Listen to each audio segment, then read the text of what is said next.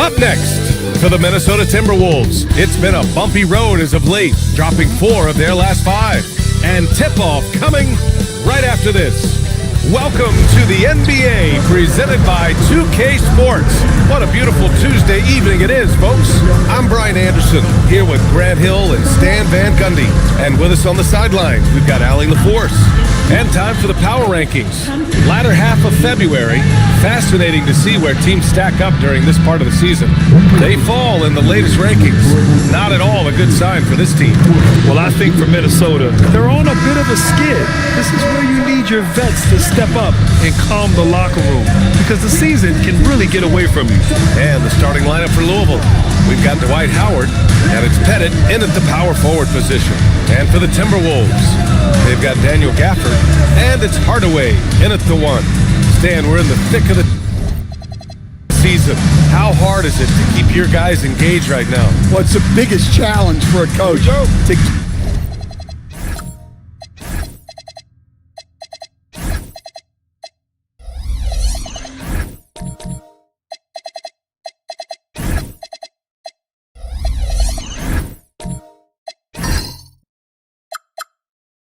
get your players to continue to listen and to continue to try to improve.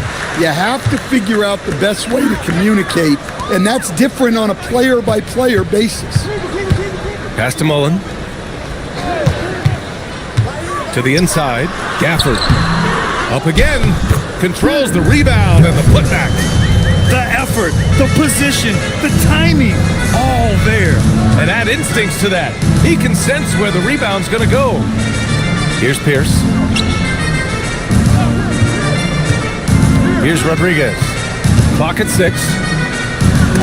It's blocked. Here's Mullen. Inside. Here's Gafford. Oh, rejected by Howard. And about a minute gone in the first quarter. Here's Rodriguez. Defended by Hardaway. Rodriguez, the pass to Pettit. Three-pointer, Harden. They grab their own miss. Gafford with the block. And here's Hardaway, trying to make up for his poor performance in that loss to Portland. Shot on the wing. Howard grabs the miss. Hey, sometimes the best looks don't equate to points. Harden, the pass to Howard. The shot misses. Nice D from Gafford. Yeah, they might want to think about a high percentage look the next time down the floor. Yeah, slow start for them offensively, 1 for 5. They need to be more patient and find a better look. Pass to Mullen. Here's Cooper, defended by Harden. Here's Hardaway. Played it in with a nice touch off the window. Just taking it right to the rim, and no one was there to greet him. Once he gets in deep on the defense, there is no way he's missing a layup like that. Timeout called, Louisville. And let's take a look now at some numbers for him. And over the last 5 games, his field goal percentage has increased. And you can make a case his confidence as well because of this.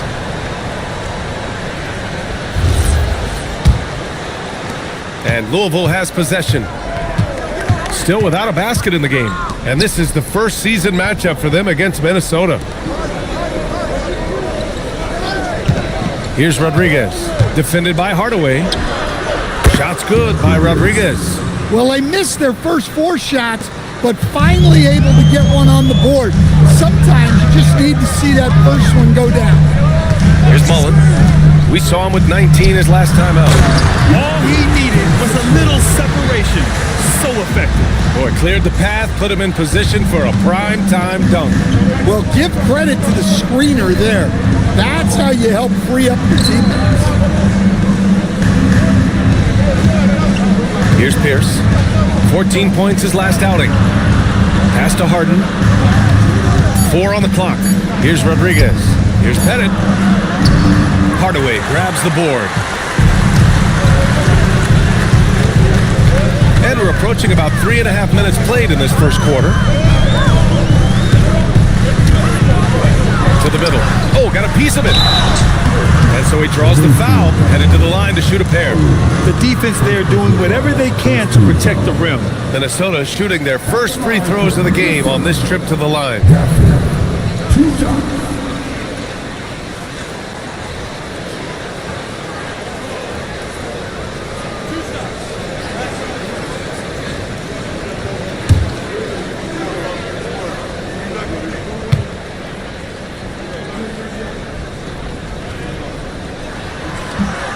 First one falls for him.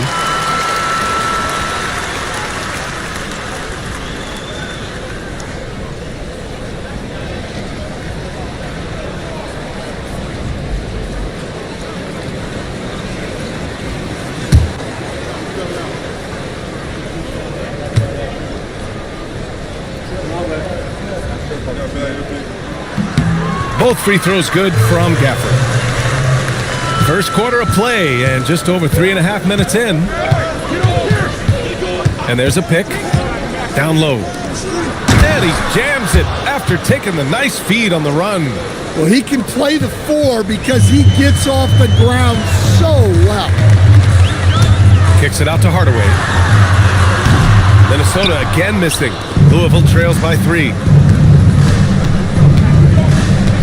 Pierce, the pass to Harden. Here's Pierce. No points yet. Shot clock at 5. There's the 3. The shot won't fall. The Timberwolves lead by 3. Pass to Hardaway. Now here's Gafford.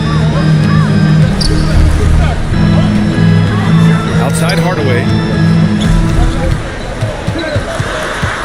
To the wing on the left. Ooh, and once again, off the mark by Minnesota. On the wing, Harden. Looking at his stats, he's putting up about 7.5 per game. Here's Pierce. Takes the 3. He drops it from range. And this game is tied up now. And that's what they want to do. Get him open looks early. And he lobs it up top. It's stolen by Howard. Right side, Harden. To the right side, Howard, the pass to Rodriguez. To the paint. And Gafford with the block. Here's Mullen. Connects from downtown. Well, he can beat you in a lot of ways. Very challenging to defend. Timeout called. Louisville. Yeah, hoping to tap into something that'll get them clicking. Yeah, they just have to be more patient. Less forcing and more passing.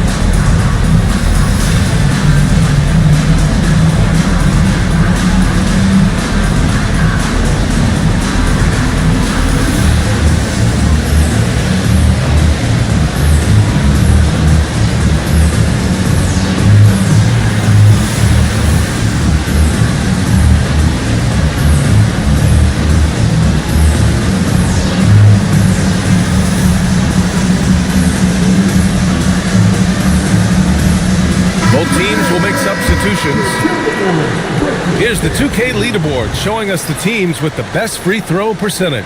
The 4th spot held by Minnesota. And this is a team that knocks down their free throws at an elite rate. Whoever they go up against should always try to avoid fouling them at all costs.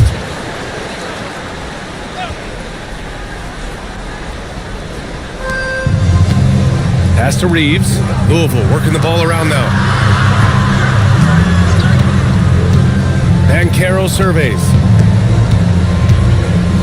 Just 5 on the clock. And Parker pulls it down. The Timberwolves lead by 3. And stolen by Brunson. Pass to Reeves. Back to Brunson. Hey, yo, right here, right here. Just 5 to shoot. 16 feet out. Count it. And so effective from these in-between spots. Brunson doesn't need much room to feel comfortable. Parker against Brunson. And that one is stuffed right through. Terrific ball movement leading to the basket. You love to see it. And Carroll passes to Brunson. Here's Reeves. Clinging with a screen. Here's Banchero, and it's rejected.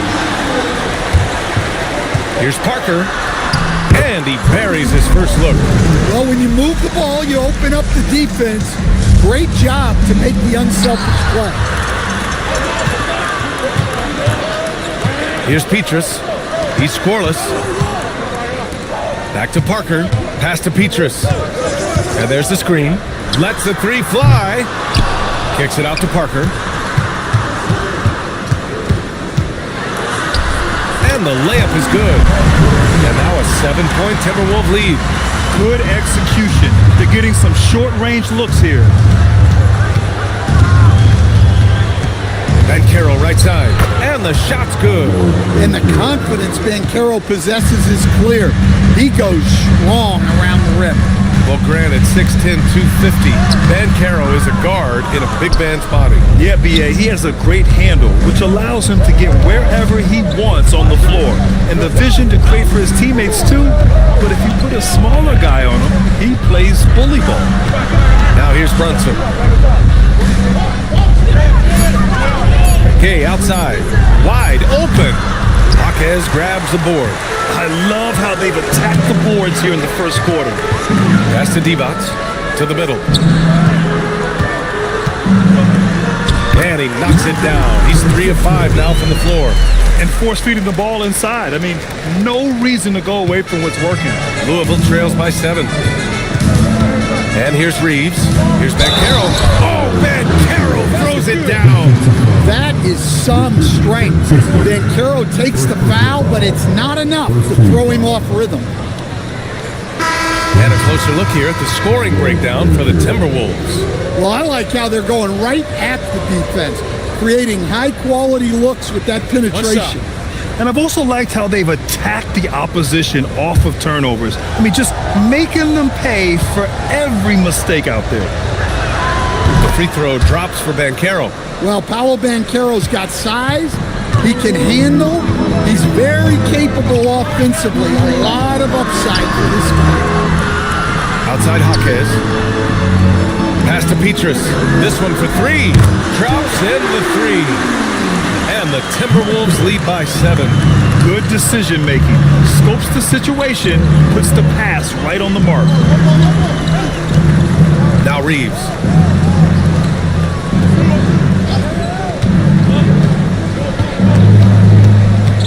Now here's Klingon. From deep, Banchero. Can't hit that one. Now here's Jaquez. Hasn't gotten one to fall yet. And he lobs it up to the rim. And the lead increases on a crazy offensive sequence. Man, the dunk alone would have been incredible, let alone the fact that it came off a pinpoint pass. And so it's the Minnesota Timberwolves with a 9-point cushion at the end of the quarter. What has them in front right now? By and large, they're taking great shots. And don't go far. We'll be right back.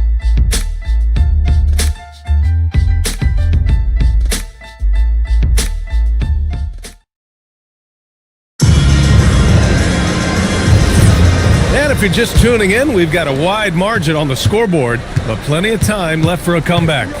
All right, let's quickly break down the game, what we've seen so far from the Timberwolves, guys. Well, there's no reason to take risky shots when you can collect points at the rim. Yeah, they've made a point to get inside on this defense and it's been working like a charm early on. And Louisville looking at who they've got. We've got James Harden, and it's Pierce in at the 3. Left side, Hardaway. Knocked away. Louisville trails by 9. Rodriguez, the pass to Pierce.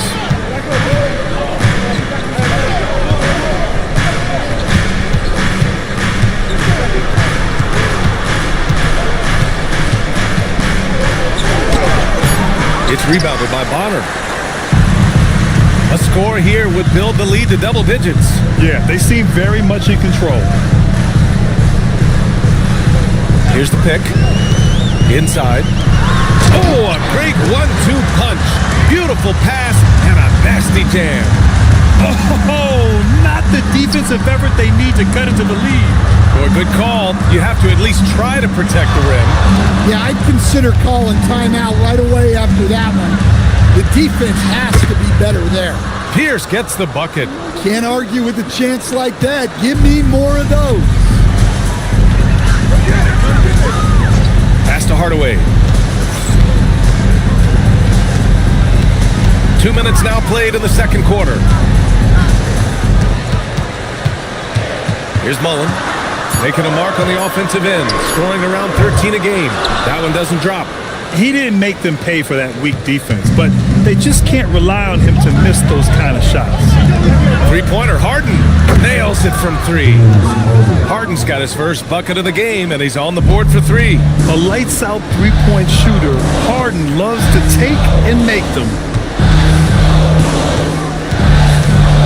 Here's Mullen. Here's Hardaway. That one falls. His second make in 5 attempts. In the NBA, you just can't let guys get to the rim.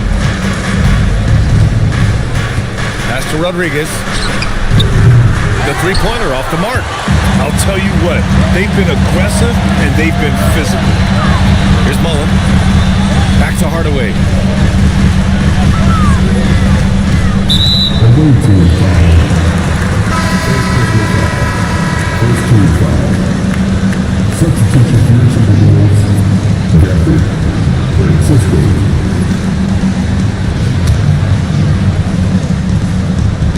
On defense, Louisville. Their defense has only allowed 4 points in the quarter. 5 on the clock. Add that to his line. Now 3 for 6. Everyone has their opinion on the game, and some fans believe too many threes are being taken. Well, teams are going to do what wins games. As far as the aesthetics of the game, does the league office want to make an adjustment? We'll just have to wait and see. The Timberwolves lead by 8. Pass to Hardaway. Three-pointer. Drills it from deep. Hardaway's got 9. His strong shooting has really helped them secure this lead. Timeout called. Louisville. Coach definitely wants to talk about their interior defense, which has not been impressive. Yeah, it's basically a layup line. You're not going to win many games if you can't offer more resistance than that.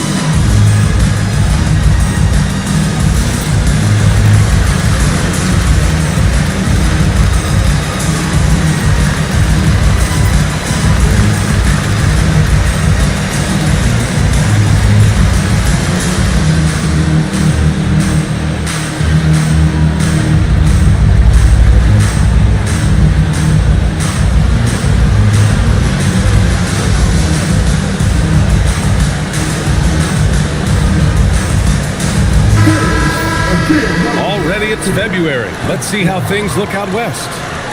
You look at the Timberwolves.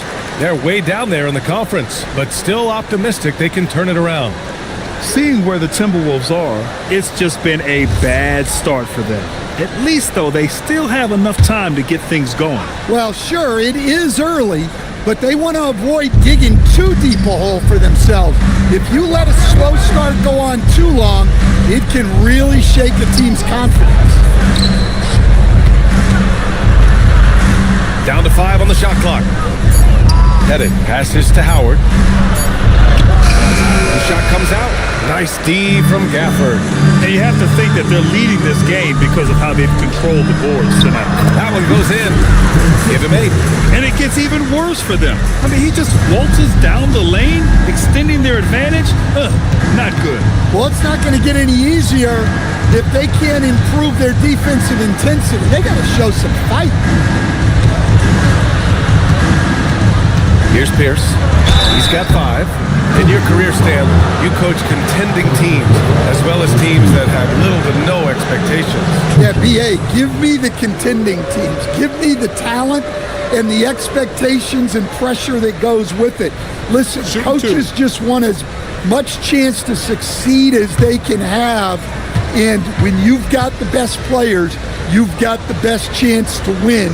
And the pressure that goes with it is a lot easier than struggling night in and night out. Parker, he's checked in for the Timberwolves.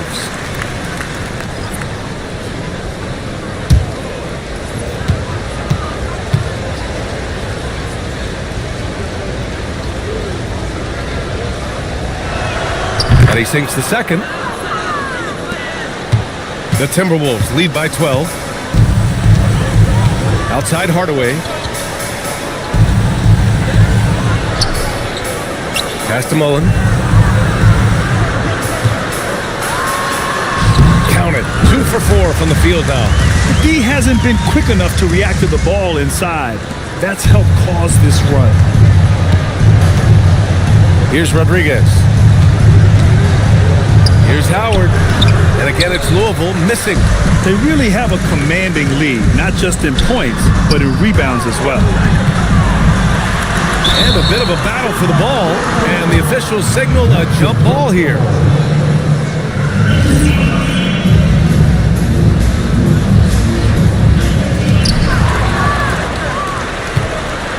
Here's Pierce. He's got 6. Pass to Rodriguez. Outside Harden. Here's Howard. Gafford grabs the miss. Gafford's got his 6th rebound on the night. He's looking pretty unsettled at the moment. It doesn't seem like he has a great feel for his shot. And it hasn't just been their stellar offense. Their defense has been effective as well. Great example of how to build a lead and then sustain it. You win games on both ends of the floor. 14 feet away, and can't get it. He's now 1 of 3. Now the Timberwolves with it. They're on a 13-3 run. Parker passes to Mullen. Hardaway against Harden.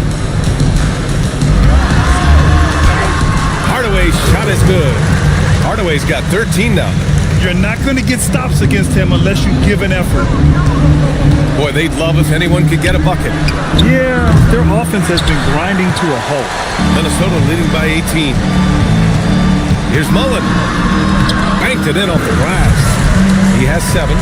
That's 10 straight points they've given up in the painted area. Here's Rodriguez. 23 points his last outing. From downtown, drains the triple. Defensively, if you're going to disrupt his rhythm, you have to put more pressure on him. To the inside. And Gafford gets it to go on the assist from Hardaway. And that's now 6 points here for Daniel Gafford. Louisville trails by 19. Outside Harden. Pass to Howard. Ooh, plenty of contact on that shot. Officials call the foul, and he'll take 2 free throws now. Daniel Gafford picks one up. Louisville shooting their 4th and 5th attempts at the free throw line tonight. That one's off.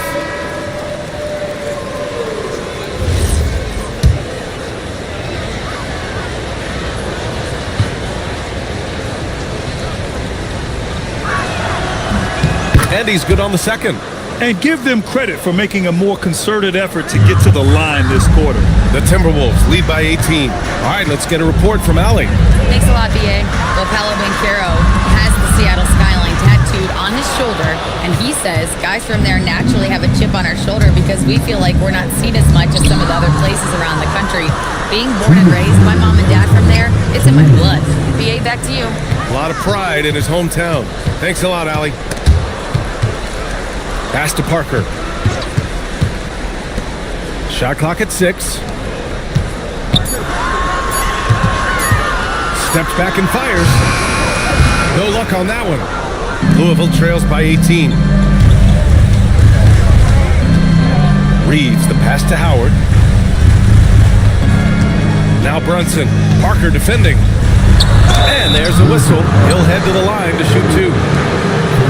And during this last month of action, here is a list of the players who have shot the ball most efficiently so far from deep. Second is Austin Reeves. Sometimes you get into a rhythm from long range, and you can ride that stretch for a while.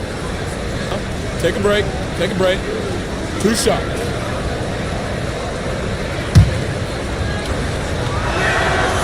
He's off on the first. And Louisville making a change here. Klingen's checked in.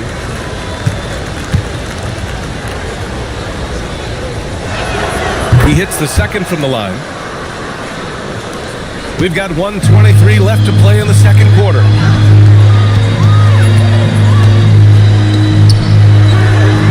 Ooh, once again, off the mark by Minnesota. Louisville trails by 17. Pass to Gay. It's stolen by Jaquez.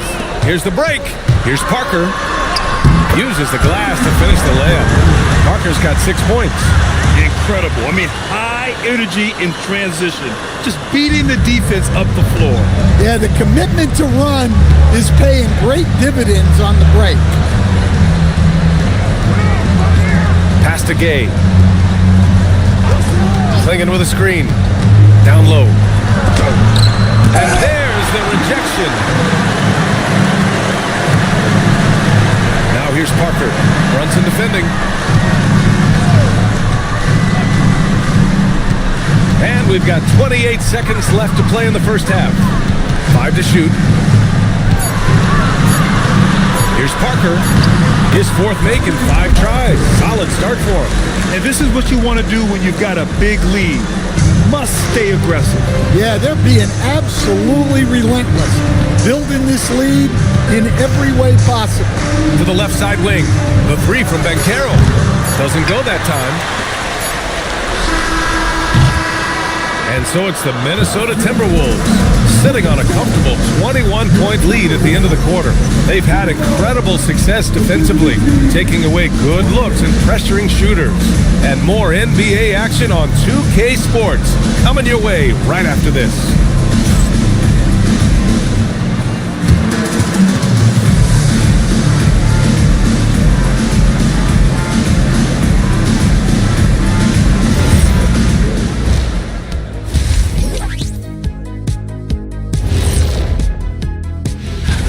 So many potential winners here. I'm looking into my crystal ball, but it's cloudy. I just can't figure it out, guys. We know who. Switching back to that first half of action, everything's been working for the Minnesota Timberwolves. Hey, thanks for joining us. Time to head back.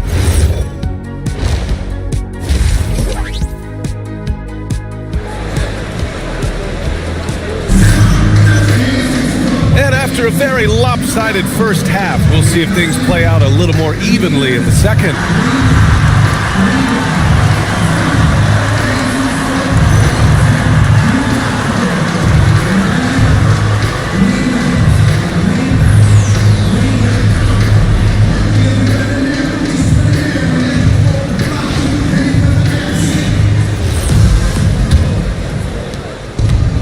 Harden's got the ball here for Louisville. They've got Daniel Gafford, and it's Mullen in at the 3 spot. And that's the group for Chris Finch as we begin the second half. Pass to Pierce. From the line, and it's good. 2 points. Pierce has got his 3rd basket on the night right there. That's a move you won't see many guys make. Impressive stuff. Back to Hardaway.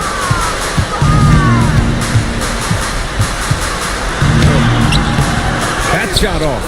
Howard with some nice D. Here's Pierce. It's hauled in by Mullen. I mean, come on, that's a shot you expect him to make. Hardaway's shot is good. Probably a play they drew up in the locker room at half. Yeah, I like how they're establishing their interior presence right away. That's going to collapse the defense and create other opportunities. It's a 3-on-3 fast break. Here's Cooper. No made baskets yet. The shot. And that one's drained from the low block. 90 seconds into the second half now. Outside Harden. Pass to Howard. Here's Pierce. He shoots it. Can't nail the jumper. Here's Cooper. And here's Hardaway. Good ball movement here by Minnesota. Cooper's shot is off. Well, that's a shot the defense felt like they could live with, and it worked out for them that time. Howard.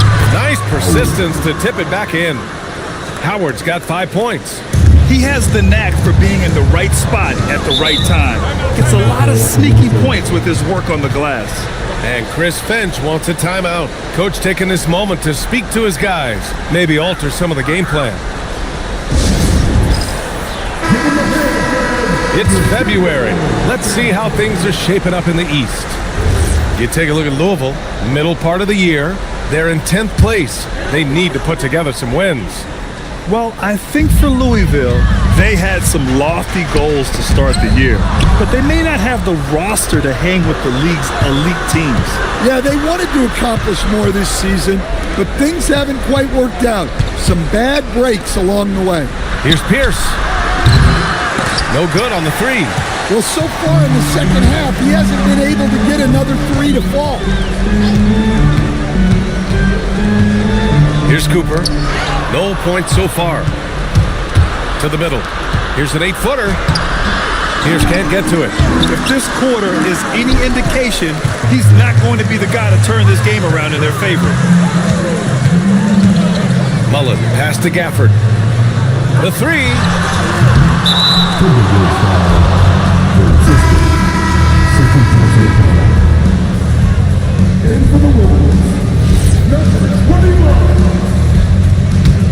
Louisville trails by 21.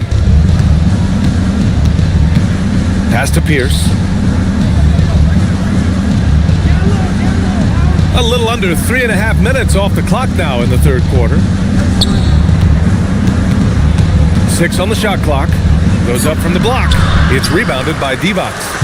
Another miss. At some point, they need to tap someone else for a boost offensively. To the paint.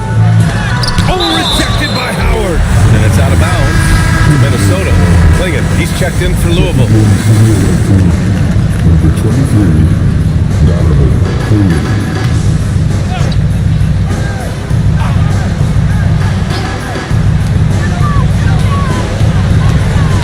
Here's Mullen. He's got 7. 5 on the clock. And down it goes. Jam that one home. Did you guys see that? What an insane slam. Man, you got to have some hang time to pull that off. Harden, the pass to Rodriguez. Here's Cooper. Tries again. Got a hand on it. Out of bounds. Timberwolves ball as Minnesota keeps possession. Jaime Jaquez is checked in for Minnesota. Parker comes in for Hardaway. Gay's checked in for Louisville.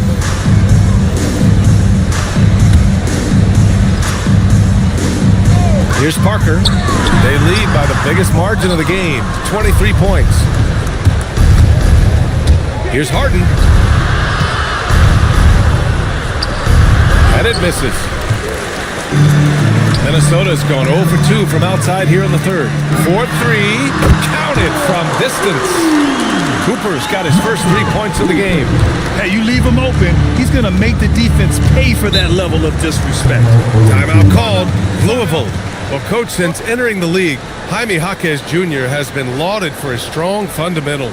Yeah, B.A., he's got tremendous footwork, makes great use of the pump fake, and he is a tough physical player who can finish in traffic or hurt you in the puck. A look at the 2K leaderboard when it comes to second chance points. The NBA leaders over the last month. Their physicality underneath has been generating a lot of second chance opportunities. We'll see if they can maintain that level of intensity.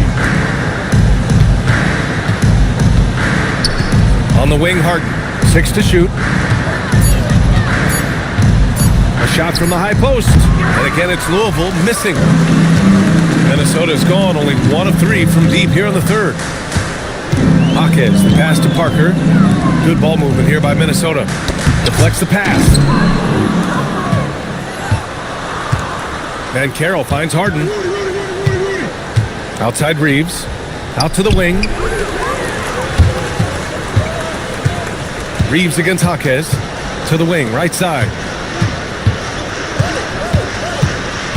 Parker inside. Give him 8. Basket counts. Parker's got 10 points.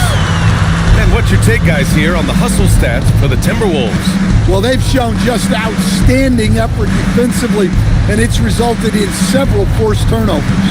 And also, attacking in transition has been working for them. I mean, credit them for running the break well and being opportunistic. And B.A., he takes his rebounding so seriously. This dude is such a grinder. His teammates appreciate the effort. Just goes all out on the glass. Well, he gets paid to be a factor on the glass. That's a nice dunk to finish it off. Hey, it takes a lot of confidence and ability to pull off that reverse. Hey, from anyone else, it'd be shocking. But this guy, he's got it. He's that talented. And Carroll with it. He's got 5. Shot blocked. They've shown that power inside. Their rebounding effort has been sensational. Yes, it's good. Mullins got 4 points now in the quarter. Their ball movement on this run has been tremendous. It's led to a lot of good, clean, open looks. Outside Reeves. Gay, the pass to Harden. Clock at 6. Pass to Parker. Over Reeves. Here's Bonner. That shot is off. Great D that time from Banchero. Parker with it. Picked up by Reeves. That shot's good by Parker. He's got 12. And I think that play tells you everything you need to know. They're simply playing at a higher level, getting a steal and turning it into quick points. Slinging with a screen.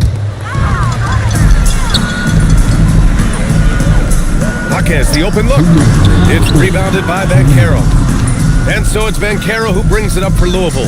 Looking ahead, they've got the Cavaliers coming to town for their next one. And that's a 1-game homestand for the club. And he makes it. Harden's got 5 points.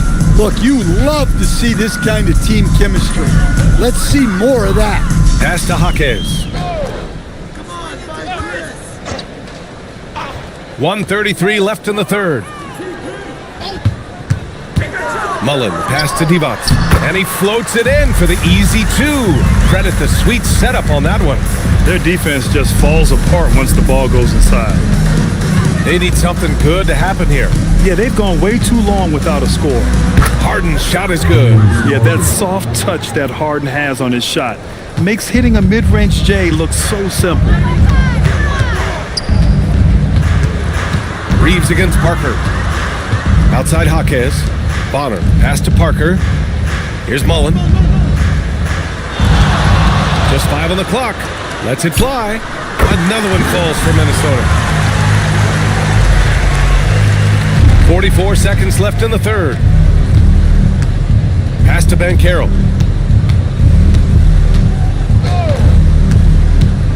There's the drive. Oh, Banchero throws it down.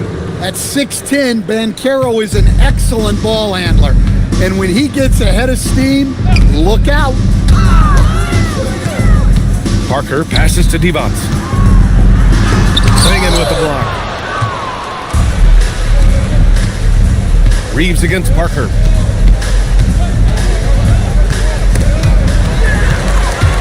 And here we go, the Timberwolves on the run. He launches a three, and that one's good. Jaquez for three. Well, for him, it hasn't been a big night. With his reputation, they've used him more as a decoy.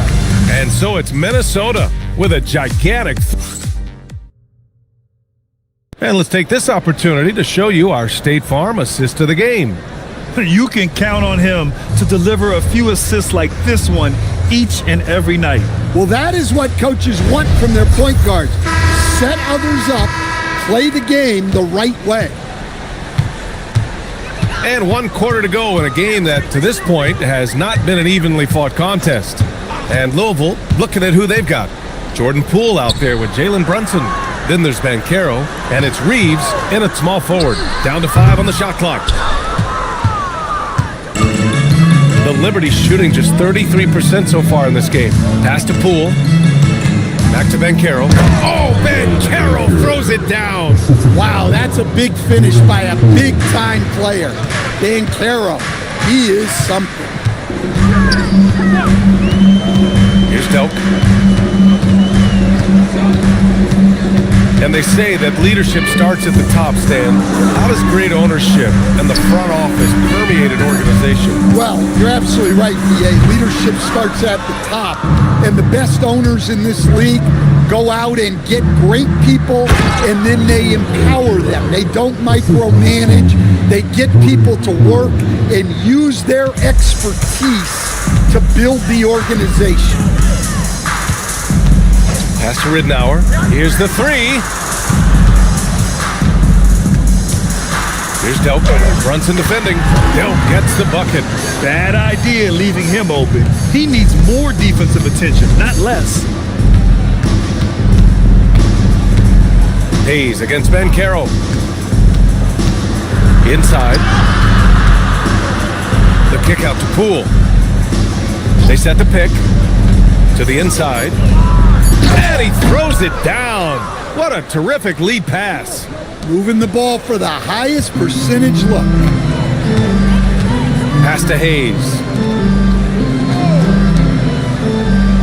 Here's Delk, guarded by Poole. To the paint. And finished off by Hayes. I'll tell you, he is so tough to keep down once he gets near that rim. Yeah, he can get up even a few notches higher. They get it back. Oh, Banchero throws it down. Well, when he gets it going and the shot is falling, Paolo Banchero can dominate on the offensive end. Hayes with a screen on Brunson to the middle. Hayes, shot's good. Hayes has gotten 4 this quarter. See, now that layup isn't possible without the help of the pick. Left side Brunson. As players get bigger and faster, you think the league will have to widen the court at some point? Well, BA, I just don't think that's realistic, to be quite honest. And I think the reason is the league's all about money, right? I mean, it's a business. We've got to make money. And the arenas were all laid out. If you start making the court wider, you're going to take away rows of seats. Those are high-priced seats, BA. We're not taking those away. I don't think widening the court is really realistic. Strong. Oh, and they immediately answer back with a dunk on the other end. And the playmaking of Banchero at 6'10", he really has a guard skill level. And stolen by Banchero. Pass to Reeves. Shoots over Walker. Strong. Oh, and that one, no question, powered it down. The defense getting out-hustled on the putback. Can't let that happen. And I can tell you from experience, these are the types of things that drive coaches crazy. And the jam by Walker. And BA, if you let him, he will do damage. No resistance, you pay. Yeah, look, never tempt a guy with a sure thing. No surprise to see him taking advantage like that. Here's Banchero. Unable to get that one. The Timberwolves have gotten 5 of their 7 shots to fall in this final quarter. Here's Ridnour. Brunson defending. outside the arc. The shot that time not on target. And Brunson's got the ball here for Louisville. Outside Reeves. Louisville working the ball around now.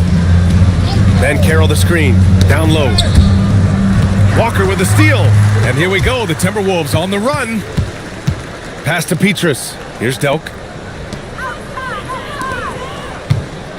Well, you ask the older generation about load management. They'll bend your ear about back in the day, Grant. Oh, yes, we will.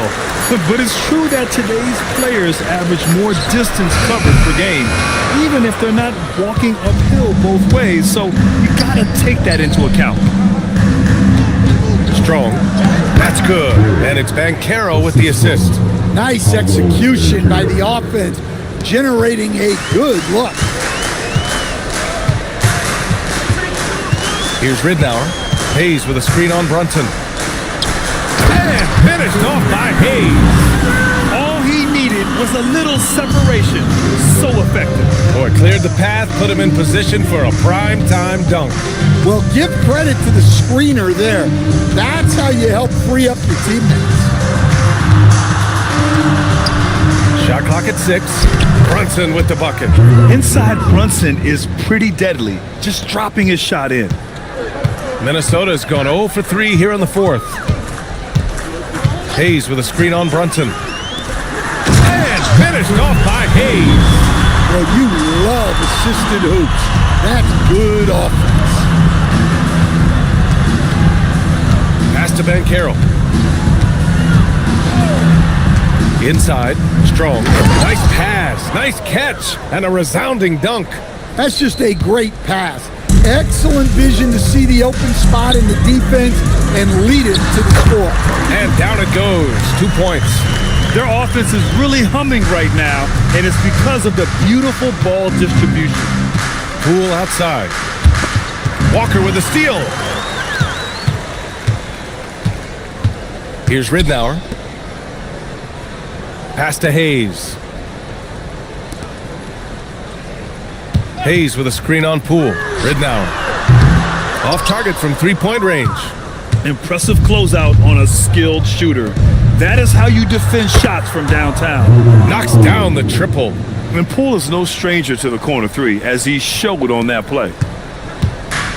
The Timberwolves have gotten 8 of 14 shots to drop so far here in the fourth quarter. Stan, I have to ask, how important is it to have a big man in today's NBA? That is a great question, B.A. And look, things have really changed. We went from big, strong guys in the league and centered our game around those guys to then people wanted to play small ball and be more skilled. But now what everybody's figured out is we can get that same skill from bigger guys, and bigger and better is better than smaller and better. And he drops the first.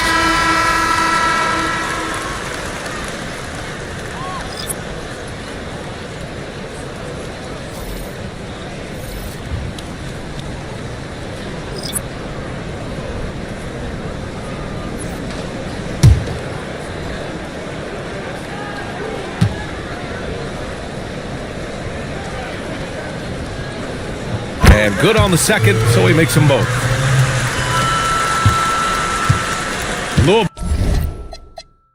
is gone.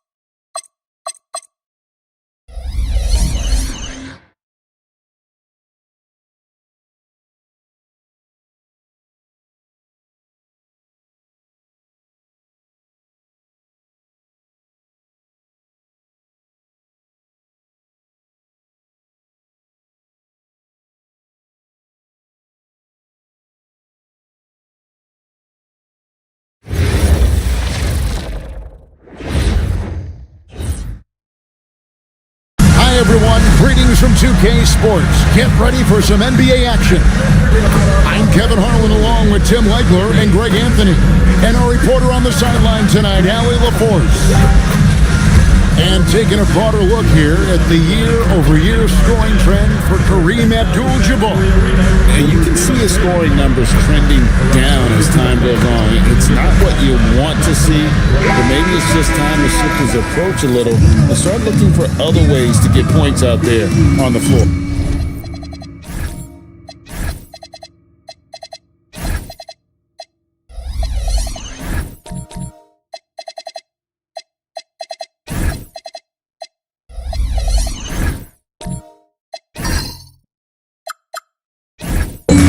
Golden State's starting five. They've got Josh Giddey. Malone is out there with Abdul-Jabbar. And it's Juzang in at the 2. And for the Magic, Knipple out there with Lever. Then it's DeBusschere. Then it's Barnes. And not much you can do defensively once Kareem gets the ball in that close. Too much height, too much talent. Pass to DeBusschere. So, Tim, what stands out about both of these rosters is all of the talent coming off the bench. Well, both benches utilize their reserves, and they go deep into that roster. A lot of production coming off the bench. And now it's going to be interesting to see, as they go at it, which bench unit is able to give their team the advantage. And to have the right mentality coming off that bench, I mean, you got to be ready to go. And I think the key is versatility. You've got to be able to check multiple boxes when you come off that bench for a good team. Here is DeBusschere after the Warriors pick up 3. Launches a 3. Knipple, no good. Last outing for Golden State, they won that game against the Liberty. Down low. Great pass to set up the lay-in. And Malone's teammates oftentimes the beneficiary of his great passes. So first quarter just over a minute and a half in. Warriors foul. Juzang. First personal foul. First team foul.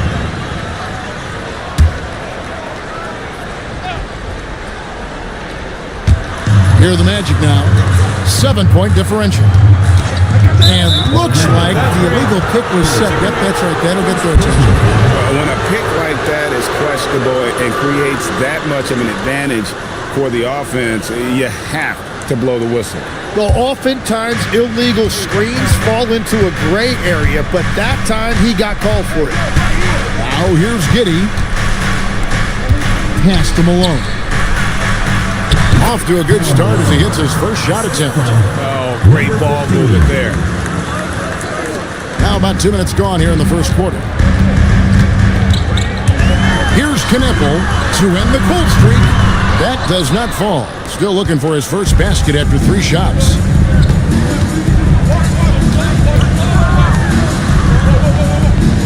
Pass to Abdul-Jabbar. And then Abdul-Jabbar slams it in. Excellent all-around performance so far, hence the big lead.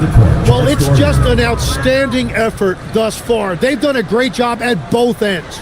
And timeout called by Darko Rajakovic. This now will give him a chance to discuss some potential changes.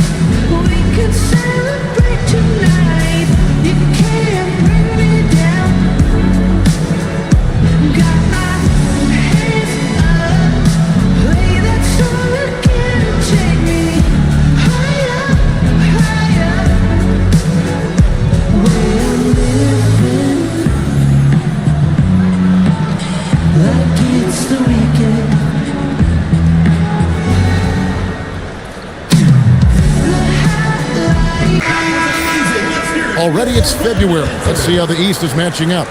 You look at the Magic. They're down in 10th place here in the middle part of the season. They'll need to make a move soon. And I think for the Magic, they haven't attracted any serious attention here in the early season. It's been the kind of average start that most had predicted. Yeah, this is a team that has some talent, but they're still searching for that consistency night in and night out. Now, here's Lever. He gives his team some nice contributions, averaging a bit over 10 points a game. That was their 4th straight miss to start this game. Not ideal. Here's Abdul-Jabbar. Back to Giddey. Golden State moving the ball around. Clock at 6. The 17-footer. And it's Abdul-Jabbar. That time on the assist by Malone. Abdul-Jabbar's got 6. Man, they are starting to pull away here as the shots continue to fall. Well, this run has given them a bit of separation, but few leads in this league are safe. Now, here's Lever. To stop the run. Another miss by Orlando. Yeah, trying to get going here, but that's an offer for the first 5 here to start the game. Giddey the pass to Juzak. Now here's Abdul-Jabbar. Defended by Lever. Malone wide open. Here's Abdul-Jabbar. The shot is good off the backboard. 8 points for him. And not hard to see why they are giving up points on this run. Just too many good looks from in close. And timeout called by Darko Rajakovic. He's going to have a discussion on the sideline.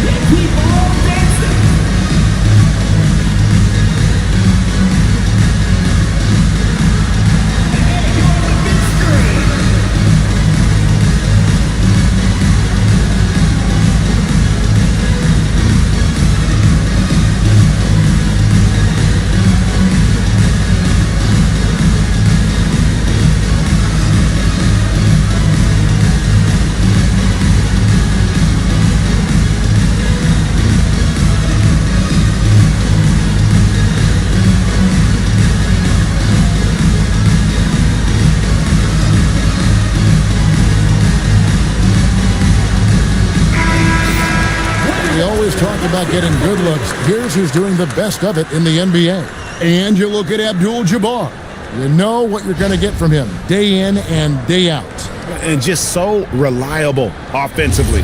It's one thing to find good looks, but you've got to finish when you get them, and he does at a fantastic rate. Now here's Lever. Still yet to score. Pass to DeBush. That's in there. Lever with the assist. And that ends the struggle. You can feel the tensions in the building with each miss. Well, you need to have a short-term memory. You can't worry about the shots that didn't go in. To the left wing. Three-pointer. It's hauled in by the Magic. This game against Golden State is the first time they've met this season. Malone against Lever. Pass to Kneppel. Had a chance there to cut it to single digits, but it's off target. And it's the Warriors' ball. They're on a 15-3 run. Malone looking around.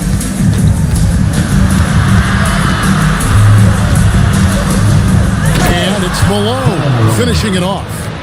Really seizing the momentum of this game, but doing it with a methodical approach. We always talk about getting high percentage shots, and they are teaching a master class in that right now. Now here's Lever. Here's to Busher. The three-pointer no good. Giddey the pass to Abdul-Jabbar. And stolen by Barnes. DeBuscher with it. Defended by Giddey.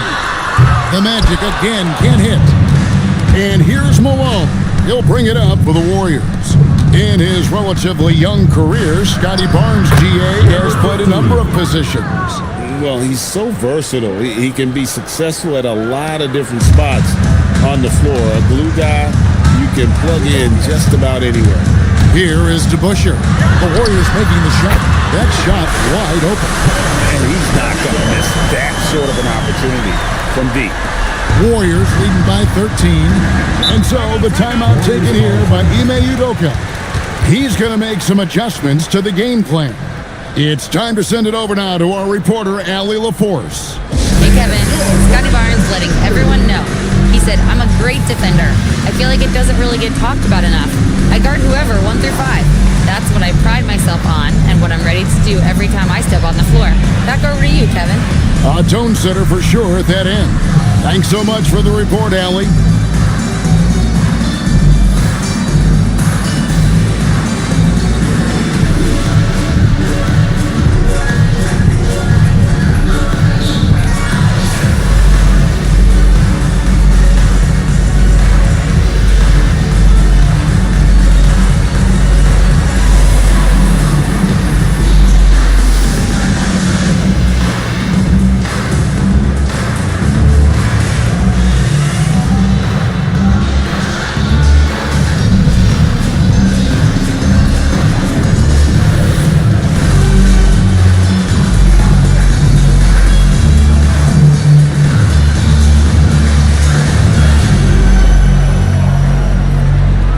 Teams changing it up here.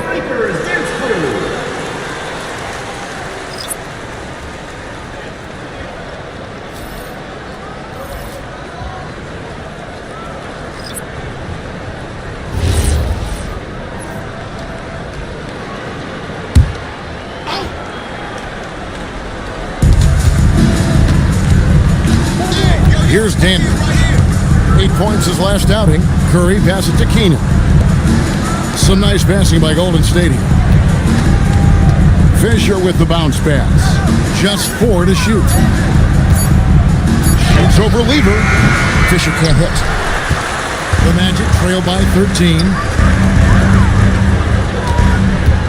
From about 19 feet, Dandridge pulls it in. Yeah, he's got to be mad at himself for missing that one, especially considering the defense didn't really affect him. Fisher dishes to Curry. Off to a good start as he hits his first shot attempt. They should continue to get the ball inside. The defense struggling to contain them. Porzingis kicks to O'Neal. Here's Knipple. Off target with his 3. Nothing going his way this quarter offensively. Time to recalibrate. Always going up for the alley-oop here. To the left side wing. Traps in the tray. Knipple's got 6 points.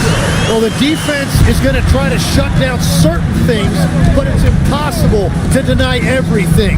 That's a skilled play right there. Keenan's shot is good. Defensively, giving up far too many open rhythm looks. There's the triple. Oh, and he almost had a 4-point play right there. He'll go to the line with a chance for 3. And talking to Con Knipple, Greg, he has a burning passion to be great. You can just tell him. Yeah, he gets up before everyone else and goes to work. Some people have called him an old soul, just very mature and disciplined.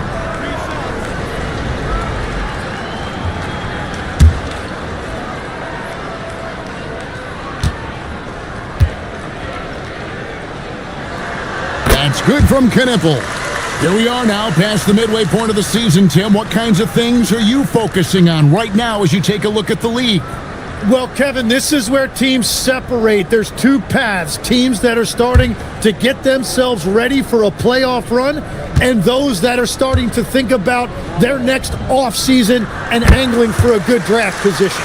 And teams trying to peak at the right time. A very tough thing to achieve, don't you think? It's critical. You want to be in rhythm and healthy to make that deep playoff run.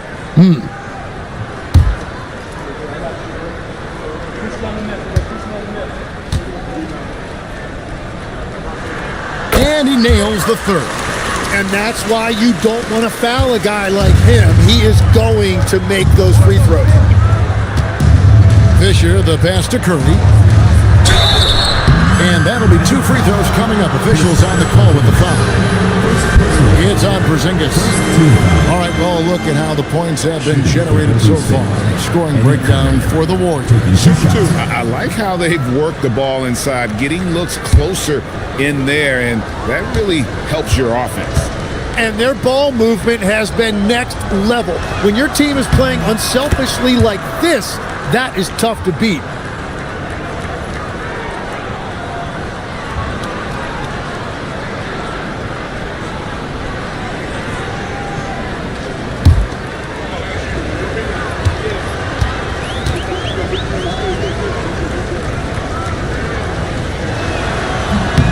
So he picks up just one from the line that time.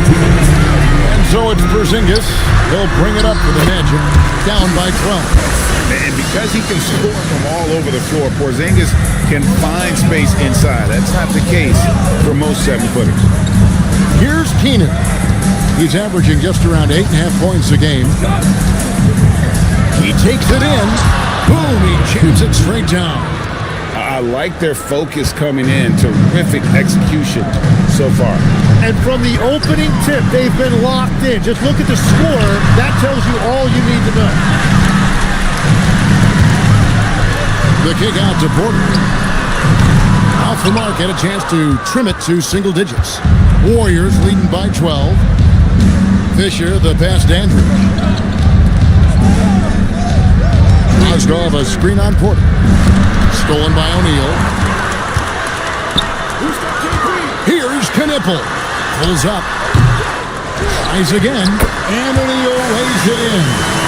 Everybody appreciates that extra effort on the glass. Pass to Keenan. Fisher against Weaver. Mozgov. Sent back by O'Neal. And he gets it back. The Magic trail by 10. 2-second difference between shot clock and game clock. And if they want to come up with a win here, he either needs to start making shots or find another way to help his team. Here's Dandridge. Pass to Keenan. Offensive rebound. Mozgov. And he banks in the layup. And the Warriors lead by 12. How frustrating for the defense. You get the stop, but then fail to block out. And that's why they're behind. A lack of effort, a lack of attention to detail. And a double-digit lead on the scoreboard as we end the first quarter of play. The Warriors on top, up by 12. The second quarter coming up right after this break, so don't go anywhere.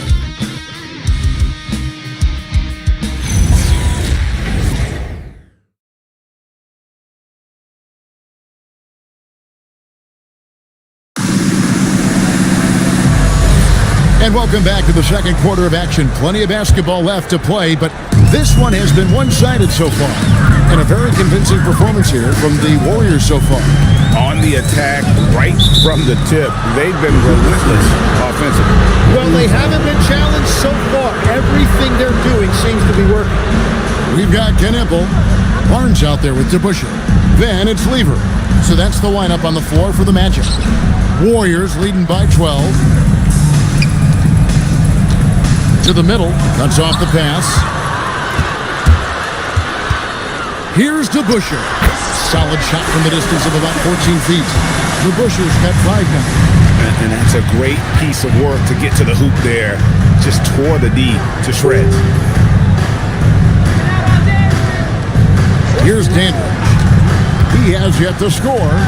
On the jam by Karl Malone.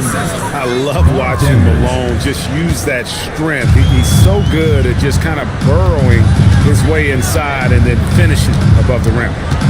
Now, here is DeBusschere. Lets it go from deep. It's rebounded by Giddey. Well, they've been better than good on the glass today, and there is a glaring discrepancy between these two teams in that area. Here's Giddey. Pass to Dandridge.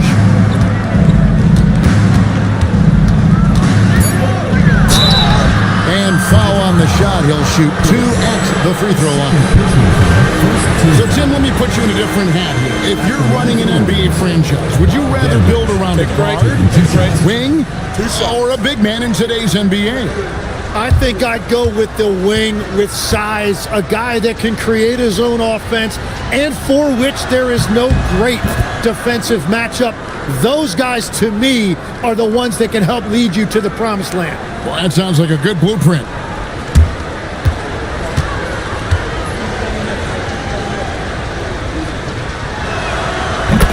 Both free throws good from Dandridge.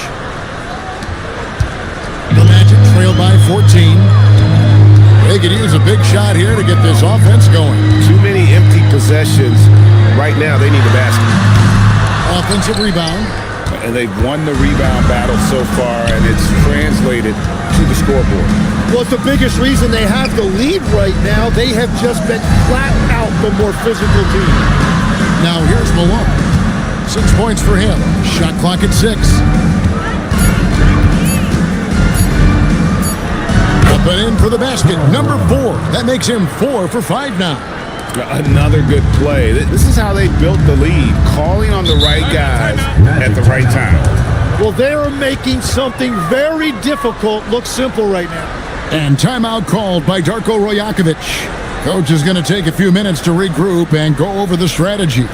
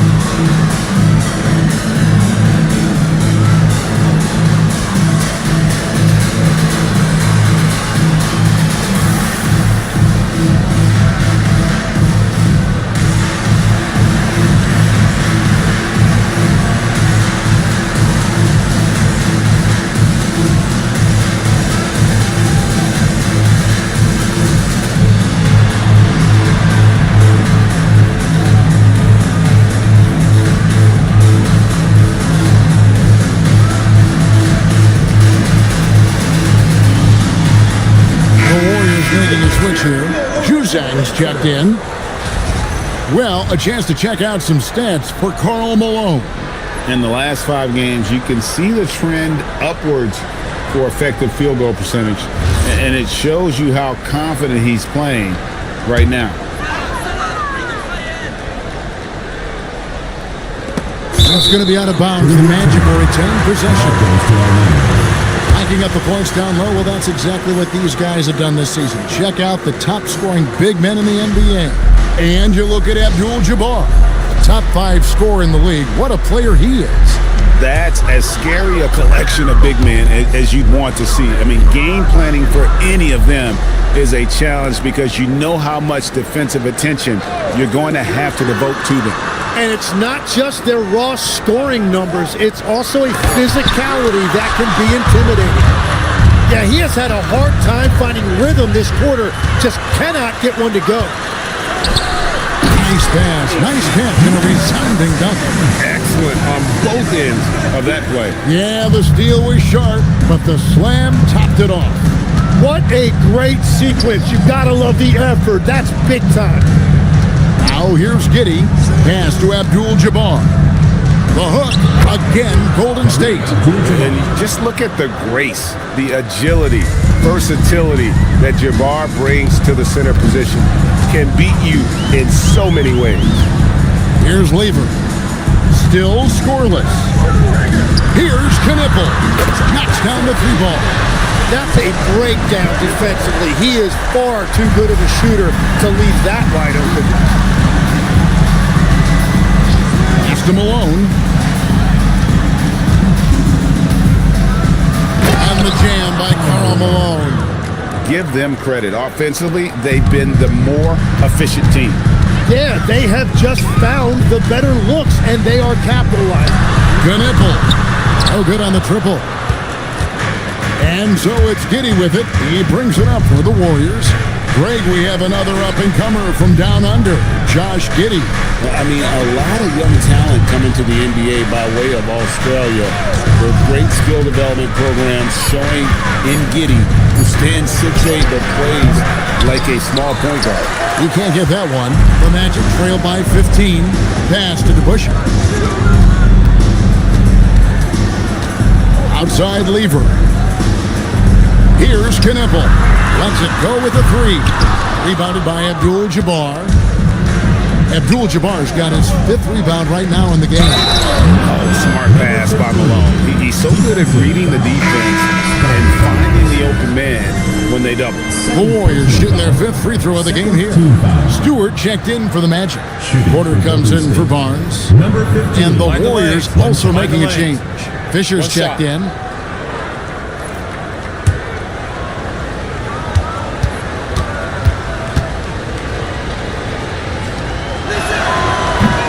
NGA, a lot of the best defensive teams in the league have some stout zone looks they can go to.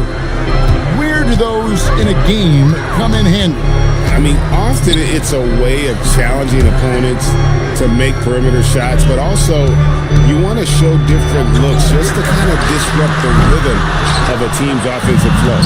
And even though he didn't get a piece of that shot, you love the pressure he puts on the shooter. And sometimes that's all you need to do to force that miss. And the shot goes down. 9 points in the game so far. The Magic trail by 20. They've been looking out of sync offensively. Yeah, their offense has ground to a standstill. Lever from long range. And it's Malone with the rebound. And here's Golden State. They're on a 15-5 run here. Inside. And the dunk by Abdul-Jabbar. And their balanced effort at both ends has hushed this crowd. I think everybody in here is in shock. In many ways, their team just hasn't shown up. And now, let's send it over to our courtside reporter, Allie LaForce. Thanks, guys. The NBA has its eyes on the old continent. Commissioner Silver said there continues to be an enormous opportunity to take basketball to another level in Europe. The quality of the basketball there has been fantastic, and we think there's a commercial opportunity to create something special. Guys, back to you. I appreciate the update, Allie. Thank you. Once again, off the mark, Orlando. He just can't get anything going in this quarter, and his team desperately in need of a spark. Pass to Juzang. Golden State moving the ball around. Here's Malone. Here's Juzang. 2 on the clock. From deep, Fisher. It's hauled in by Stewart. Yeah, he probably shouldn't have taken that shot there. The defensive intensity was all over him. To the paint. It's good. He makes his first shot of the game. And really, it's been a major aspect of their offense in the early stages here. Their success working the ball inside and getting points from close range. And so the timeout taken here by Ime Udoka. He's going to take a minute here to get things straightened out.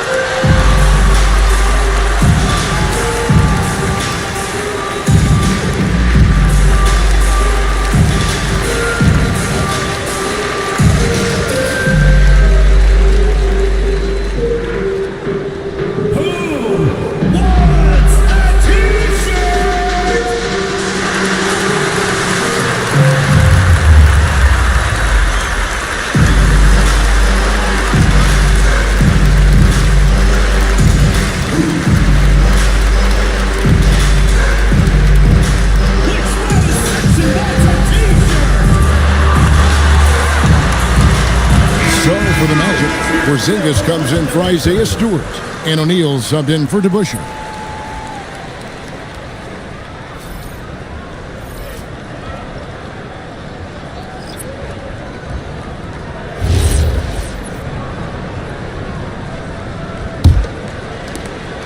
Warriors leading by 20. Pass to Keenan. Puts up a three. misses his second shot in 4 attempts from the field. And so it's Lever who brings up the ball for Orlando. Following this game, they hit the road to challenge the Nuggets at Ball Arena in Denver. That will be a getaway game for them, a one-game road trip. And he wanted everybody in the building to feel that ferocity. And we did. Yeah. We felt it. Even over here, we felt it. Outside, Porter. Pass to Knipple. Oh, good with the triple. Yeah, and that three-point shot, it really has looked awful here in the second quarter. It hasn't stopped him from attempting them, but it's time to maybe find something else to do. Guys are looking for a spark here. Yeah, a cold stretch offensively, for sure. And it just feels like his poor shooting has been contagious to his entire team as they find themselves trailing. And up the court come the Magic on the break. Here's the three. And the rebound goes to the Warriors. Keenan's got his 4th rebound in this one. Dandridge passes to Mozgov. There's 1:26 left to play in the first half. And there it is for him. And I'll tell you what, at his size, once Mozgov gets the ball that close, it's lights out. And there's the whistle. Illegal screen. And here's a group of players that have really been showcasing their versatility recently. The leading three-point shooters among centers and power forwards over the last 10 games. Number 1, Porzingis. And maybe most of the time a coach doesn't want to see his center or power forward drifting away from the hoop, but that's not the case with him. Now here's Curry. They lead by 24, their biggest margin. And it's Keenan missing. Here's Knipple. Another miss by Orlando. And there have been some terrible shot choices here, Kev. That's not a good look at all. Fisher, the pass to Keenan. Off the mark there with the three-point shot. And I thought that was going to drop. It looked good from here. Sinks it, and the shot from Porzingis. And just a step ahead of the D in that possession there, making the pass. Nice assist. Pass to Keenan. And he gets the whistle for the 3-second call. Scotty Barnes, he's checked in for Orlando. Number 14, Scotty Barnes. And they've had a tough time scoring in the half court. Credit the defense for making it hard on them. They've done a great job of disrupting the timing and spacing of their offense. Order outside. The Warriors pull it in. Well, they came into that game looking to be physical, looking to control the boards, and they succeeded. Second chance points once again making the difference, as is often the case. And so a pretty lopsided game through the first half. The Warriors on top, just dominating this one. Now let's check in with Allie LaForce on the sideline. What do you have for us, Allie? I'm here with Coach Ime Udoka. And Coach, what are some of the positives that you can take away from that first half? Our physicality has been good to start. Obviously, a point of emphasis is keeping them under control in transition. We like how we're guarding defensively. Obviously, it is big against this team. Great start. Thanks, Coach. Hey, Allie, thank you so much for that interview. Don't go anywhere, folks. We'll be back with you for the second half of the game right after this.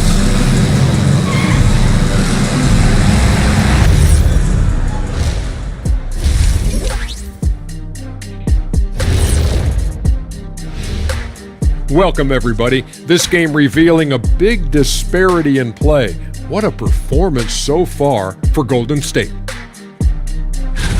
They're playing with fantastic discipline. Very few forced shots. They're moving the ball, creating a ton of good looks. Yeah, I'd call it a clinic. This is how you run an offense. And next up, here's a look at some of the contenders for the fan-favorite three-point contest. No matter who makes it, I know all these guys. They're ready. The final tally of votes soon to come, but there's still time to get your ballot in. Now or never. And that concludes halftime. Now time to send it over to Kevin Harlan as the game's about to resume.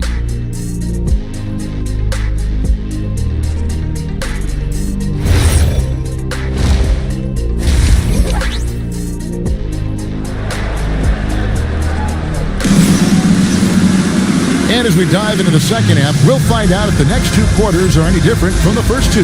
So far, it has been a runaway. Really an incredible game from Kareem Abdul-Jabbar. Yeah, pretty much all throughout that first half. And he was taking care of his business on the low blocks and getting more than his fair share of dunks.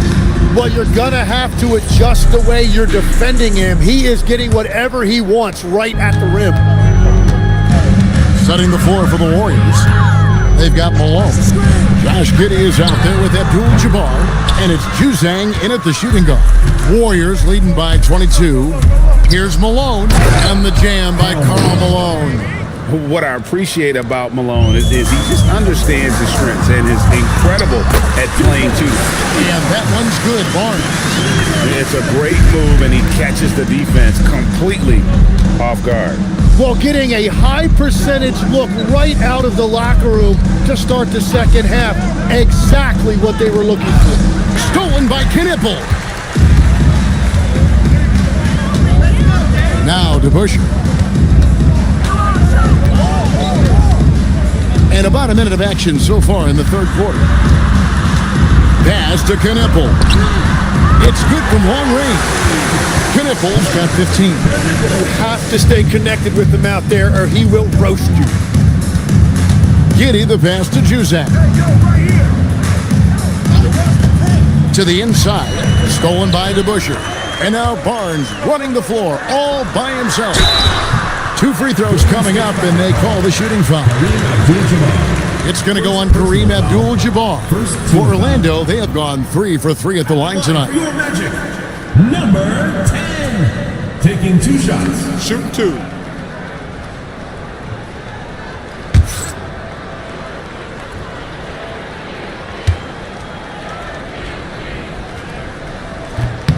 He's off on the first. Tim, at one point, your dream was to play professional baseball. Why did you switch?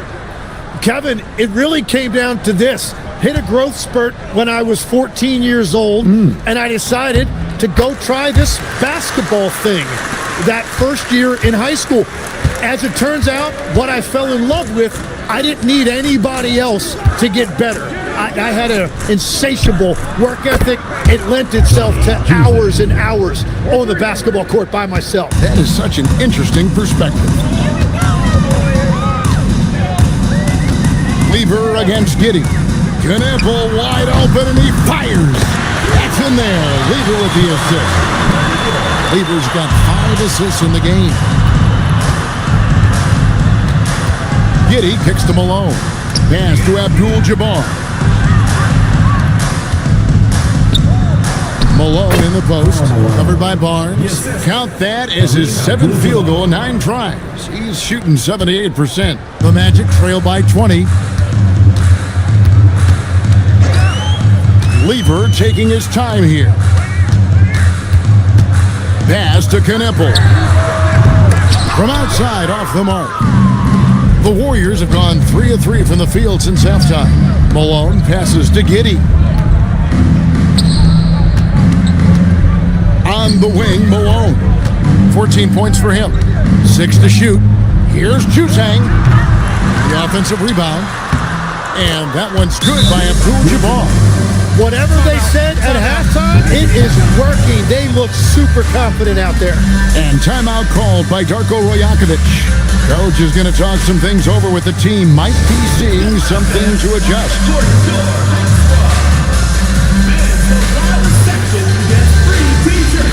Let's see who's the loudest.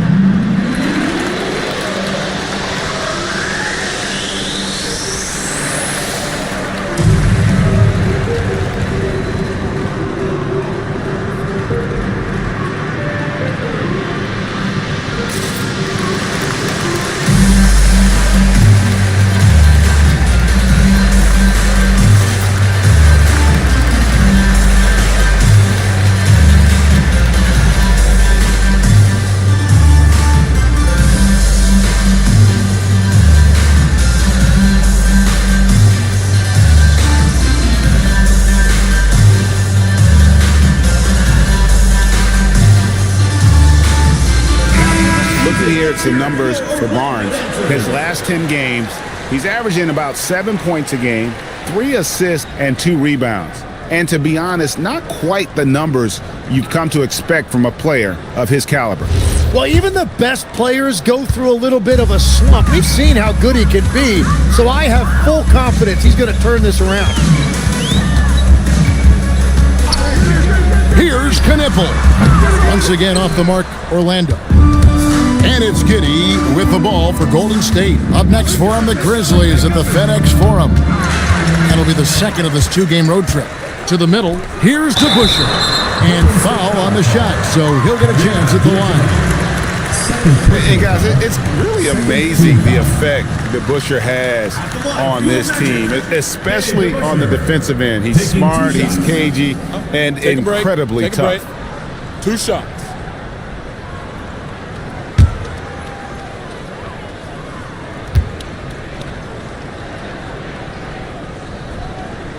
And the first one drops.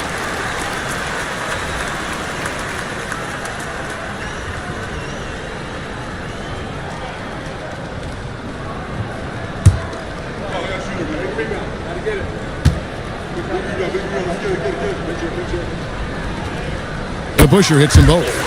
You know, Tim, you hear some players now feeling they're being unfairly criticized. What are your thoughts on that? Well, I do believe it can get personal at times, but listen, if you are in this league, I think it helps to have thick skin because you are going to be criticized from time to time. But players do pay attention, don't they? They know what's being said and written.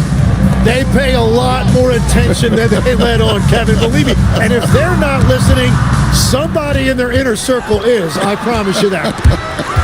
Lever with the steal. Over Giddey. Lever, that's good. Well, that's a shot that some defenses can give up, but not to that guy. Giddey, the pass to Malone. Here's Abdul-Jabbar. It's hauled in by the Magic. Well, that was a great challenge at the rim and a difficult adjustment to make. Lever passes to DeBusschere.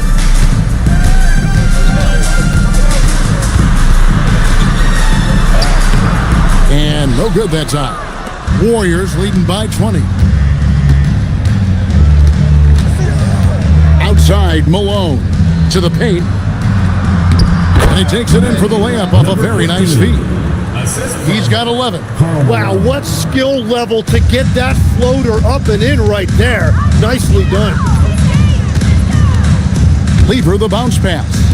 And here's Barnes for 3. Warriors with the rebound. Giddey's got 4 rebounds now tonight. Teardrop shot. Here's Abdul-Jabbar. No points there, only his 3rd miss in 10 attempts from the floor.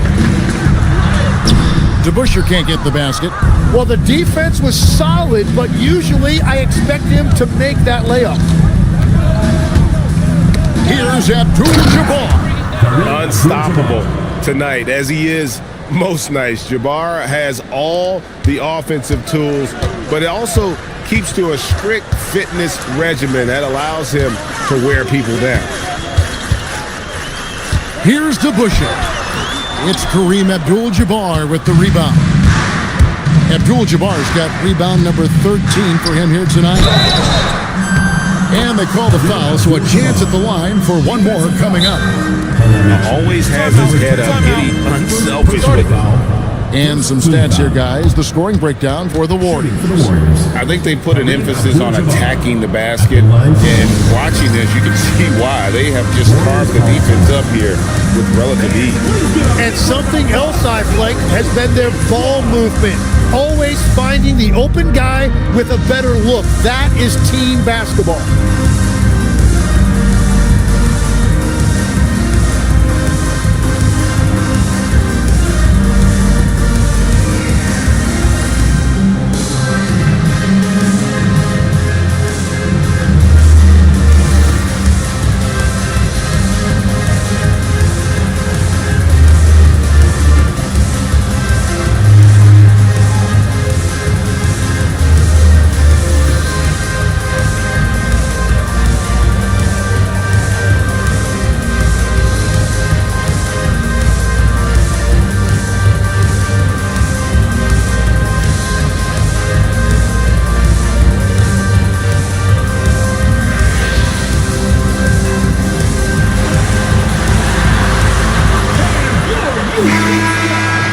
Here's a peek now at the 2K leaderboard. This year, these teams have made the most of their offensive rebounds. Number 5, the Warriors. You know what? Sometimes their missed shots are their best offense. I mean, they attack the glass relentlessly, and those extra possessions can determine the outcome on a lot of nights.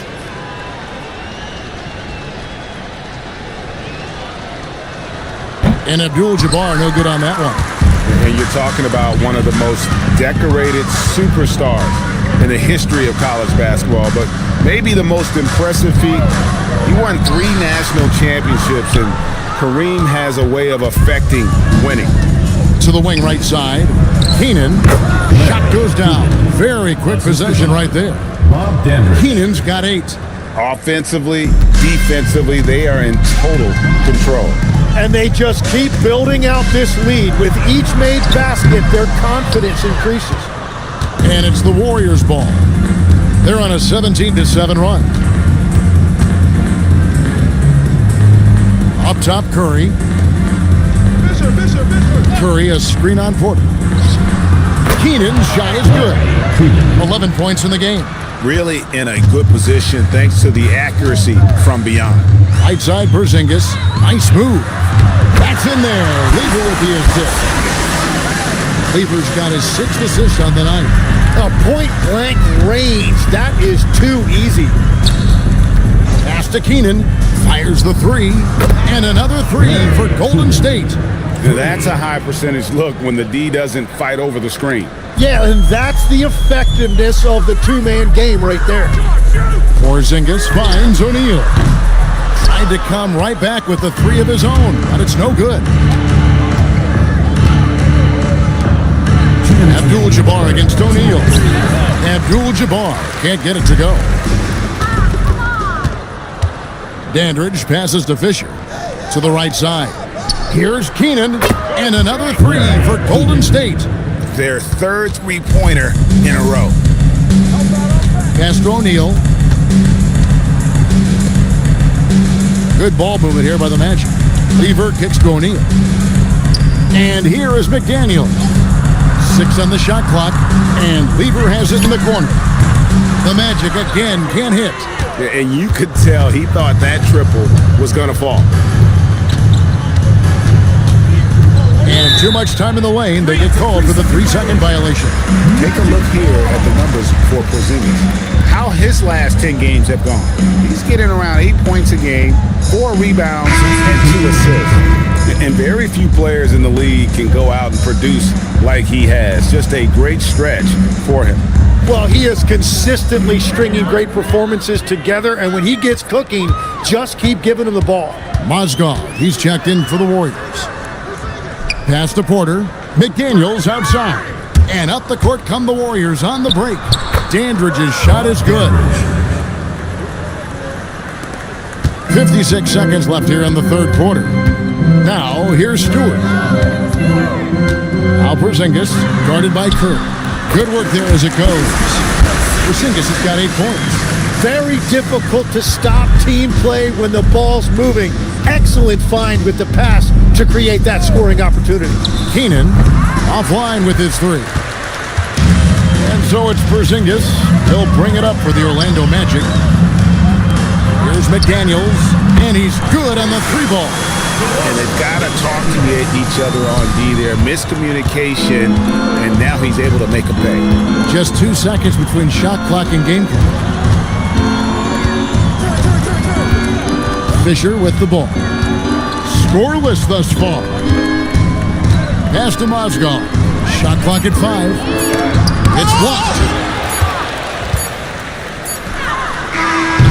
The 3 quarters of play all in the books. And this one all but over already. Warriors ahead, delivering the blowout. And right after this, we'll bring you the start of the final quarter right here on 2K Sports.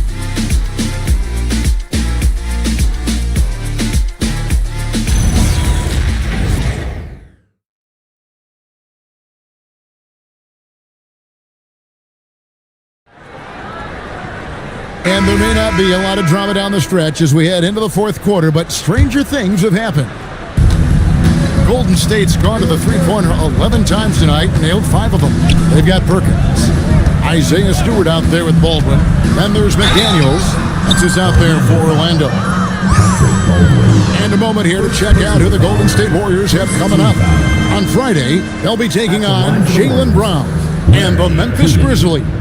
Then on Wednesday, they'll go up against De'Aaron Fox and the Denver Nuggets.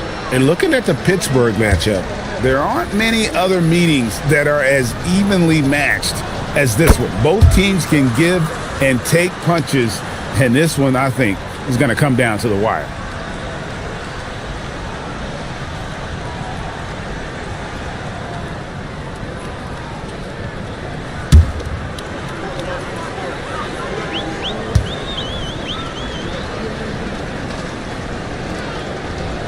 And he makes both free throws. Officiating is always a hot topic among fans, Greg. That's never going to go away. And some people think the game is called too closely now. Be careful, Kevin. We don't need any fines over here. Fans are bound to get frustrated with certain calls, but overall, I think our officials do a great job, and the game is about as fair as it can be. There's the steal. McDaniels gets a wide open look. With nobody on him, he parries the jumper. That's the right pass to make. Beautiful job. And it's Mozgov at the elbow. Back to Fisher. Pass to Keenan. Here's Bullard. Guarded by Stewart. Here's Keenan. 4 on the clock. Here's Mozgov. Shooting foul as the whistle blows. He'll shoot 2 free throws. And that could be a costly foul there. Mozgov, a pretty good free throw shooter. Timofey Mozgov at the line for 2.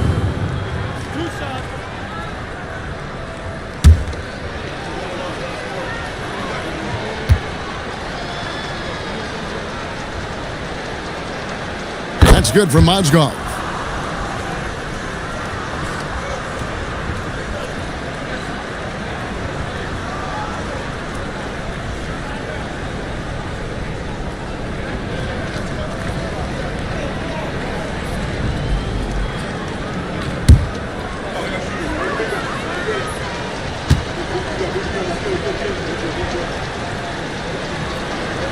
Mozgov hits them both. There are some who will say, GA, there are too many threes being taken in today's NBA. What are your thoughts on that? Hey, if we're cutting back on something, how about free throws? The three-point shootout is arguably the best part of All-Star Saturday, but nobody wants to watch a free throw contest. Golden State's gone to the three-pointer 11 times tonight, nailed 5 of them. And the call on the shot sends him to the line. That one on Perkins. I mean, even from over here, you can see that one pretty clearly. Timofey Mozgov, 2 shots.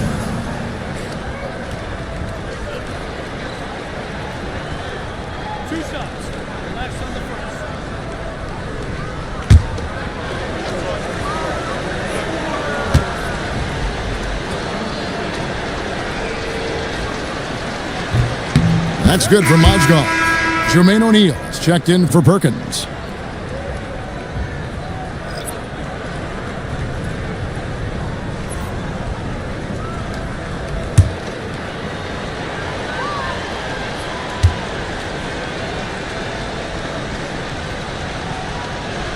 Mozgov hits them both. And we've made our way through just over a minute and a half in this fourth quarter. Pass to Stewart. Tim, the NBA is always changing, but any predictions for the league that you kind of feel we're going to see around the corner? Yeah, Kevin, I just think the influx and the impact of international players is going to be even stronger going forward. I think a lot of guys have seen the success that those players have had in the NBA, and hopefully it inspires even more great players internationally to want to play this great game. And for a short time, you played overseas. You saw a lot of them firsthand. I sure did, and I was in France well before the French influx really hit this league, but I knew then that was the goal. Pass to McDaniels.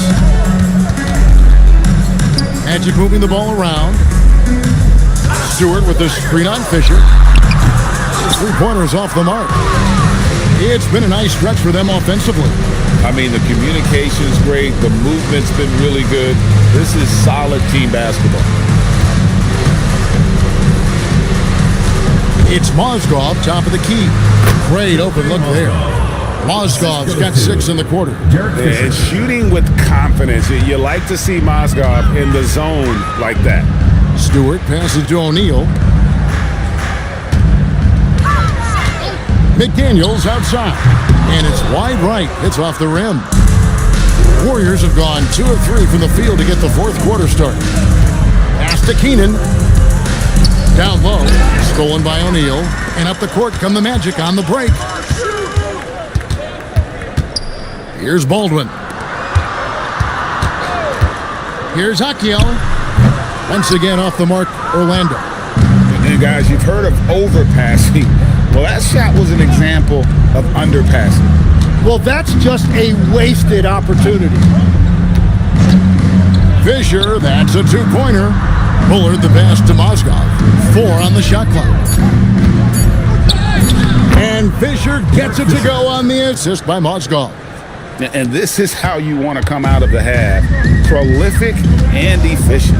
Their offense is cooking right now, and that's because the execution has been there. Pass to Stewart. Once again off the mark, Orlando. And so Fisher will bring it up for Golden State. So far in the fourth quarter, they've allowed just 6 points. Picked by Mozgov. Keenan the pass to Mozgov. And here's the fast break. McDaniels on the wing. Offline with the baseline jumper. But it didn't go that time, but that's a shot he should feel confident in taking. And it's Keenan missing. Orlando's gone 0-3 so far in the fourth quarter from long range. Pass to Baldwin. Now here's McDaniel. Here's Achiel. Their offense stone cold. Another miss there. And Grimes has it in the corner. Here's Bullard. No one near him. And rebounded by McDaniel. He bailed out the defense because that's an easy look for him. Pass to Baldwin. And with the most recent collective bargaining agreement, Tim, teams have felt the pinch of those new luxury tax and apron penalties. Yeah, and the goal of those being put in place was to have more top-tier talent equally spread out around the league. And as you've seen, there's been some tough decisions already. Some teams have had to trade away some of their stars just to make the math work. And sometimes it's hard to make that math work. There's so many moving parts. And as a result, it's more important to be able to structure out your supporting cast than ever before. That's going to draw a whistle every time down the floor. Not even close to being a legal screen. Well, my feeling is you just want to make sure it's called consistently both ways. Lever against Fisher. On the wing, Malone. And that comes off the assist by Derek Fisher. From that in-between range, they've been the much better team. Magic shooting around 29% from the floor. Tough night for them all around on the offensive end. Back to Lever. Good on the three-point shot. And as they're trailing in this game, they're trying to stay in it with the triple. They're shooting a lot more of them than they did in the first half. Here's Keenan. Knebel with the rebound. Malone. And the jam by Karl Malone. That is a product of pure effort, guys. I agree, and that's nothing new coming from him, GA. He loves going to work on the rebounding, going to work on the board. And he showed you great timing as well. Offensive rebounding, one of his specialties. Unloads from 13. Yep, that one goes. Lever's got 5 points now in the quarter. The Warriors have gotten into a pretty good groove, going 6 of 10 here in the final quarter. Here's Keenan. Malone finds Mozgov. 2 minutes remaining in the game. 2 minutes. Here's Keenan. Second chance shot, and it's sent back by O'Neal. And here's the break. Here's Baldwin, and contact on the shot, so he'll be shooting free throws here. You know, I love how he absorbs the foul and still had a chance to knock that one down. So when you look at different approaches to player recovery, from load management, say, Tim, to rub some dirt on it and get back in there, where do you stand on all of that? Take a break. Take a break. Well, I do think teams have done a better job of trying to make sure players are protected from them. Guys should be allowed to play through certain types of minor injuries. The Magic making a switch here. Porzingis has checked in. Eddie Curry, he's checked in for Golden State.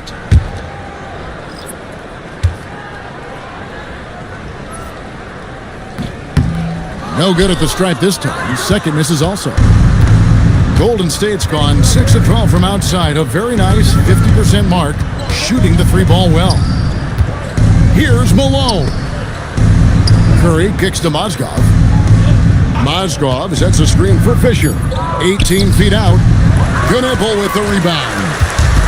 Orlando's gotten some tough luck from three-point range. In the fourth quarter, they've hit just 1 of 6 from deep. And one team is just completely outclassing the other tonight. Spirited performance, and it really ignited what is turning out to be a monster win here for the Warriors. You don't see this kind of a blowout often, but tonight this is a quality win across the board to deliver out these kind of punishments. They definitely never changed the approach. They just kept after it and showed they were clearly the better team in just about every single category. And it'll advance the win total up to 12 on the season. The one player that really stands out, of course, in this one, it was a dazzling game for Karl Malone.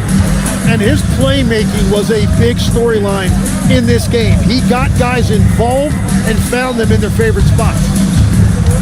Malone, left side.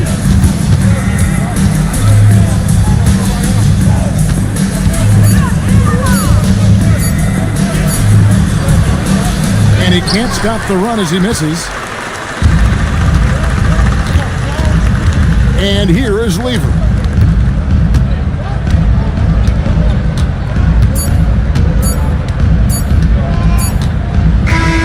So we see the Warriors taking the game here.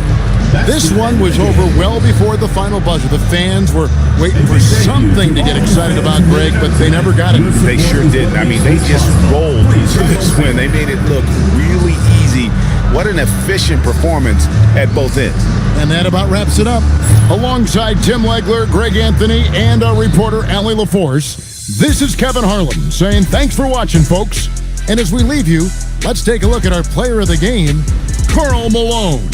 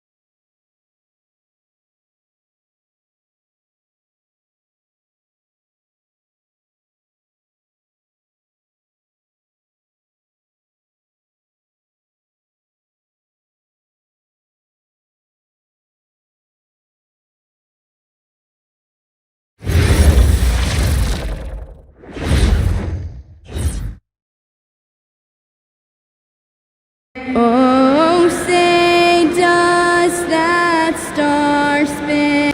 And Grant, this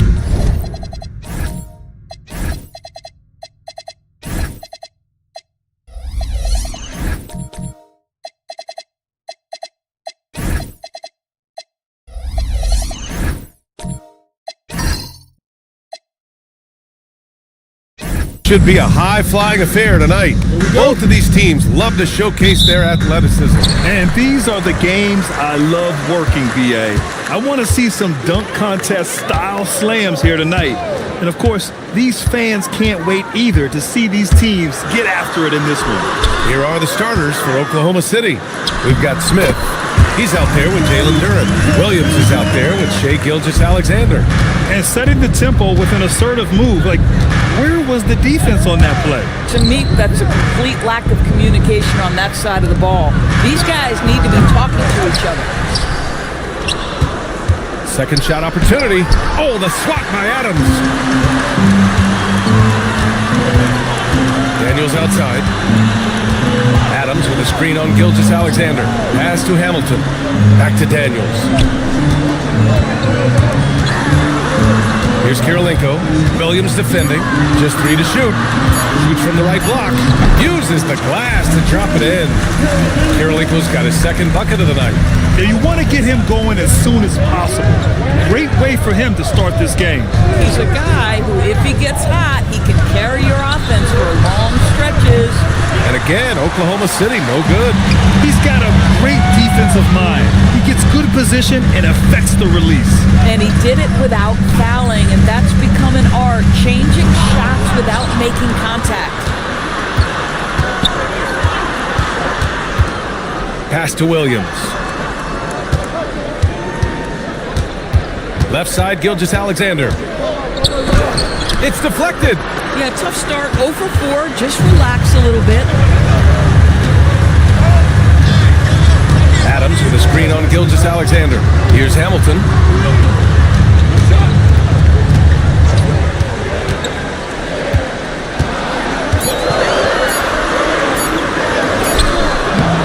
Oklahoma City grabs the miss.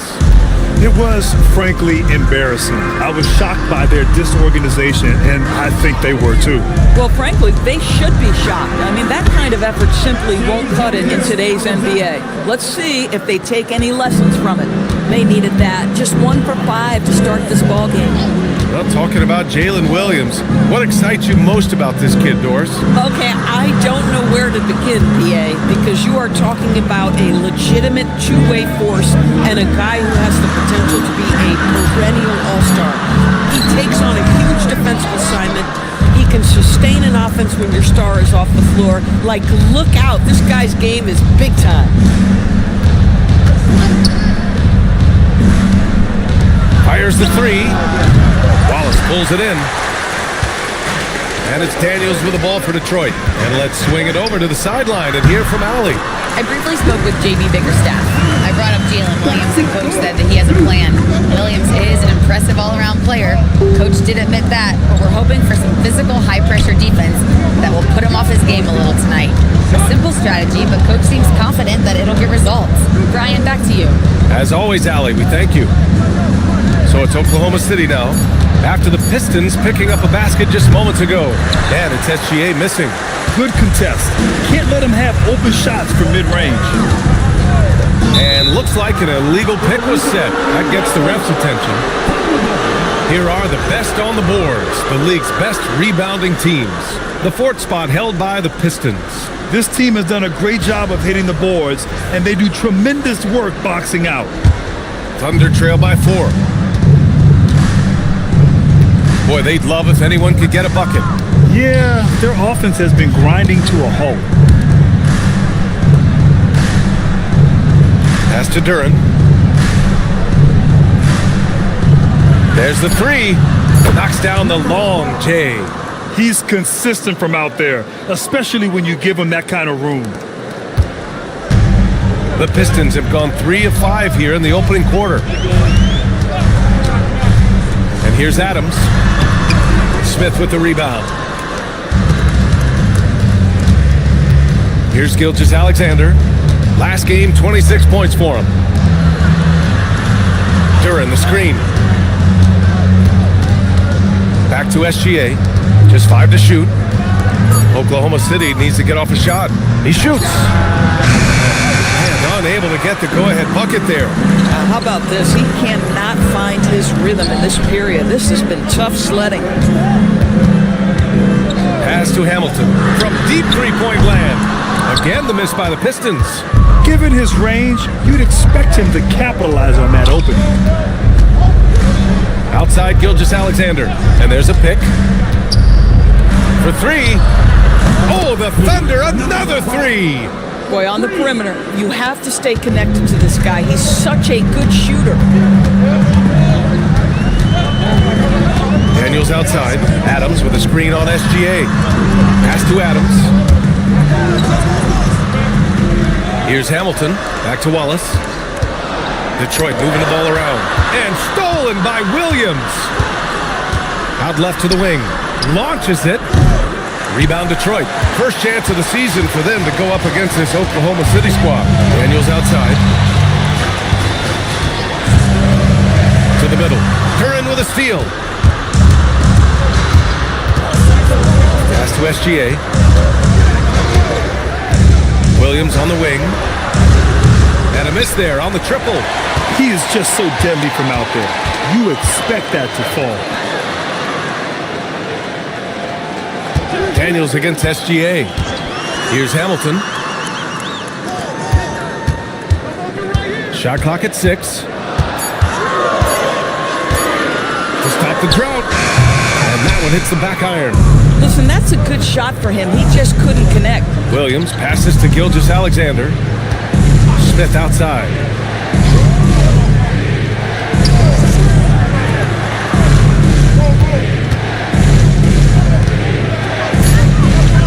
Pulls it. And again, Oklahoma City, no good. Well, he hasn't helped them much tonight, but they've gotten a lot of productivity from other players.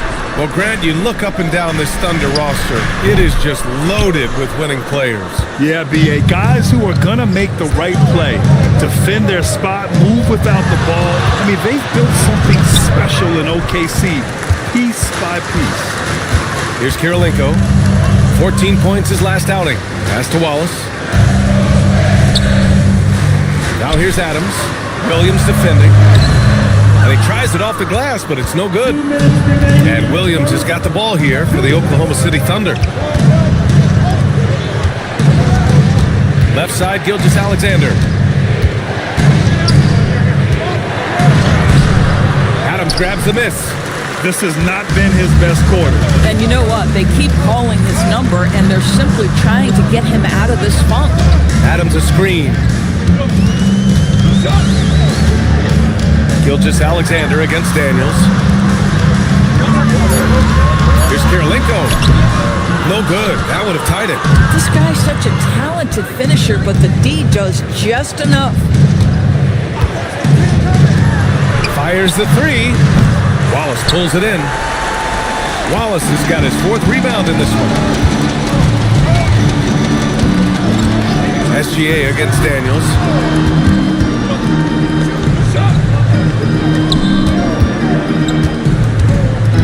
Here's Kirilenko. His offense has been solid, scoring around 11.5 points a game. And it's a completely new group for the Pistons.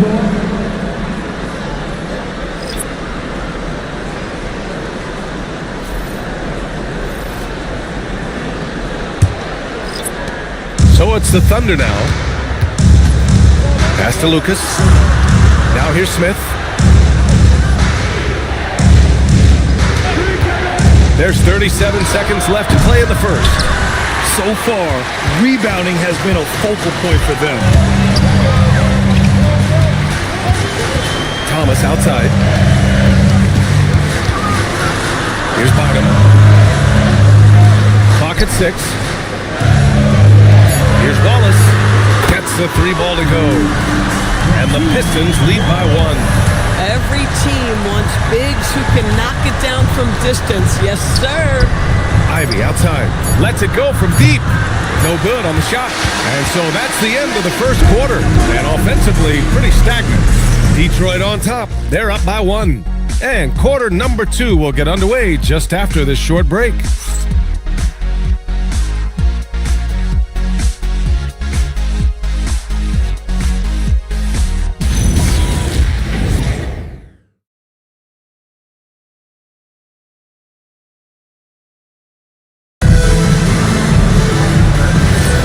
And close game underway so far. We'll see if either of these teams can jump out ahead in this second quarter. And looking at what we've seen from Detroit, what do you guys think? Well, it's simple. When you can dominate the boards at both ends, you can control the second chance touches. And that's how they controlled the first quarter. I thought they were the much more physical team. On the floor for Oklahoma City, getting going in the second. They've got Ivy. He's out there with Goran Dragic. And it's Smith in at the small forward position. Now here's Ivy. He's scoreless. Pass to Hibbert. Down low. The kick out to Dragic. The three-pointer off the mark. The Pistons leading. Here's Thomas. Oh, and makes it with the kiss. Thomas has got his first bucket in this one. And the advantage he has is clear. Just taking what the defense gives him right there. Dragic outside. Over Thomas. And the basket by Dragic. Yeah, the lefty stroke of Dragic looks so nice coming out of his hands. Here's Bynum. Nice start for him. He's taking his first shot. Yeah, just catching your teammate in stride right there. That makes the game easy. Thunder trail by 3. A chance here to catch up with Allie from the sideline. Hey, Coach Mark Dagnall talked about the Thunder's system of player development. He said, we try to do things that serve both the team and the individual, and then it's easier for guys to commit to it. And if that happens, then you have an environment that can be pretty powerful. Brian? Turning potential into production. Thanks a lot, Allie. Here's Thomas. Following the bucket by Oklahoma City. Got a piece of it. Dragic against Middleton. Pass to Lucas. And here's Smith. Oh, and that one had the right spin on it. It's good. And the Thunder lead by 1. Just one more example of his offensive arsenal. So tough to stop. Here's Middleton. And the rebound goes to the Thunder. Now here's Dragic. Launches a 3. Wallace pulls it in. Middleton looking around. Pass to Wallace. Detroit moving the ball around. Here's Bynum. And again, no good by Detroit. Oklahoma City has gone 0 for 3 from deep to begin the second. Got it. And it's a 3-point Oklahoma City lead. They are passing the ball around tremendously right now. Offensively, it's been a struggle for them. Yeah, they need to string together some shots to have any kind of chance. Dragic against Thomas. Missed inside. Oklahoma City leading by 3. Lucas passes to Dragic. Over Thomas. Dragic misses. And so Middleton will bring it up for the Detroit Pistons.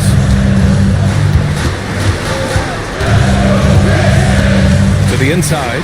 Here's Wallace. And he dunks it home after the pick freed him up.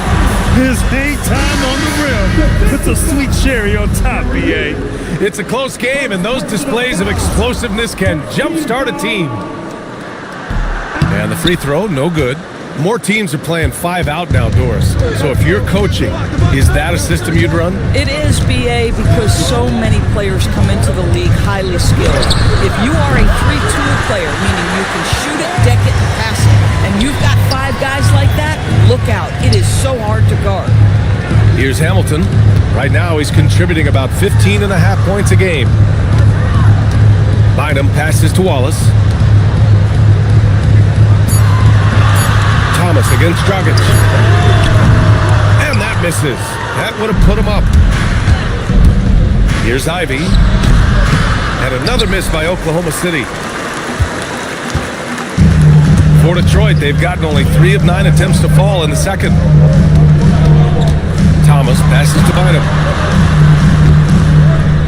Back to Wallace.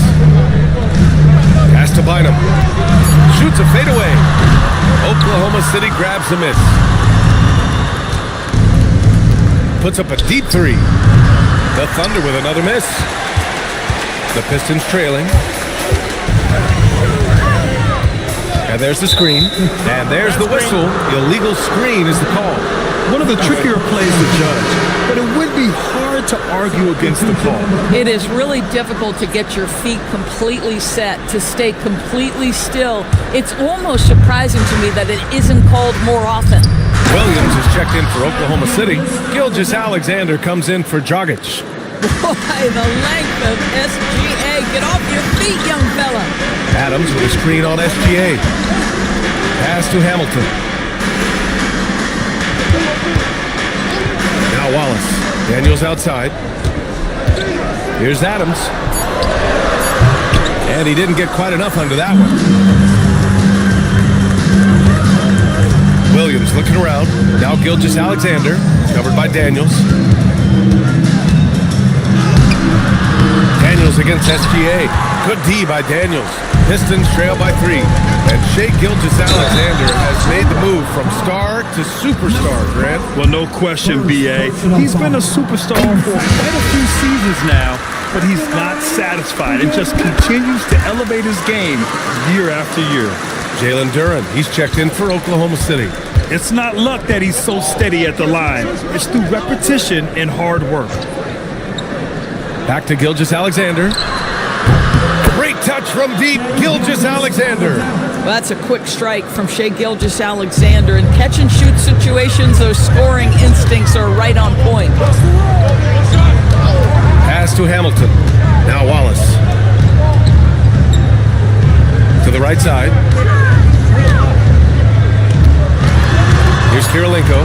Williams defending. And he got the whistle on the way up. So he'll be headed to the line for a pair. A chance to catch up on some numbers here. The scoring breakdown for the Thunder. They've done a great job facilitating so far. So moving the rock and finding the open man, just great selfless basketball. We've also seen them show a willingness to take advantage of the mid-range opportunities. The defense conceding these looks, and they're cashing in. He's perfect from the line this time. And give them credit for making a more concerted effort to get to the line this quarter. Pass to Gilgeous-Alexander. And the foul called on Dyson Daniels. That's his first foul. First personal foul. First team foul. And it's the Thunder with the ball.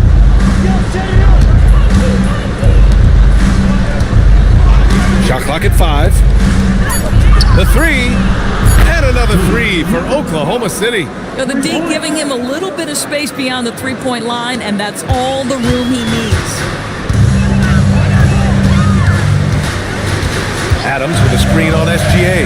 Pass to Hamilton. Over to the wing.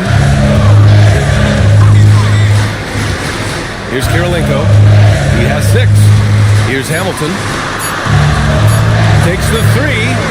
Duren with a rebound. Duren's got 5 rebounds tonight. Inside. And the layup falls. And now it's a 7-point Thunder lead. Their ball movement on this run has been tremendous. It's led to a lot of good, clean, open looks. Timeout. And so the timeout by J.B. Bickerstaff here. I think right now he might be looking at some adjustments. You know, couldn't agree more with this timeout. There are far too many turnovers to get any kind of offensive rhythm. You're just trying to mix things up here.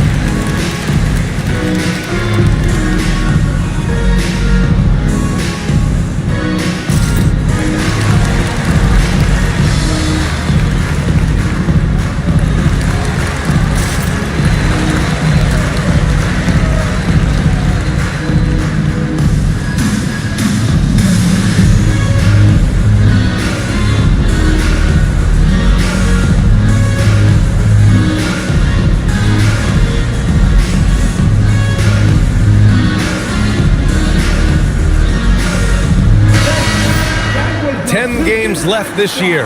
Let's see what the playoff race looks like in the East. You look at the Pistons, they're currently in 4th place, a solid spot to be in late in the year. Well, I think for Detroit, they've stayed within arm's length of the conference leaders. That in itself is an accomplishment at this point in the season. Yeah, even so, though, I'm sure they're not satisfied just being near the top of the standings. They're going to be looking to make a major push as the season winds down. Now here's Daniels. Pass to Kirilenko. Over Williams. Takes a big high bounce and goes in. Kirilenko's got 8. There's a minute 26 left in the first half of basketball. Here's Lucas.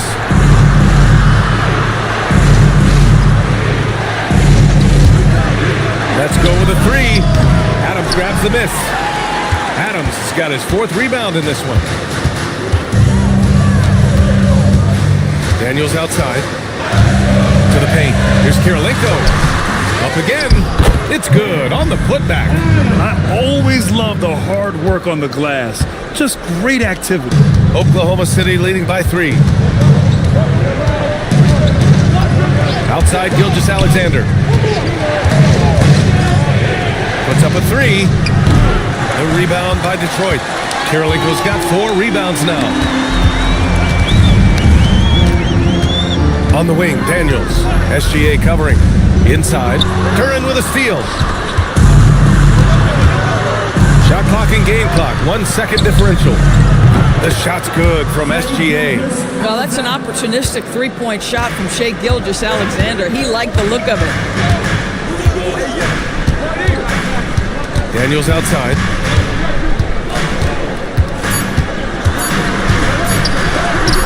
And some nice defense there to end the quarter. What a performance for Shai Gilgeous-Alexander. He has been the story for the Thunder. 8 points in the quarter, showing how effective he can be. And Allie LaForce has something for us on the sidelines. Hey, Allie. I'm here with Mark Dagnall, and Coach, your defense has been on point. What have you been seeing out there? Yeah, I thought early we were pretty well-intentioned, and we just weren't in a great rhythm, but it wasn't out of lack of trying. And then we were really active. I thought we really helped one another. We were really aggressive on the ball, made them feel our pressure. Thanks, Coach. Appreciate it, Allie. And we'll be coming right back after this break, ready for the 3rd quarter.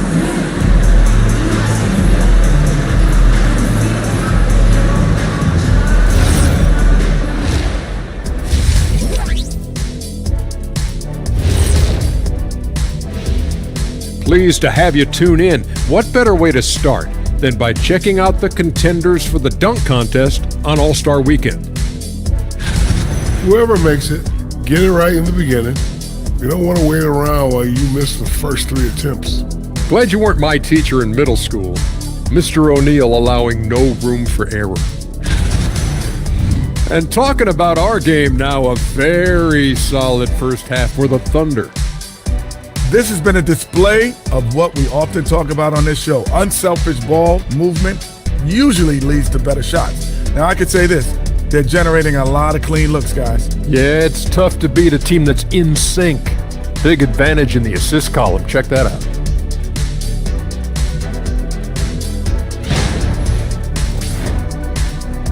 And that'll do it for us. Thanks for stopping by. We'll head back down to Brian Anderson and crew for the start of the 3rd quarter.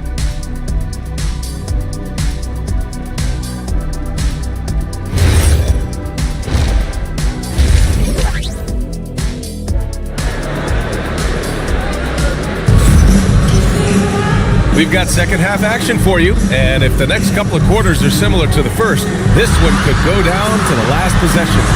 You have to like what we're seeing from Shai Gilgeous-Alexander. Through the first 2 quarters, he's been on fire. Explosive offensive performance. Boy, he has been shouldering the load. Aggressive, skilled, talented, and thus far, unstoppable. And here's SGA. He'll bring it up for the Oklahoma City Thunder. 6-point lead.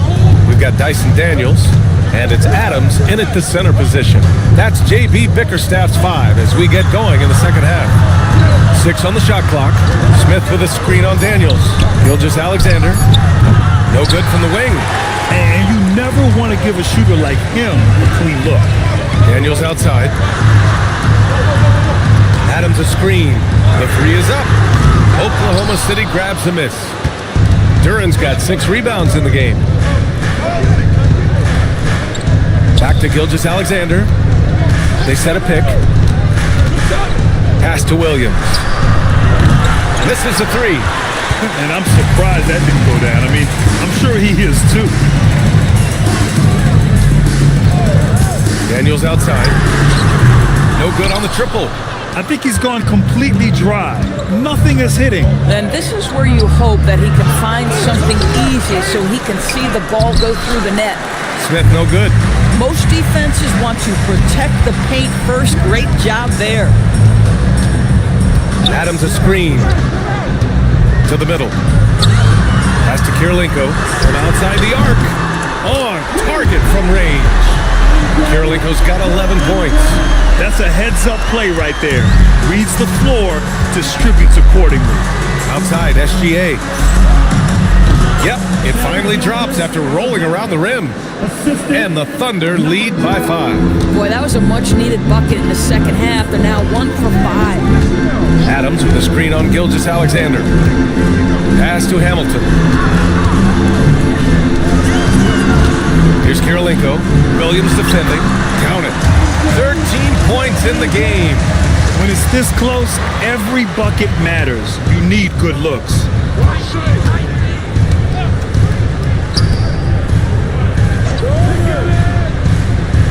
Back to SGA. Pass to Smith. And here's SGA outside. Wallace pulls it in. This has been a close game in a lot of ways, but they do have an edge on the boards. Adams a screen. Here's Hamilton. And here's Wallace. Williams defending. Here's Kirilenko. He's got 13. Shoots over Duran. Kirilenko, no good. Gilgeous-Alexander with the ball.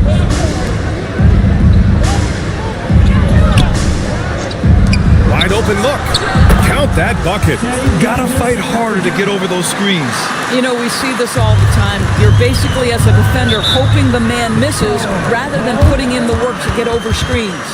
And so the timeout by J.B. Bickerstaff here. Coach taking this moment to speak to his guys. Maybe alter some of the game plan.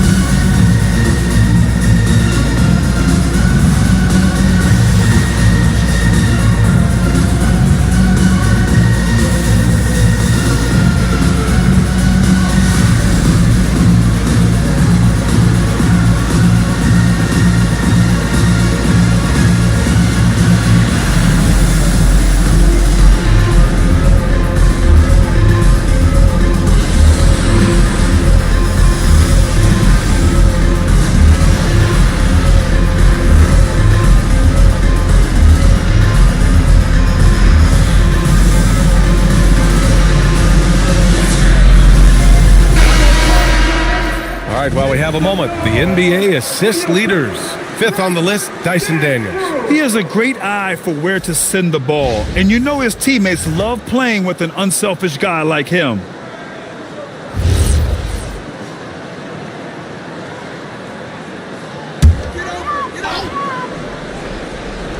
Just under 3.5 minutes played here in the third quarter. Middleton passes to Daniels. Back to Middleton, and here's Wallace. Daniels outside. Three-pointer. Pure from three-point range. Daniels has got himself on the board with a 3 there. Boy, defensively, you deserve to get torched from deep if you leave him that open. My goodness. Drains the triple. That's how you up the ante. Come right back at him. And you would expect nothing less from these two, taking pride and making plays. Here's Bynum. Right now averaging 5.5 a game. Pass to Hamilton. And he can't answer back. The three-pointer offline. Oklahoma City leading by 5.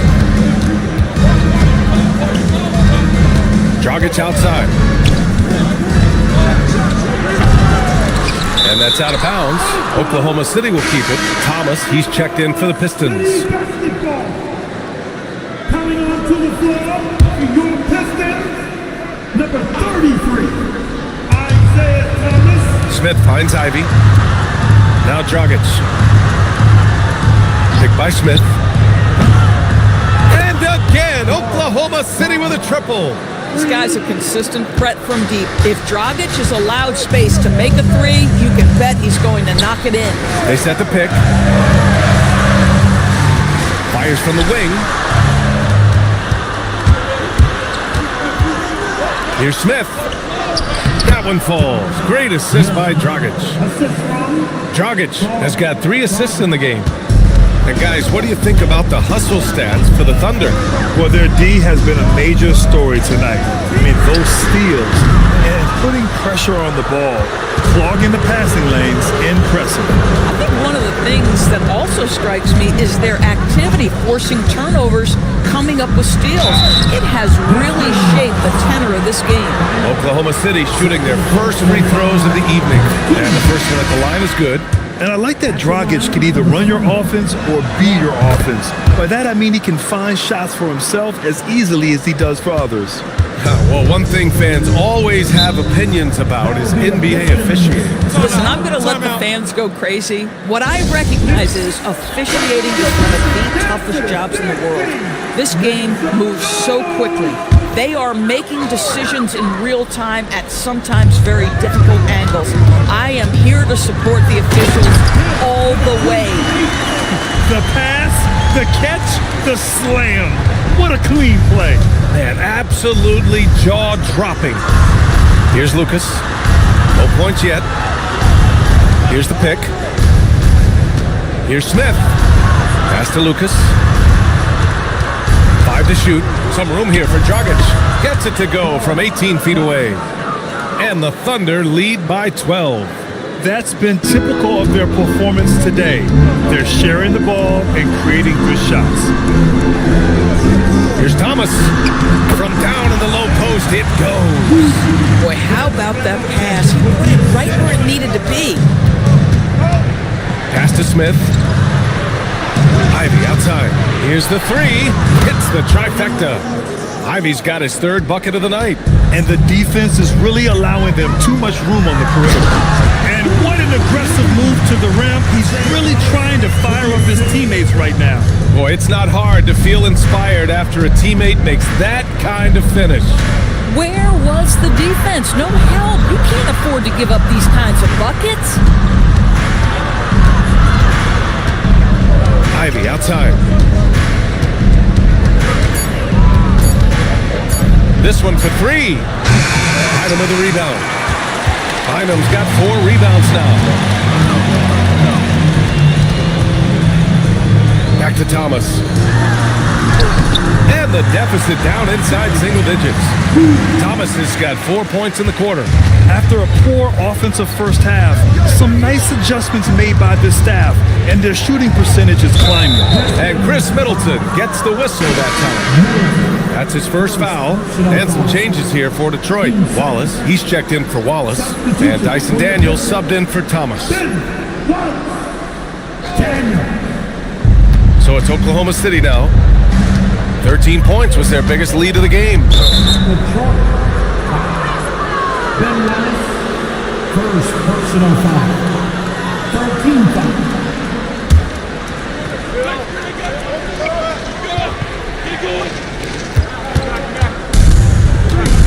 Now Dragic. He's got 9. And he's going to the line for 2. The official saw contact while he was going up. These are his first free throws of the game. At the line for the Thunder. First free throw is good. That one misses. Pistons trail by 10. Down low, Bynum. Nice assist and nice finish. Solid play all the way around. Bynum Williams got 6. Terrific design and execution, leading to an opportunity right at the rim. Ivy finds Smith. Nice ball movement by Oklahoma City. Smith with a screen on Daniels. The Thunder with another miss. For Detroit, they've gone 8 of 13 in the second half. To the inside. Oh, deflected. Smith outside. Pass to Dragic. Sends it home from three-point land. He's got 12. Hard to win games when you allow clean looks from the perimeter. Daniels passes to Bynum. Daniels outside.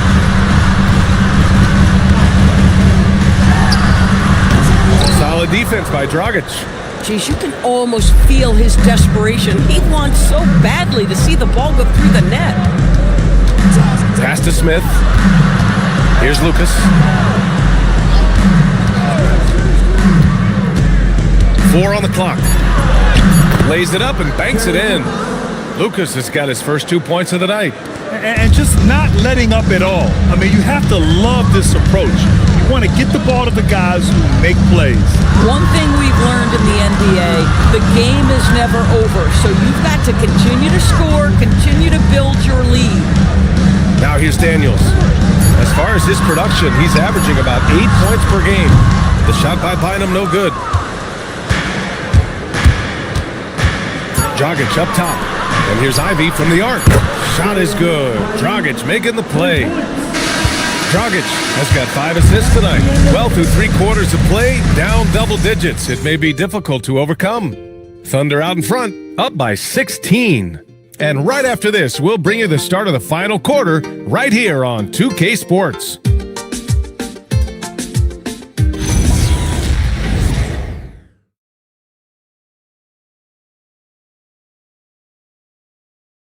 And while we have a chance, let's go to our State Farm assist of the game. Yeah, just shredding the defense with that feed. Zero chance to stop that. Well, that's what a great pass will do, right? You'll love the unselfish play. And as we head into the fourth, we'll see if there's a comeback in the works or if it's more of the same for the first 3 quarters. Taking a look at the Thunder. They've got Williams. Shai Gilgeous-Alexander is out there with Jalen Duren. And it's Lucas in at the 4 spot.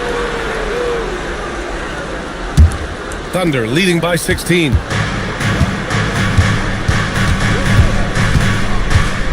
Outside Gilgeous-Alexander. Off the mark there with a 3. This guy hit a couple of threes in the first half, but since then it's been a little bit of a struggle. Adams with a screen on Gilgeous-Alexander. Pass to Wallace. Here's Kirilenko. Wallace, right side. That one falls. They've come into the second half with renewed focus at the offensive end, putting in a big effort. Outside Gilgeous-Alexander. Off target with the 3. Well, despite the miss, obviously the shot this offense looking to generate is exactly that. Pass to Daniels. To the paint. Hamilton with the bucket. Boy, off a great pass there. That is just a matter of finishing strong. Oklahoma City leading by 12. Outside Gilgeous-Alexander. Over Daniels, beyond the arc, sinks it from distance. They are unconscious from outside, and so far, the defense has had no answer. Well, that's the whole point, isn't it? If you space the floor well enough, it's almost impossible for the defense to account for everyone. Here's Kirilenko. Buckets. He's now 6 of 10 from the field. Man, that's now 10 straight points in the paint. I'm not sure what's happened to their defense, man. Gilgeous-Alexander passes to Lucas. Back to Gilgeous-Alexander. Gilgeous-Alexander punches it home. And he just driving the stake in him there. He's a guy who just never lets up. Well, you love that he wants to wear out the defense. What a catalyst for his team. Incredible.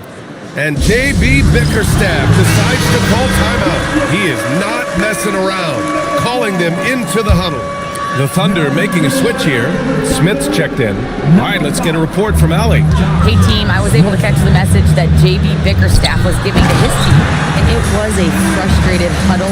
Coaches and players were angry about the turnovers, players trying to hold each other accountable. They're fed up with sloppy play. Let's see how they respond. Guys? All right, Allie, thanks once again.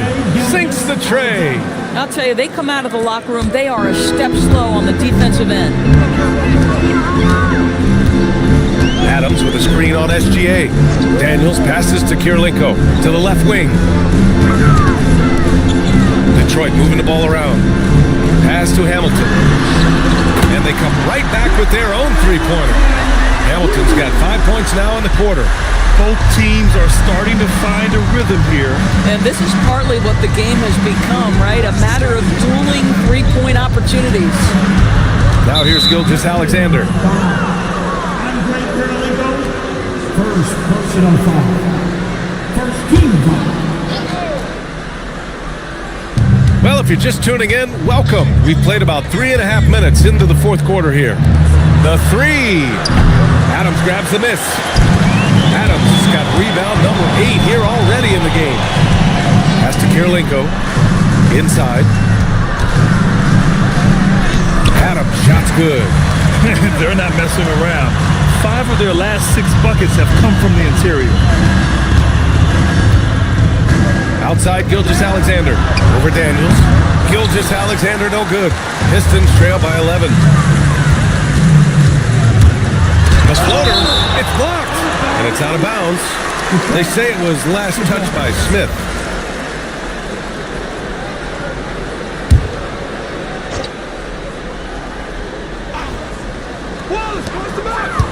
Wallace outside. Pass to Hamilton. Now Adams shoots over Duran. And it's Adams missing. And here's SGA.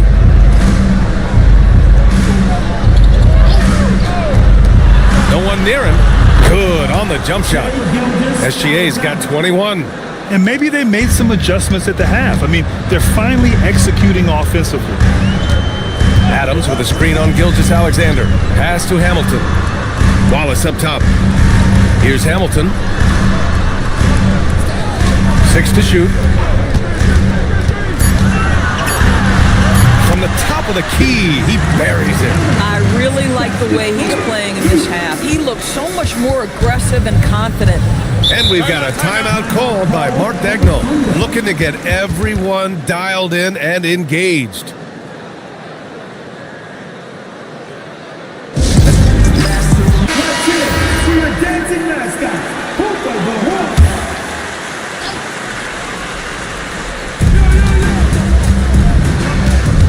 Right side, Williams. And looking at Jalen Williams, is there a part of his game you like best, Grant? You know, it's tough to pick just one, B.A. He's such an all-around player. He can guard point guards, post players, you name it, and can score from anywhere on the court.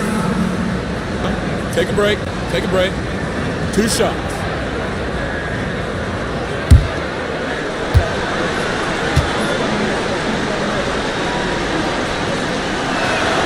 Free throw drops for Williams.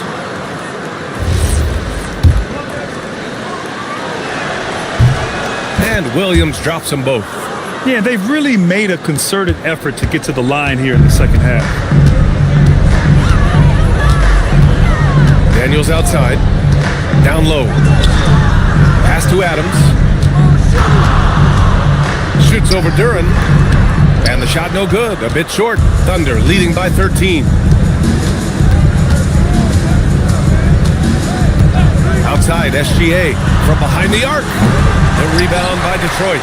I mean, I guess you can appreciate the confidence, but his three-point shooting has been brutal this half. Pass to Hamilton. Daniels left side. 6 on the shot clock. Now Adams shoots it from the corner. Oklahoma City grabs the miss. Duran's got rebound number 8 here already in the game. He's trying to flip the script here, but guys, he cannot find any level of consistency. Now here's Williams. Here's SGA, covered by Daniels. Here's GswVsOrL. Good D by Daniels. And And it's Daniels with the ball for the Detroit Pistons. It's a 13-point game. Pass to Hamilton. Now Adams. Three-pointer. Oklahoma City grabs a miss. Smith's got 5 rebounds tonight. The steal. Here's Kirilenko. Williams defending. GswVsOrL against Daniels. 5 on the clock. The 19-footer. Yes, sir! Hits the jumper. Boy, despite his efficiency, they just can't get over the hump. Thunder leading by 11. Outside SGA. Now Smith. From downtown.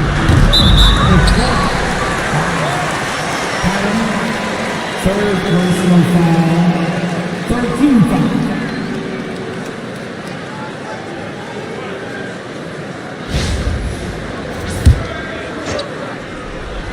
Here's Duran. Here's Smith. Down to 5 on the shot clock. Jalen Williams. Another chance.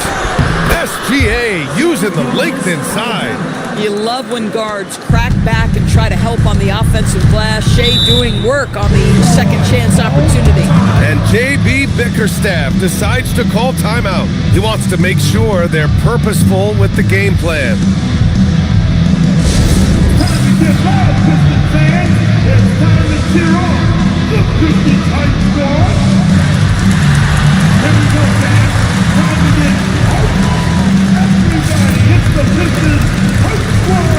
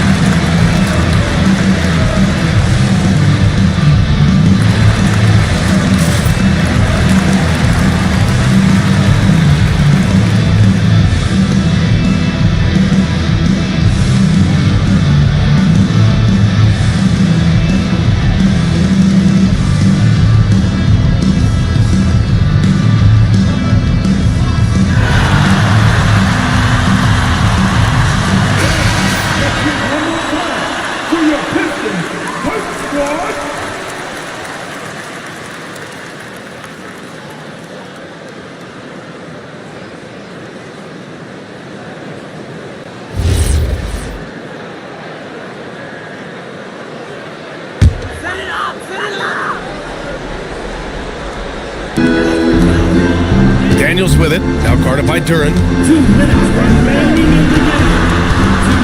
Here's Kirilenko. Owning the post right there. And he's coming off a huge performance, and his confidence couldn't be any higher. And his coach knows that too. Well, the best players to me deliver night after night after night. So as long as he's hot, keep riding it. Second personal foul. Team 4. At the line for the Thunder. Shoot 2. GswVsOrL. Shea GswVsOrL. 2 shots.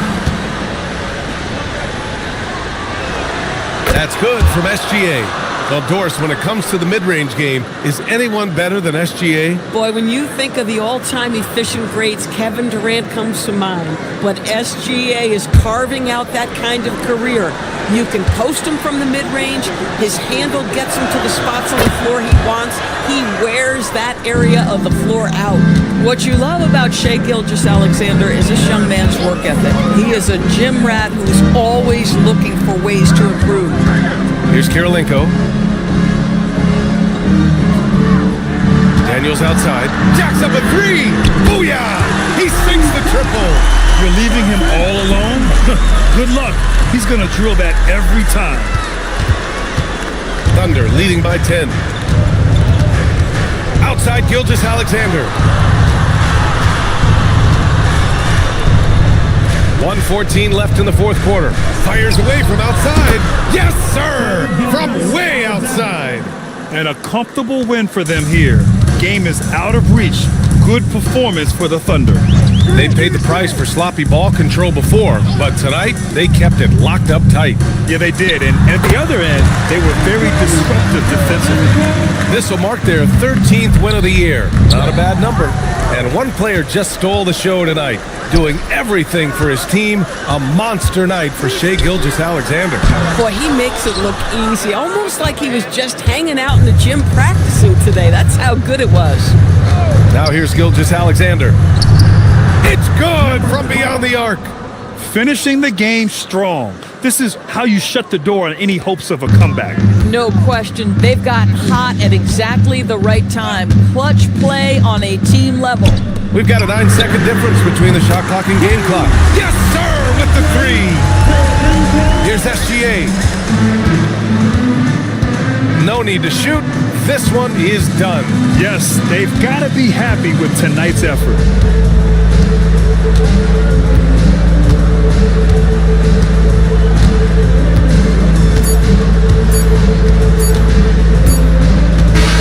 And so Oklahoma City takes this one, and by a big margin.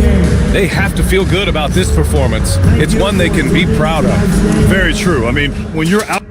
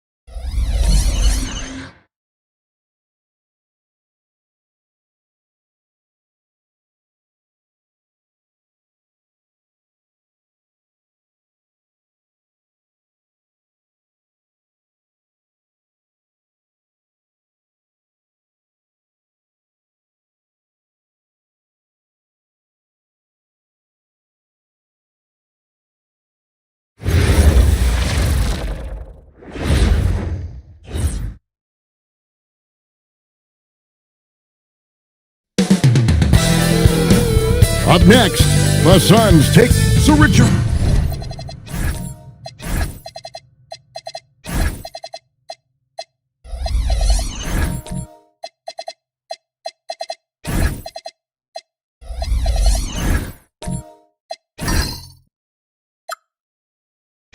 One of the focuses of tonight's game was strength in the front court. Yeah, these teams lean on their bigs heavily. Skill and size, it is always a tough combination, and that is no doubt. Looking at the starting five for the Phoenix Suns. They've got Washington. Walton is out there with Mobley. Then it's Gilbert Arenas, and it's Mobley in at the one. And we talk about the importance of versatility. He's really got it all on the offensive end. Tatum down low. Mobley's there. Shot clock at 6. Fires for 3. No good there.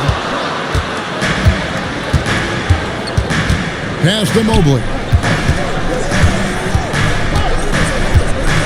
And just about a minute into the first quarter.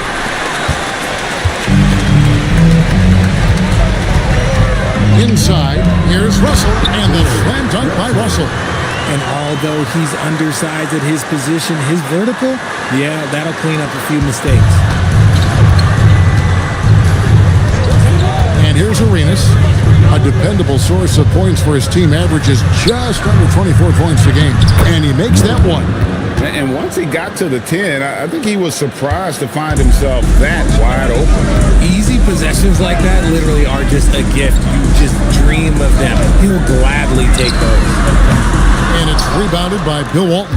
And not allowing the shooter even an inch of breathing room on that one. I'm sure they'll think twice about shooting against him next time. Mobley misses. You know what, though? Sometimes you can be too open. I think it may have surprised him, and that's why he missed. And how about he takes on the defender head on and then throws down the two-hander? Nice. Straight power there. Straight power.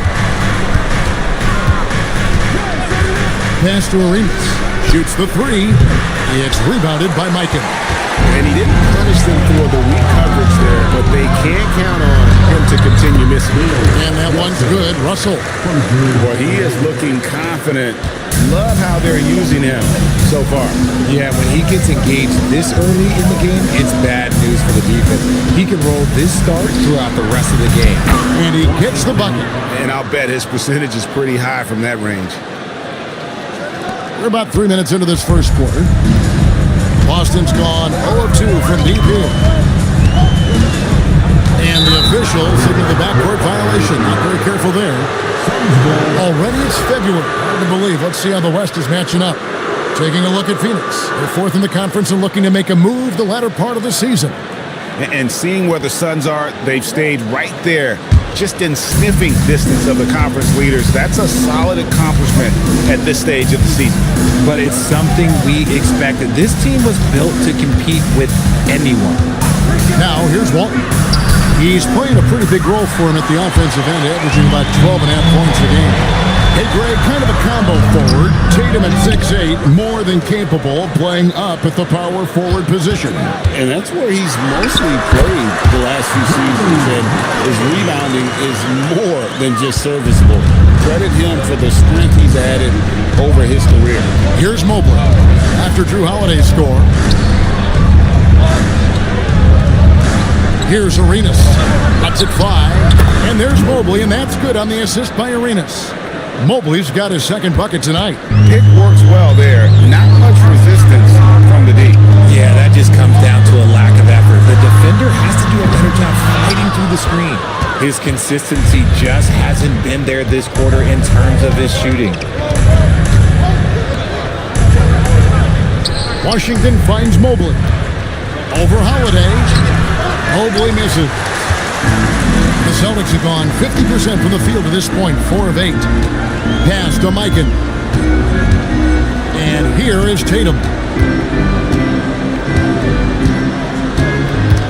6 to shoot. From past the arc. Arenas with the rebound. The Suns shooting at around 44% in the early goings here. Walton with the ball. Nothing on the board. Mobley wide open. Yep, great play there, set up by Walton. Off to a strong start offensively. He's got a nice touch. McGuire stepped in for the Celtics. And the Suns making a change here.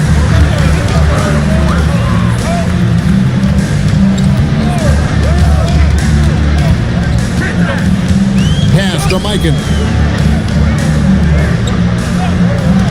Outside, Aguirre. Screened by Russell. Aguirre passes to Russell. Just a textbook lead pass right there, putting it right where it needed to be. Phoenix with the ball. Arenas passes to Walton. Here's Mobley. Over Holiday. Count that one from Mobley. Mobley's got 8 points. And 10 of their last 12 coming off assists. Outside, Aguirre. Pass to Mikan. Now here is Holiday. And there's the whistle. 3-second violation. Now we have a chance to see the teams that have been the NBA's best three-point shooters this month. The Suns third. It's one thing to take a lot of threes. It's another to take good ones, and they do. And they have some great shooters. And Phoenix making a change here. The Suns leading. Here's Tripucka. No scoring in this one. Mobley looking it over. Clock at 6. Shoots over Black. A nice shot by Mobley. Keep riding that hot hand. He's been pretty much unstoppable.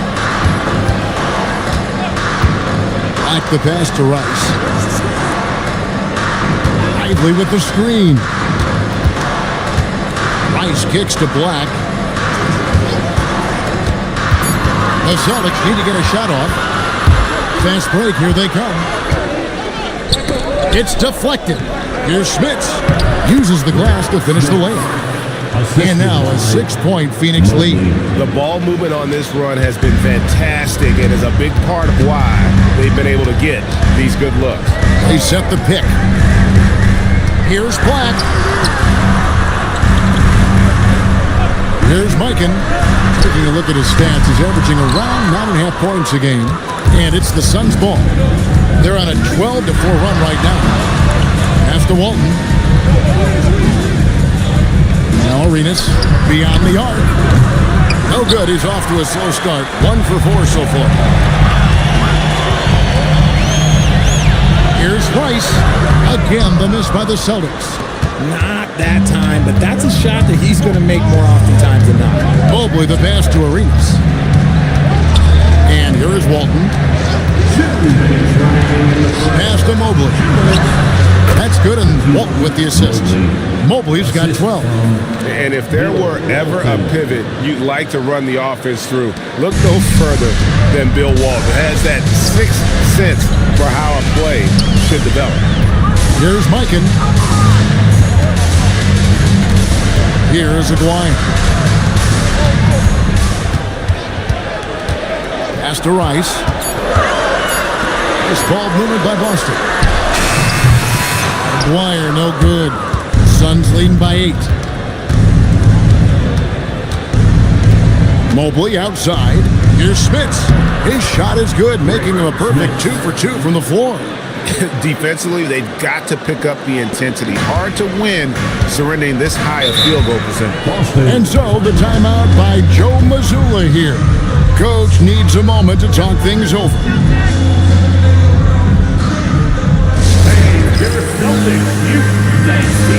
Celtics making a switch here. Gordon's checked in. Phoenix also making some changes. Nick Dice comes in for Walton. And Fears is subbed in for Gilbert Arenas. Outside Gordon. Pass to Rice. Back to Gordon. And then Gordon with the dunk. A constant threat around the rim. Gordon is an agile big who just throws it down with ease. Tripucka passes to Mobley. Takes the three. And Lively pulls it down. It's 9 seconds separating the shot clock and game. Out to the right wing. Now Black hasn't made one yet. Just 5 to shoot. Rice kicks to Black. Takes a three.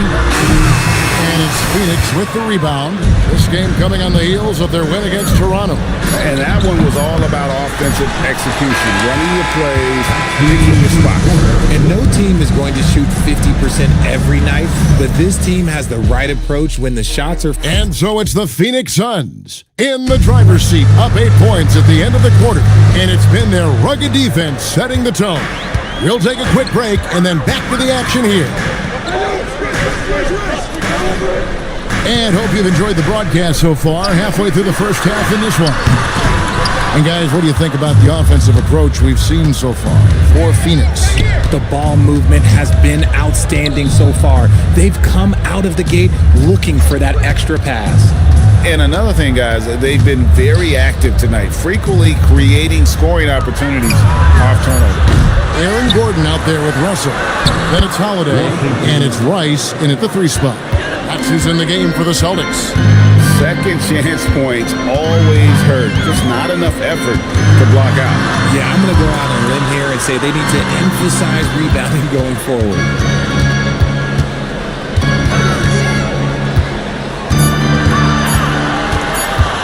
He's covered by Brown.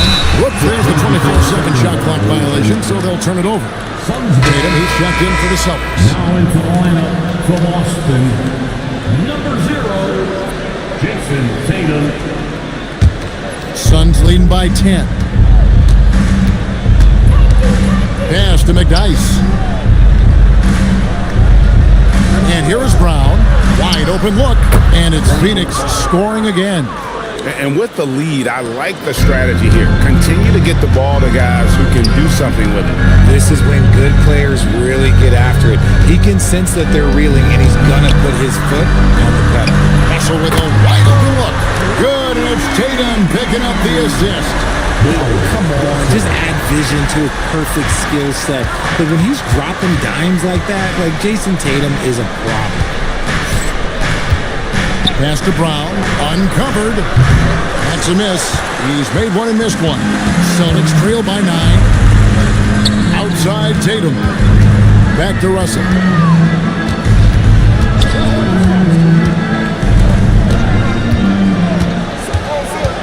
Five to shoot. Puts up a deep 3. A rebound by Washington. And that was a little bit of a range check for him.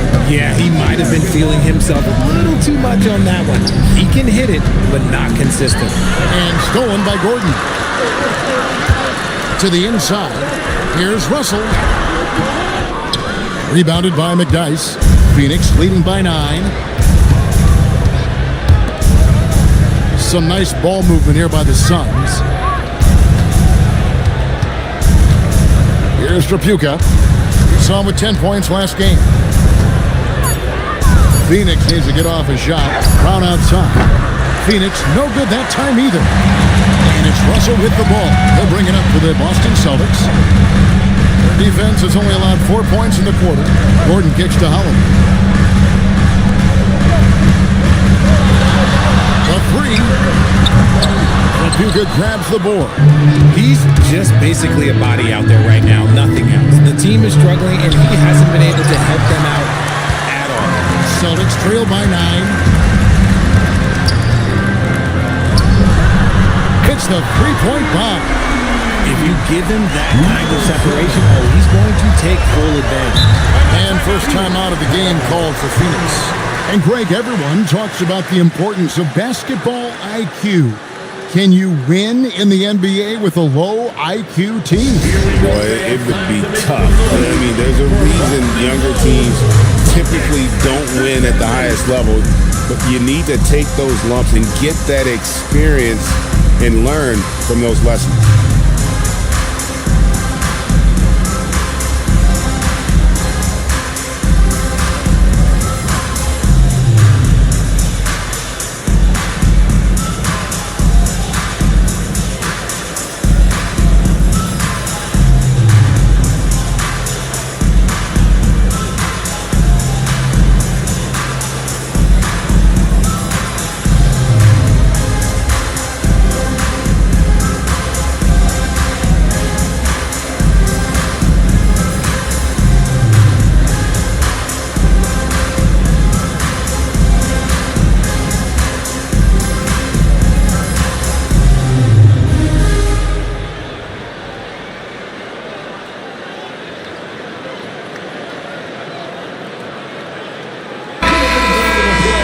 And let's go to a rundown of the best point guards from the free throw line over the course of the last month. Here is your 2K leaderboard. Drew Holiday fourth. Well, if these guys can get to the line, there's not much question what the outcome's going to be. So it sort of prevents the D from being as aggressive as they'd like to be against them. Yeah, as a defender, you gotta avoid being too active with your hands around these guys. Don't commit any cheap fouls. Mobley looking it over. Brown wide open, 85. And again, it's the Suns missing. And you don't want to give up that kind of look too often. They set the pick. Fades back. It's hauled in by the Suns. They are losing because he is struggling so bad, and he has not looked comfortable all game. Arenas passes to Walton. Now, here's Washington. Trying to end the drought. A shot, no good. Tatum against Arenas. To the middle, here's Russell, and the slam dunk by Russell. Feed the interior, good things will happen. Suns leading by 4. Brown the pass to Walton. And here's Arenas. That's good, and Walton with the assist. Walton's got his 4th assist with that last one here tonight. Pick works well there. Not much resistance from the D. Yeah, that just comes down to a lack of effort. The defender has to do a better job fighting through the screen. And here's Tatum for 3. Arenas grabs the miss. For Phoenix, they've gone just 33% from the field in what's been a cold second quarter for them. That's 3 of 9. Time to find Washington. Gets it to him. I think he sure can get off the floor. He's one of the best in the business, absolutely. Celtics trail by 8. Now here's Tatum. He's coming off a 10-point game against Chicago.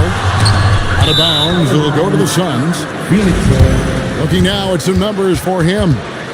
He hasn't been as sharp in the past 10 games as we're used to. It shows in his passing. The assist numbers down. Even the simple passes look tough for him right now. Maybe tonight he can get back on his game. And so it's Mobley with it. He'll bring it up for the Suns. First chance of the season for them to go up against this Celtics team. To the paint, Walton. It's rebounded by Mikan. Mikan's got 4 rebounds in this game. They've been struggling here on offense. Yeah, a bit of a dry spell for sure. Suns leading by 8. And here is Mobley. He's got 12. It's picked off. Here's Aguirre, and the dunk by Aguirre. That's a double whammy, guys. That's right. A great defensive play, then the emphatic dunk. Once he broke it away, you knew what was on his mind. Pass to Arenas. A 3-pointer off the mark. And even though he hasn't been himself, it hasn't affected his team too much. They've still got the lead. Here's Mikan.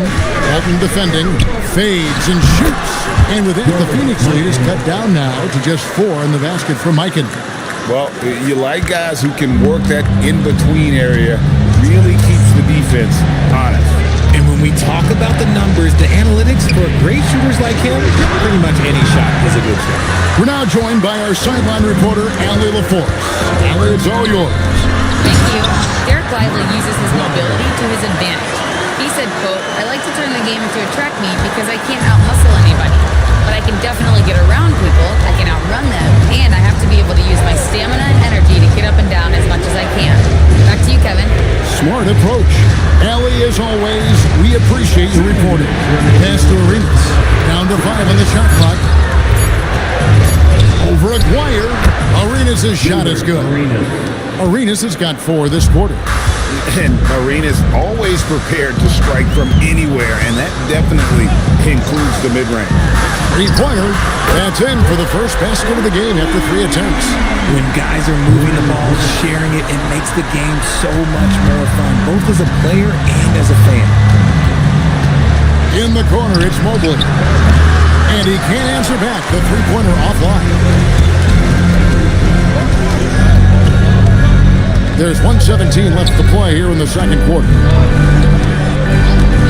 Black the pass to Aguirre.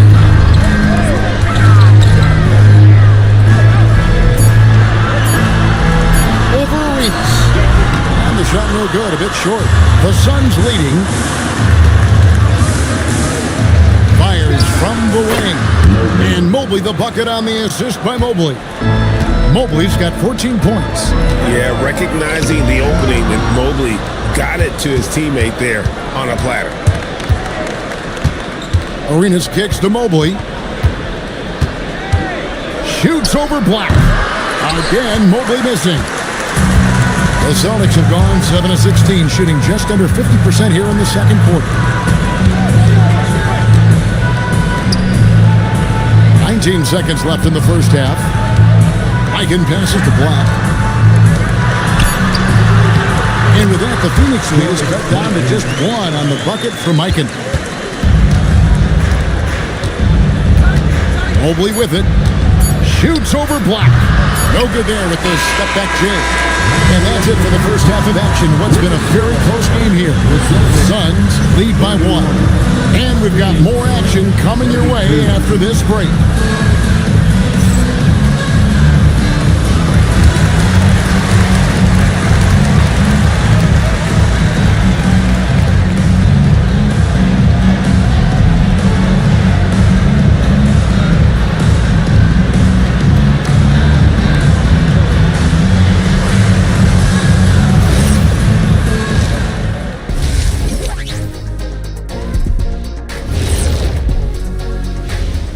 Welcome, folks, for the Phoenix Suns tonight. They're looking at what should be a good battle in a game that's still up for grabs.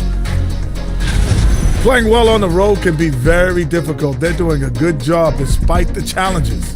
Away from home, they aren't letting the crowd get into their heads. In fact, they've looked comfortable at times. And looking at the players of the month, here are the winners from each conference. Guys, how about our winner from the Western Conference? Oh, he does a lot for this team. Controls the pace, keeps everyone involved, and then he can score. He has a great mix of point guard qualities. Makes this offense almost impossible to stop.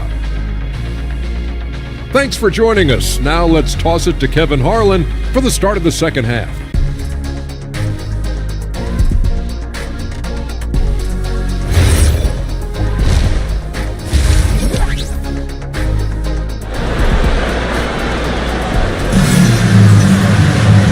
And after a fairly even first couple of quarters, the second half could turn out to be a great one as both teams try to gain an edge.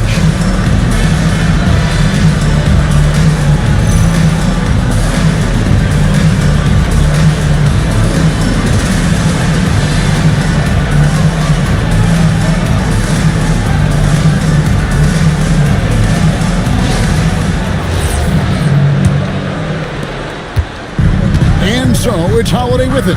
He'll bring it up for the Boston Celtics. They trail by one. Setting the floor for the Suns. Washington out there with Walton. And there's Mobley. And there's Mobley. And it's Arenas in at the two guard. Walton a screen on Holiday. Mobley the pass to Walton. And they pick up two. Walton's got the first points to start out the third quarter for the Suns. It's a great move, and he catches the defense completely off guard. Yeah, taking it right to the rim. One imagines that might be discussed at halftime. That's going to be on the film. Tatum's shot is off. He is single-handedly dropping the temperature in here with that cold streak. Yeah, right now, he's just in his own head. Not much you can do to try and push through it. Important points there. Got him on a nice play, getting the ball inside and right to the bucket. And he gets the whistle. Two free throws coming up. Mobley, smart play by Tatum. Using the fake to get the contact. Boston shooting their first shots of the night from the charity stripe. And taking a look at their free throw statistics on the season, right around 74%.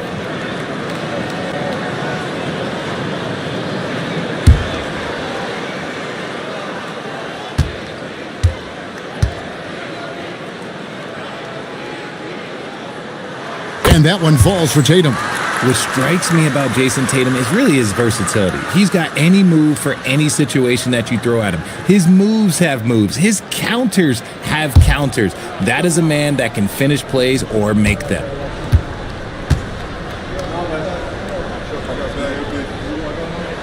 And so Tatum nails them both.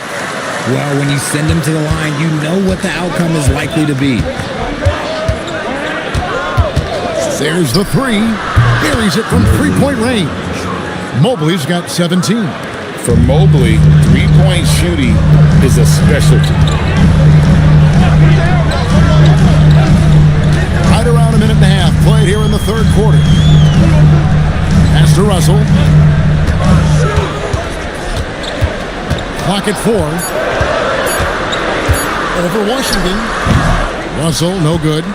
Not an ideal start to the second half for them. 0 for 3. Mobley, the pass to Mobley. Mobley sets the pick for Mobley. Outside Arenas. Rebounded by the Celtics. Yeah, but they're 3 of 4 to start the second half. A 3-ball. Rebound, Bill Walton. Walton's got 5 rebounds tonight. That's a big donut, folks, here to start the second half. 4 straight they've missed. Back to Arenas. Releases from the wing and drills it. And it's an 8-point Suns lead. Just over 2.5 minutes gone by here in the second half. And so the timeout by Joe Mazzulla here. He's going to take a few moments here to check in with his team and regroup.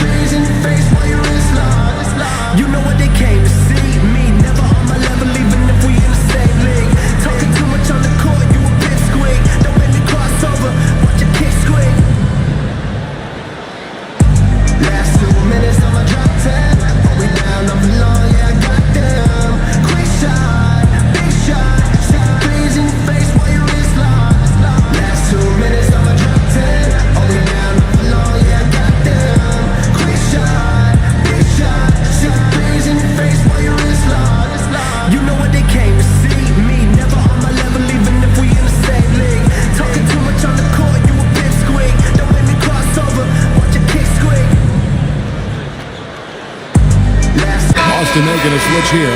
Gordon's checked in. Let's now take a look at some league leaders with the rundown of the best passing big men in the NBA over the past month.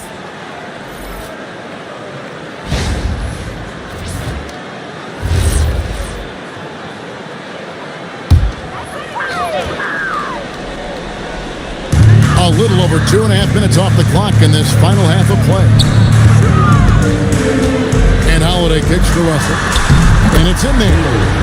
Russell's got 13 points. And they get one. Now 1 of 5 here in third. Pass to Walton. Mobley against Holiday. Back to Walton. Got a piece of it. Outside Russell. It's good. The assist that time from Holiday. Holiday's got 3 assists now in this one.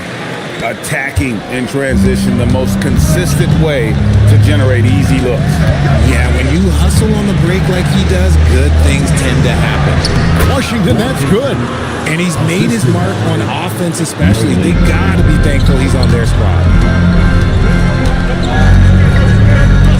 Outside Tatum. Outside Gordon. Misses the 3. That is not a guy you want to allow open looks from range. Lucky for the defense, he just couldn't get it to go. Trapuka passes to Mobley. And the 3 off target. Celtics trail by 6. Here's Holiday.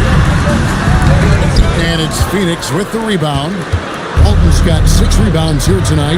Here's Washington. It falls for the 6th time in 7 tries this contest. That's 86%. And that solid play in the paint continues here, guys. Back to Tatum.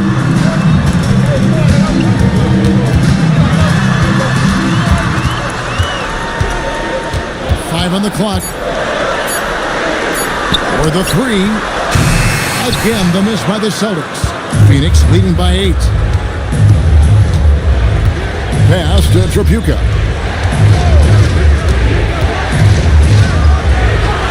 And the Suns tack on 2 more. And this has been a great job of just getting into the middle of that defense and really scoring effectively from the paint. And so the timeout by Joe Mazzulla here. He made the decision to huddle up with his guys and talk about strategy.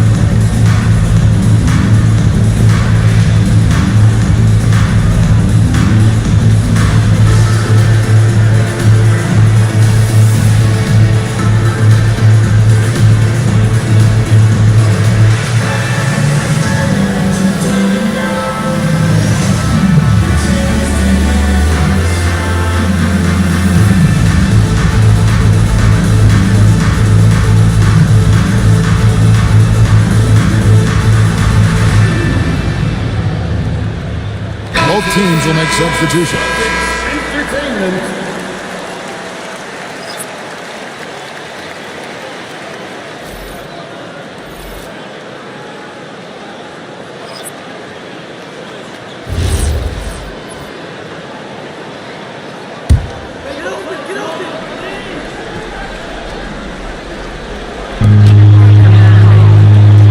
Rice kicks to Black. To Rice, the trade gets the three-pointer to fall. Rice has got his second bucket of the night. And look how Rice is just totally ready for the moment. Just put the ball in his hands, and he's good to go. And that's out of bounds. Phoenix will retain possession. Yeah, gets a finger on it, but just can't quite come up with the steal.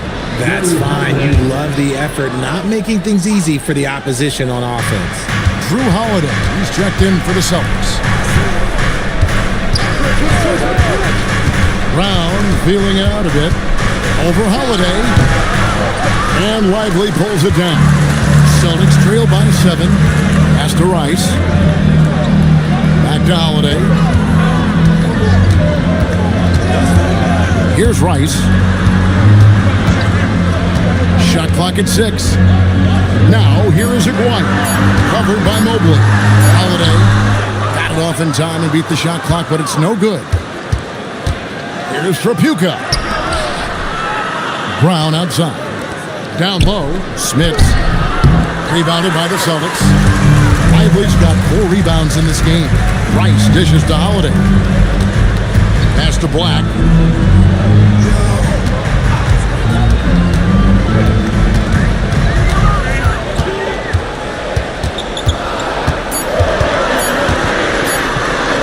And he uses the glass on the layup. Huge hole in the defense that possession. He didn't waste any time cutting through.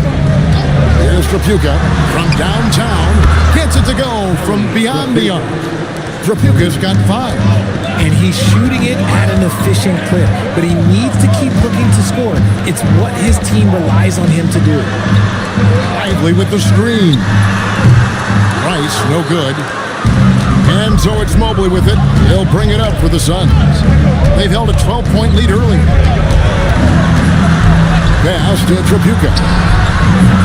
And a miss there on the triple. And they had some botched coverage that turned into no coverage.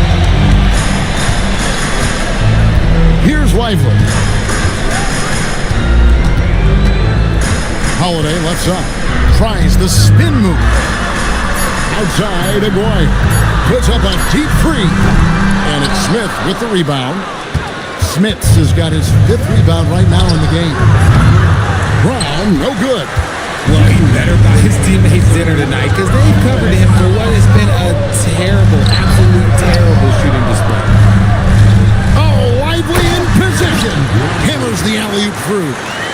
And maybe that'll trigger them. Impossible not to get pumped up after that. Yeah, well, you can see the immediate reaction of the guys on the bench. They are pumped up. Phoenix calls timeout.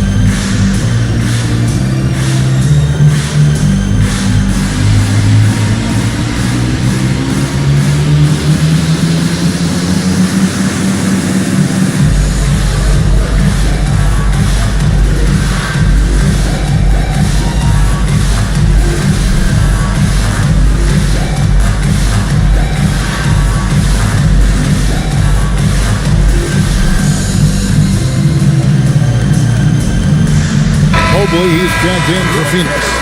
Arenas comes in for Brown. And now let's take a look at the most efficient scoring teams in the NBA. The Suns 5th. So patient on the offensive end. I mean, they're not going to force shots, and it's that selectiveness that's yielded such an impressive field goal percentage.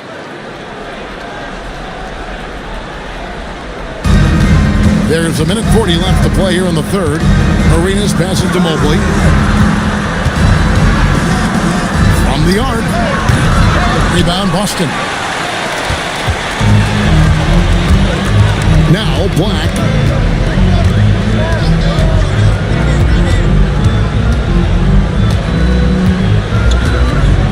Pass to Mikan. Just 5 on the clock. Mobley comes with the double team. And with that shot, the Suns' lead is cut down to just 4 points in the bucket for Mikan. Phoenix has gone a less than productive 2 of 6 from three-point land in the second half. Now Fears. Black defending. Back to Arenas. All sorts of time. Nice jump shot. Good. Arenas has got 4 points in the quarter. Pick works well there. Not much resistance from the D. Yeah, that just comes down to a lack of effort. The defender has to do a better job fighting through the screen. Launches it. Shot's good by Rice. Rice has got 2 now from beyond the arc in the third for the Celtics. Suns leading by 3. Mobley outside. Count the basket and the foul. It goes on Derek Lively. Oh, yeah, that's a lot of body there to cover. Mobley using that to his advantage. Phoenix shooting their first free throw of the night. Evan Mobley, 1 shot.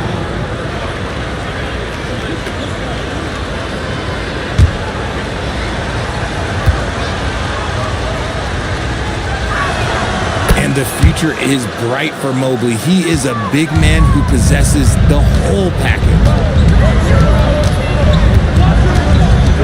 Outside, Aguirre.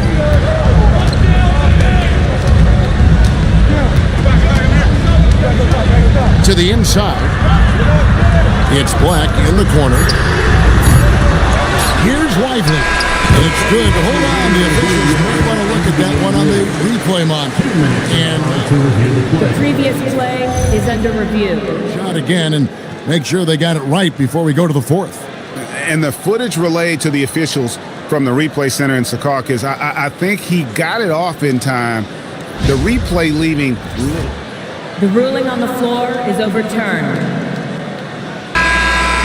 And the call is going to be overturned. The second look shows that he did, in fact, beat the clock. Yeah, they're glad they're going to get those points. It wasn't too long ago that they wouldn't even have looked at it on the monitor. But replay's here, and it's here to stay for situations just like that one. And we've watched 3 so far in this one.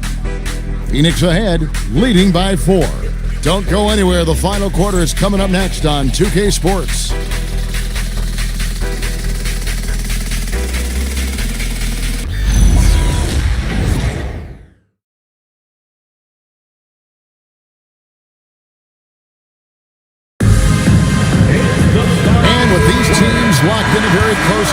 this fourth quarter promises to be a good one.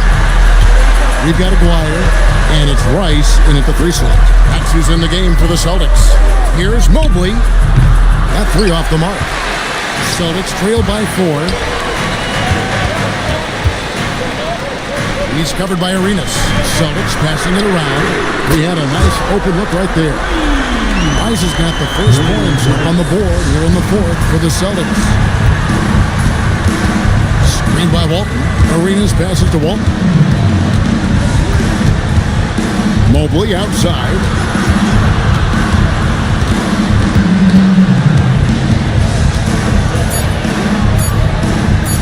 From deep. And it's Russell with the rebound. Russell's got rebound number 8 now on the night. They now take the lead. And the Celtics lead by 2. Playmaking isn't a focus for Rice, but this opening is just too good to not make it. Aguirre against Arenas. All alone. And he nails it. Arenas has got the game tied up here for the Suns. And that's right in his wheelhouse. Looking to make an impact when it counts. And his team needs every bit of his production if they want to pull this one out. It is neck and neck here in the final period.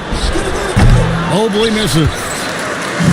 Boston's gone 2 for 2 from three-point land to start the fourth quarter. Covered by Mobley.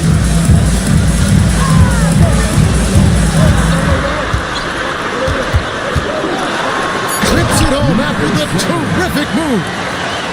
An aggressive move and fantastic finish. Trying to send a message with that slam, I think. Washington sets the pick for Arenas. And there's the drive. And stolen by Aguirre. To the paint. And stolen by Mobley. Just over 2.5 minutes played now here in the final quarter of regulation. Mobley, a screen on Aguirre. Phoenix, no good that time either. The game has been very close in a lot of areas, but rebounding has been the one differentiator thus far. Also a screen on Arenas. Pass to Mikan. Great D that time from Walton. Arenas against Aguirre. Mobley sets the pick for Arenas. And it's sent back by Russell. Well, if you're just tuning in, welcome. We've got about 3.5 minutes gone here in the fourth quarter. It hasn't been his best game, but his team is still doing just enough to be up. Back to Mobley to take the lead. And the Suns miss again. You know what? He's got to look to get other guys involved. The three-point stroke is off. Pass to Rice. And the dunk by Aguirre.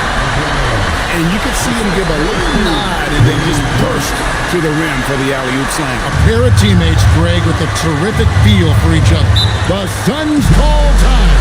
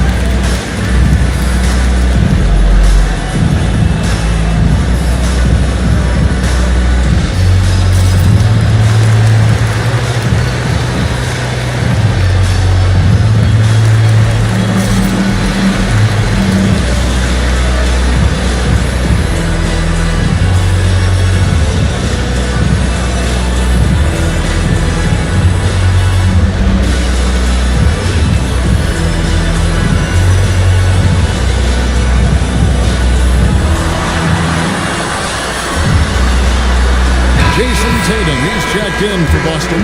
Holiday comes in for Aguirre. And now, Allie LaForce has something for us from the sideline. Over that last break, I listened to Phoenix's coach address his team. He seems pretty disappointed with the three-point shooting, telling his crew we have to start making more outside shots. I want to see more threes out there. Let's get aggressive. Coach is hoping some big production can make a splash for them. Allie, thank you so much.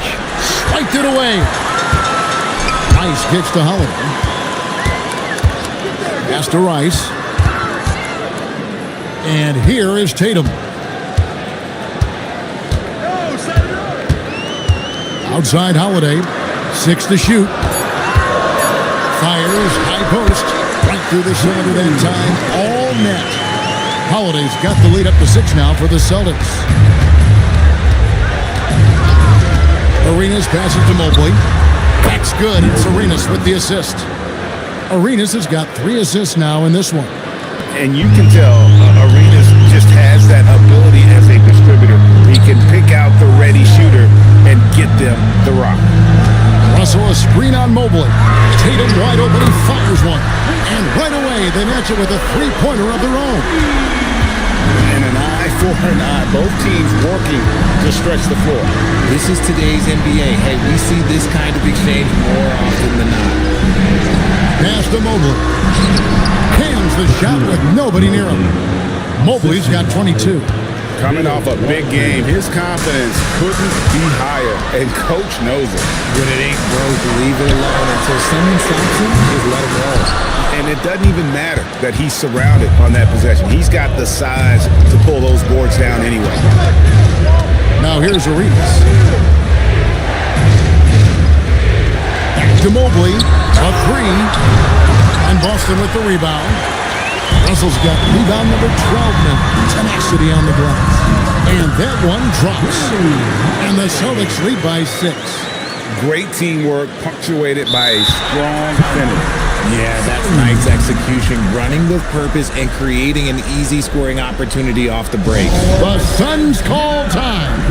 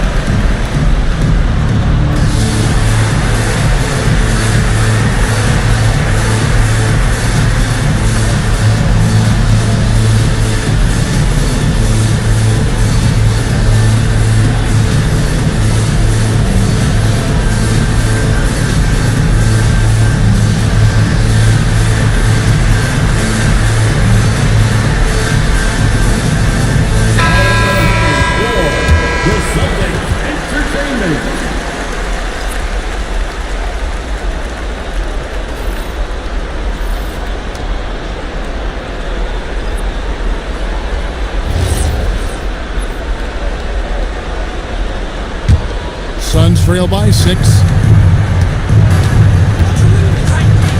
Here's Arenas.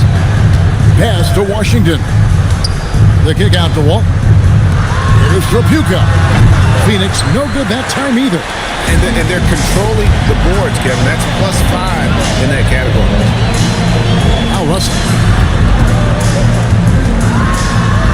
In it goes for the 8th time in 10 tries. They are just killing them on the interior. The Suns shooting in this 4th quarter pretty dire at 27%. Inside, here's Washington.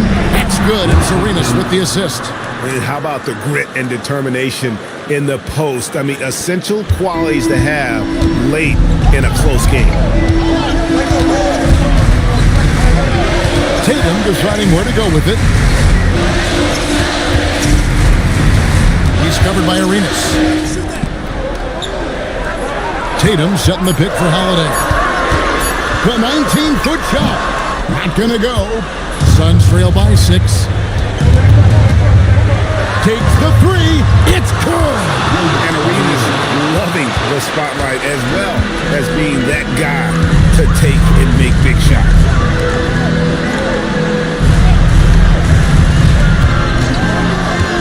Russell outside. No good from three.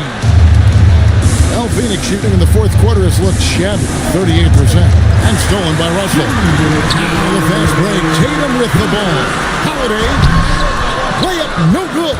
The defense really made this an uphill battle, and he just couldn't get there. Now Washington, and it's blocked. Out of bounds, Suns ball. Phoenix keeps possession. The Suns call time.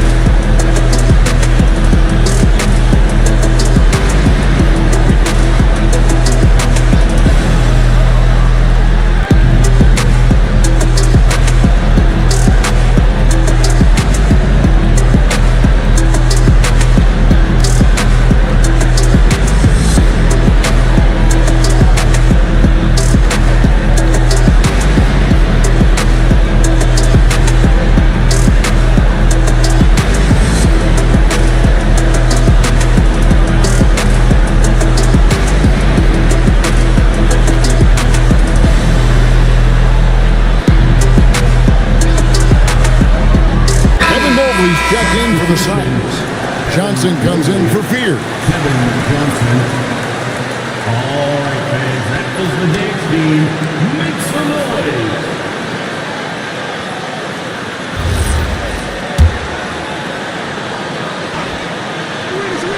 Al Johnson.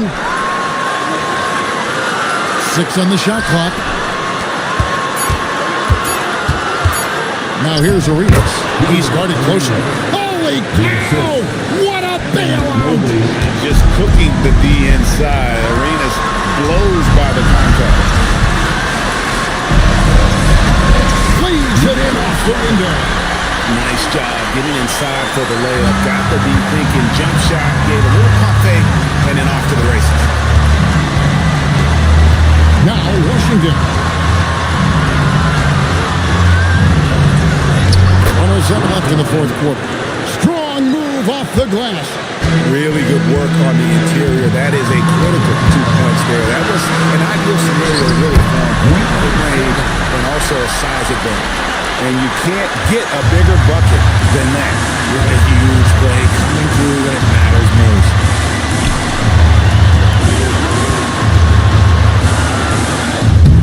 And a missing.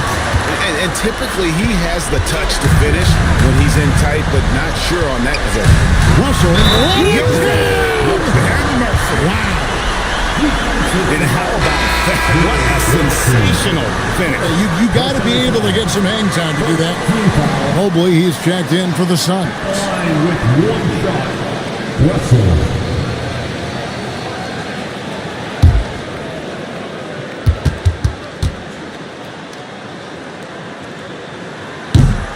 Free throw good, Russell. Now they're going for the jugular. A few more trips like that, and you might be able to see this one in the books. Mobley. The three is off. Another missed three, and he seems determined to shoot his way out of it. Personal foul.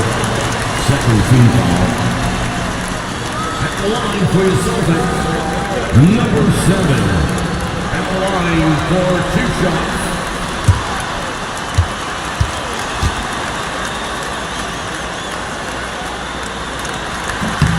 He hits the first one, and that makes it a 7-point lead.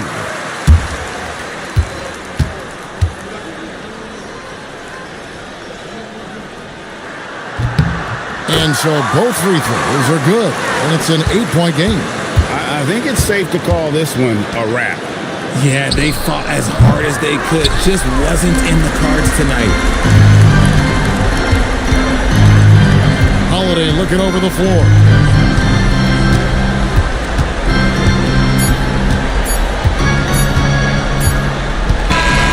So it's the Celtics picking up the win. Some good moments throughout this one, but they have the clear advantage down the stretch. Yeah, I mean, I love the way they executed on both ends of the floor, completely under control for the vast majority of the game. And whenever there was a misstep, they just didn't allow it to fester, and that's why they're going to walk away with the win. Well, we've got a moment now. Let's go courtside to Allie LaForce. Allie. Jason, with you guys being such a young team, how do you continue to improve to reach your potential? We got to watch film. I mean, we did a lot of good things today. There's a lot of things we could have done better. And we just got to be focused, composed, play with a lot of poise, and we'll be fine. Poise normally comes with experience, but because you're so young, you're finding it early. Congrats. As always, Allie, we appreciate it. And that's going to do it tonight, folks, for our broadcast. For Greg Anthony, Richard Jefferson, and Allie LaForce, this is Kevin Harlan. Thanks so much for joining us on this presentation from 2K Sports. And as we leave, we present our player of the game.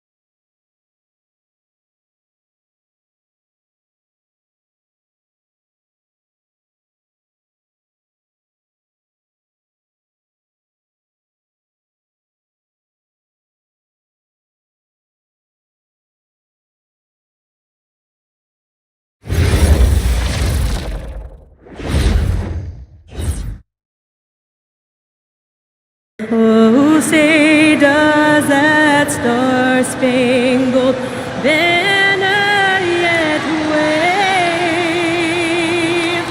o'er the land of the free and the And Grant, we hear all the time about the rookie wall. Oh, it's definitely a real thing, B.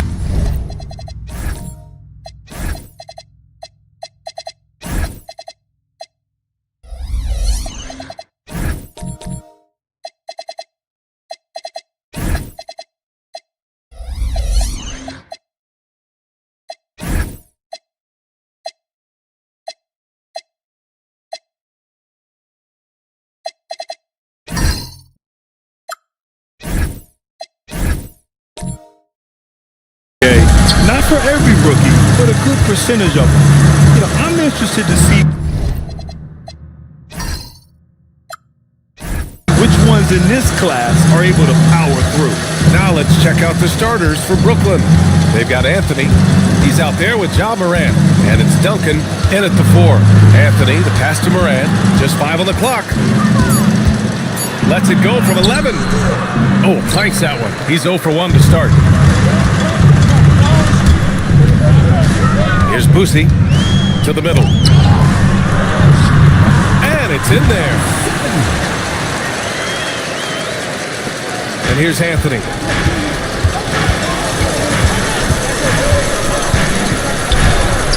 It's good. Off the glass. And let's send it over to Allie LaForce. Thanks. Yeah, Sacramento's head coach and I were able to chat briefly. The topic in hand, Ja Morant. His ability to completely dominate at times because he's so athletic and aggressive. Coach said we can't let him live in the lane. We have to keep bodies in front of him and make him work for everything he gets. Guys? All right, appreciate it, Allie. And the Nets with possession here, following that last three-pointer by Sacramento. Outside Morant, clock at 6.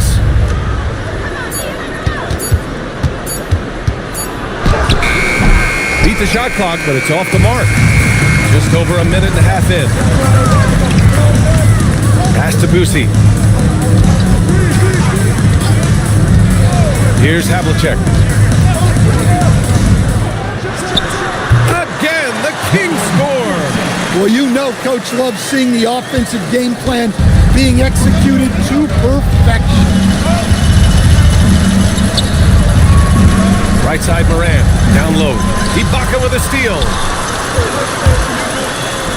Here's Petrovic. No good on the 3. The Nets have gone 1 for 3 so far. Pass to Morant. Here in the first, just under 2.5 minutes played so far. Here's Duncan. Good ball movement here by Brooklyn. Ooh, it's stolen away. Here's Havlicek. Brooklyn with the board.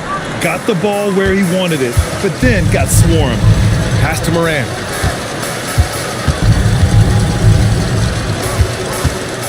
From 12 feet.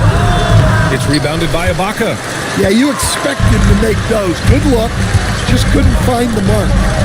Here's Petrovic. Nails it from beyond the arc. Their offense looking like a well-oiled machine. Here's Morant, giving this team some energy, averaging a little over 10 points a game. Timeout call, Brooklyn. This is the first they're seeing of Sacramento.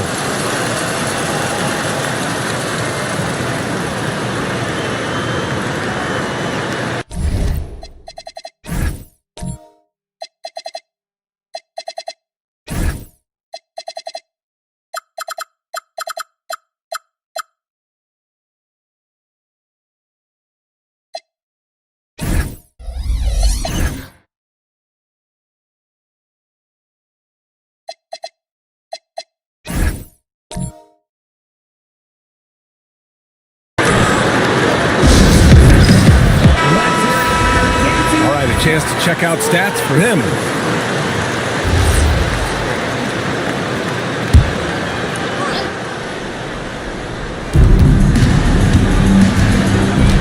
Outside Rizachet. Pass to Anthony. And here's Morant. Down to 5 on the shot clock. to halt the run. Oh, and that miss makes him 0 for 4. Not a great start. Look, I'm not sure what's going on with him. 0 for the night. Might be time to give someone else a chance. Oh, and he got fouled on his way up. He'll head to the line to shoot 2. Well, that was clearly a foul. Sacramento shooting their first free throws of this game. He hits the second from the line. And so it's Morant who brings up the ball for the Nets. They trail by 9. Anthony outside.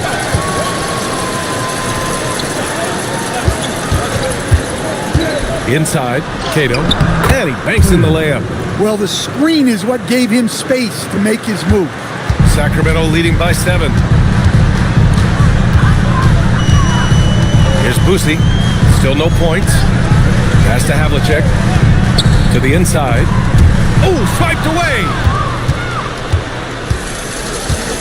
Now Morant. Oh, got a piece of it. And as it goes out of bounds, Brooklyn able to keep possession. It's February. Let's see how things are shaping up in the East. You take a look at the Nets, and they're sitting with the 5th seed in the conference currently. I think for the Nets, they've looked rock solid this season. They just need to stay on target and prepare for the postseason. Well, look, they've performed to expectations, but I think this team could take it to another level if they get rolling. Now here's Risachet. The D's right on him. And he was fouled while in the act of shooting, so he'll take 2 free throws. I like that. I mean, some physical play inside. He's not about to give up any easy baskets. Brooklyn shooting their first free throws tonight. Siakam, he's checked in for Brooklyn. No good on the second free throw. The Kings lead by 4. Here's Petrovic. His last outing, he had 24 points. The rebound by the Nets. They're fresh off a win against the Pelicans. Dialing it in from range on the road is never easy to do, but they pulled it off and played a great game. Yeah, great three-point shooting is so often what swings a game these days. When they're rolling from outside, they're tough to beat.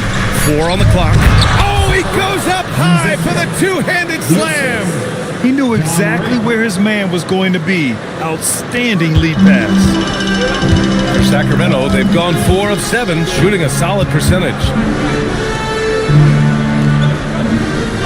To the wing on the left. Pass to Ibaka. Here's Boosie. Fires from deep. He can't get it to go. Excellent D there from Morant. To the paint. Here's Risachet. Can't tie it up. That one misses. Sacramento has gone 2 for 4 from range to start things off. Havlicek passes to Boosie. Siakam against Ibaka. Pass to Petrovic. Gets the 3 to fall. Petrovic has got 6. And that's what they want to do. Get him open looks early. Now Morant. No made baskets yet. Anthony with it. Back to Morant. Releases. Sacramento grabs the miss. They come into this one having outplayed the Mavericks last time out. They were really in control of that game, played well as a team, and really made sure they didn't have to sweat it out at the end. Well, they were able to execute when they needed to, never let the game get away from them, and close things out. Brooklyn calls timeout. So both teams changing it up here. And now we go to the 2K leaderboard to look at the teams with the most blocks per game over the last month. Brooklyn, second. These guys have been so impressive down low on the defensive end, denying shots left and right over the past month.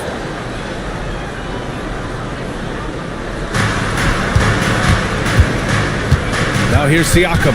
Ware covers. Pass to Vandeweghe. Goes up on the wing. Brooklyn, no good that time either. The Kings lead by 7. Embry passes to Sharman. Sacramento passing it around. Anthony on the double. Johnson for three. Another three for Sacramento. This defense is getting spaced out. 3 of the last 5 buckets have come from way beyond the arc. Siakam outside. Here's Vandeweghe, covered by Johnson. Looking to end the run. And as it goes out of bounds, Brooklyn able to keep possession.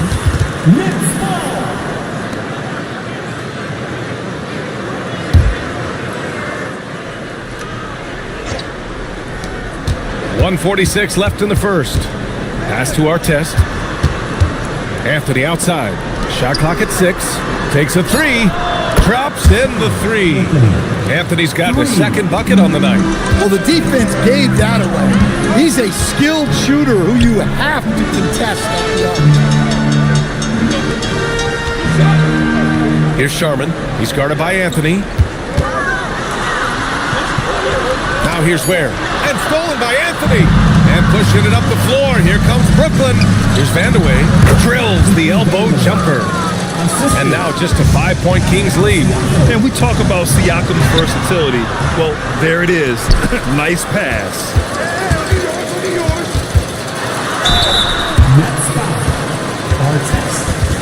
All right, guys, some stats here. The scoring breakdown for Sacramento. Well, the thing about hitting early threes, it spaces the floor and makes things a lot easier offensively. And another thing, they found the open man. Really playing unselfish basketball, moving the ball around there on the perimeter. Thompson, he's checked in for Brooklyn. On the wing, Anthony. Pass to Vandeweghe. 5 on the clock. With a step back. Rebounded by Johnson. So far, rebounding has been a focal point for them. For a center, he's maybe undersized, but his ability to get in the air to make a play balances that out.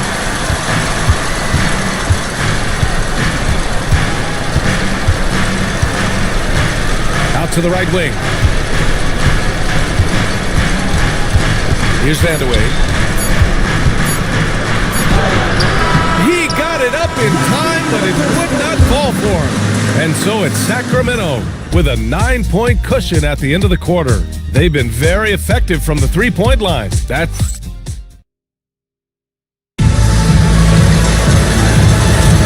And if you're just tuning in, we've got a wide margin on the scoreboard, but plenty of time left for a comeback. And taking a look at Sacramento's performance here, guys, what have they been doing or not doing? Well, they've really been racking up three-pointers in bunches. They've been so impressive to watch. And with each made three, their confidence continues to build. Their opposition might want to change their approach to try to slow them down. Khalil Ware out there with Serge Ibaka. Then there's Gary Payton II, and it's Sharman in at the point. So that's the 5 in the game for Sacramento. Gives us a chance to catch up with Allie LaForce. Hey guys, John Morant looking to lead the way. He said, I set the tone. My teammates feed off of it and I love to compete.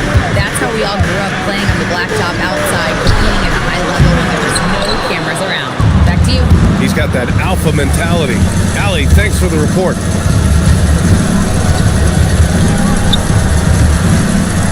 Pass to Rizache.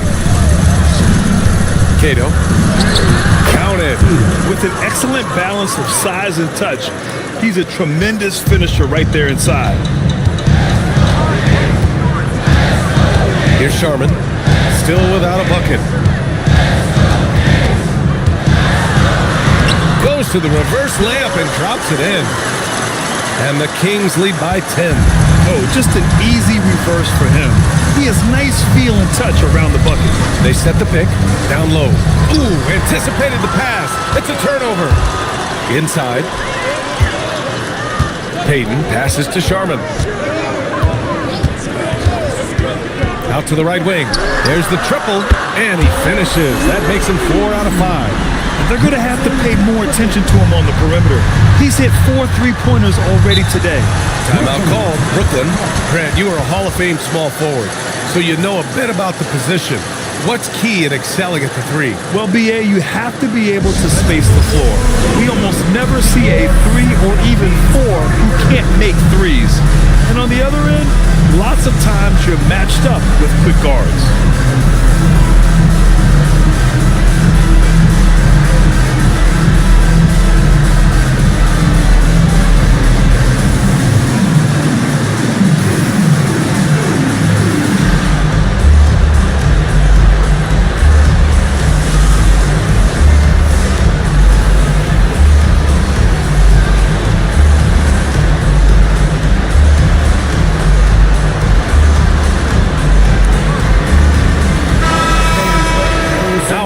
take a look at the year-to-year scoring output and how it's been trending for Ja Morant. Well, I like that he's really found a balance. He doesn't feel the need to put the team on his back and try to carry them offensively, but he can still bring it when they need him most. And maybe what's most important, he provides that veteran leadership necessary. Duncan, pass to Morant. From the arc. Sacramento grabs the miss. And he almost made them regret defending him so loosely. Here in quarter two, we've played a little over 2.5 minutes now. On the wing, Payton. Sacramento passing it around. Sharman can't get it to go. Hit his leg. The official saying it was kicked.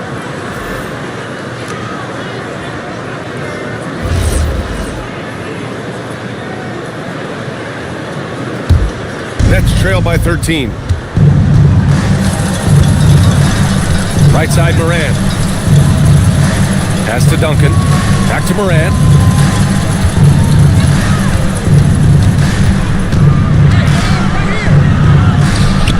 Oh, Morant from close range. Well, the defense can't let Morant get comfortable down there or he'll just continue to torture them. Just an electrifying style on the court for Ja Morant.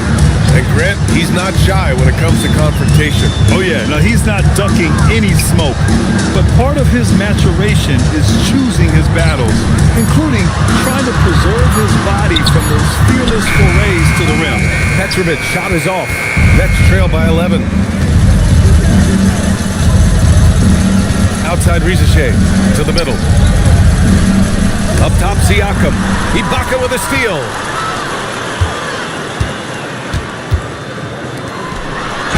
Uses the glass to finish the layup. He's got 5.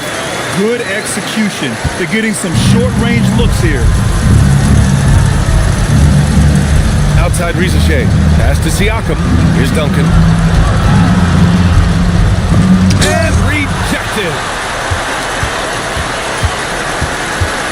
Here's Petrovic. 12 points for him. Ibaka with a screen on Morant. Now Payton. Rizachet covering. Shot clock at 5. Here's Havlicek. And the 3 off target. Nets trail by 13. McInnes. And it's blocked by Ibaka. And it's out of bounds. They say it was last touched by Ibaka. Both teams will make substitutions. And so it's Brooklyn with it. Pass to Anthony. Lets the 3 fly. And it's Sacramento with the rebound. Ibaka's got 4 rebounds in the game. Over to the left wing. There's a screen. To the inside. Second chance shot. And he takes it up and lays it in. And the Kings lead by 15. Just what they wanted from that possession. A quality look in tight. Anthony feeling it out a bit. Outside Rizachet. Ball stolen. To the left side wing. Here's Havlicek. The rebound by Duncan. Duncan's got rebound number 5 here tonight. Pass to Anthony. Here's Duncan. He had a 12-point outing in their last game against the Pelicans in New Orleans. Off his leg. And it's whistled a kick.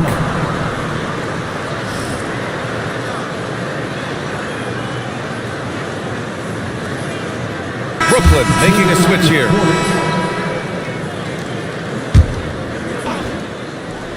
Here's Morant.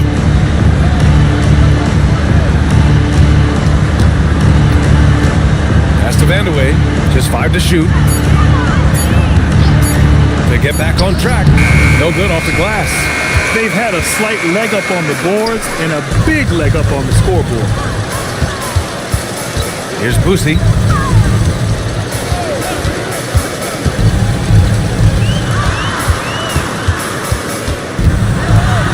Pass to Havlicek. From downtown. Vandeweghe with a rebound. He hasn't helped the cause with his shooting, but his teammates have had his back. Now here's Anthony.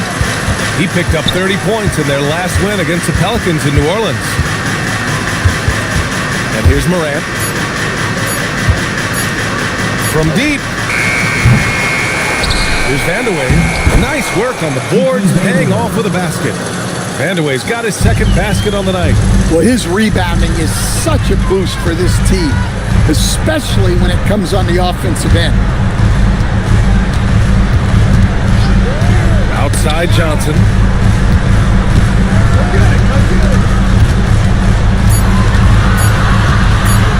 From deep three-point range, Brooklyn pulls it in. I know that he has the ability and confidence to sink that shot, but better luck next time, maybe. That's one of those heat check shots, and heat check is a synonym for bad shot. Yeah, those shots from him are certainly not helping their case. 2 minutes remaining in the first half. Pass to Embry.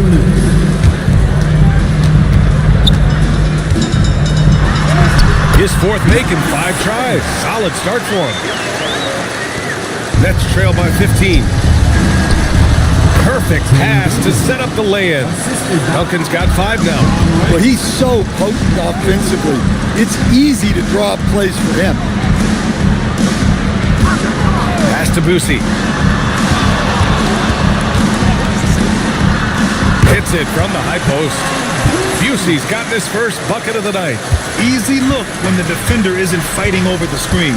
Yeah, it's certainly worth it to disrupt the offense. Coaches notice that extra effort. Anthony, the pass to Vandeweghe. 6 on the shot clock. Shoots over Johnson. A shot by Vandeweghe, no good. It's been that kind of quarter for him. The shot has just been unreliable. Here's Havlicek. 13 points in the win against the Mavericks in Dallas. And on top of everything else, he did a great job of helping control the boards at both ends. Oh, phenomenal hustle. He has a knack for those boards. Man, he is tenacious when that ball goes up. Pass to Anthony. Wing shot on the way. Good. And the setup by Morant. Morant's got 3 assists now in this one. Well, you love assisted hoops. That's good offense. Shot and game clock separated by 5. And the officials will call the illegal screen here. One of the trickier plays to judge, but it would be hard to argue against the call. Yeah, and that's maybe something that should be called more. We see a lot of moving screens in today's NBA. Anthony outside. Out to the wing. Here's Vandeweghe. Over Johnson. Cato. And he drops in the layup off the glass. He's got 6. That's been the story of their offense so far. Getting a number of looks from point-blank range. And so it's the Sacramento Kings in a good situation, up by 13 points to close the quarter. The hustle they've shown on defense has been tremendous. Back after this.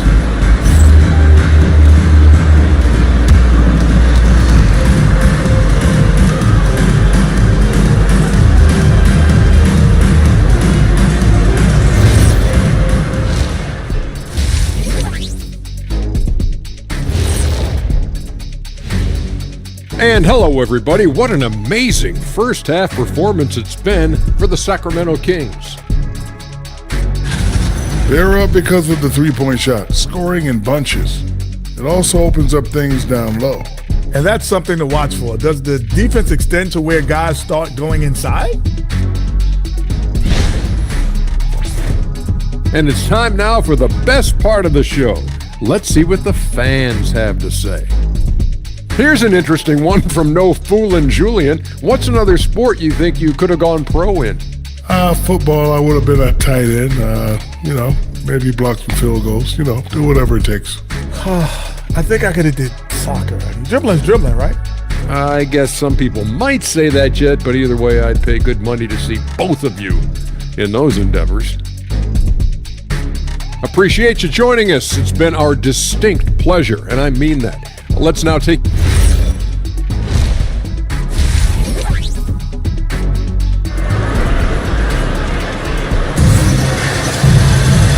And with the second half upon us, we'll find out if this game becomes the rout that it's threatening to be.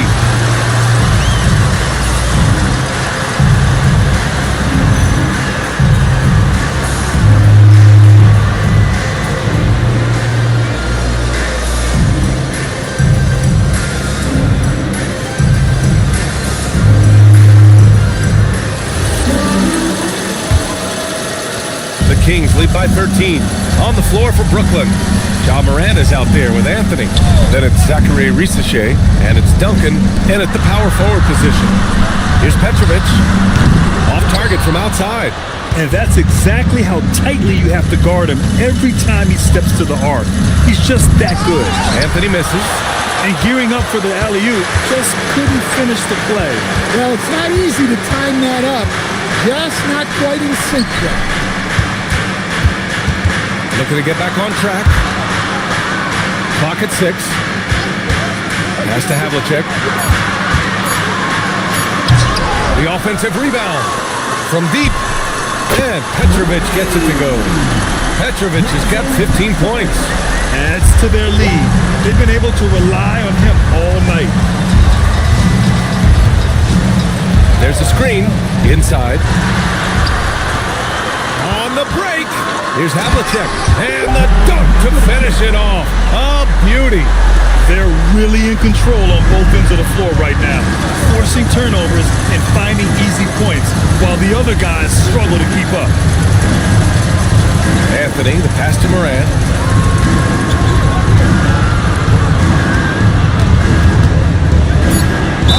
And there's the whistle. He'll head to the line to shoot 2. Stan, he's one of the most exciting players in the league right now. What makes Ja Morant so special? Look, B.A., his explosive. Sometimes he makes you nervous with how much he throws his body around. But what I love about Ja is that it shows he has no off switch. He plays with intensity. The free throw drops for Morant. Well, Morant is so athletic, and he finds himself at the free throw line a lot.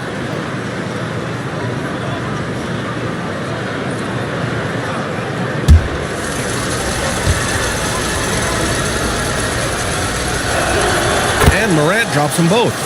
Two-part equation. You have to be aggressive enough to get to the line, then talented enough to sink them.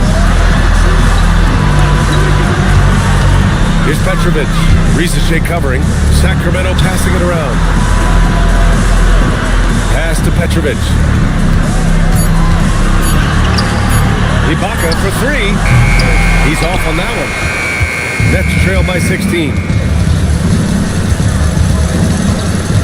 And here's Morant. Tipped. And he was fouled in the act of shooting. Opportunity for a three-point play here. Soft interior D, and they've exploited it. Brooklyn shooting their 5th free throw of the game here. Shooting for Brooklyn. Tatum. 1 shot.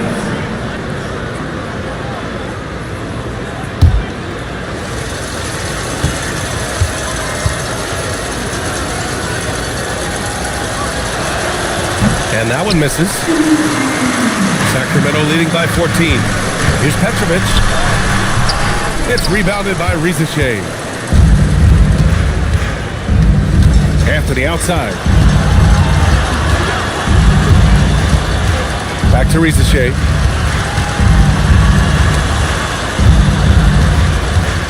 Fires for 3. Rebound by Sacramento. Ibaka's got 6 rebounds in the game. Pass to Havlicek.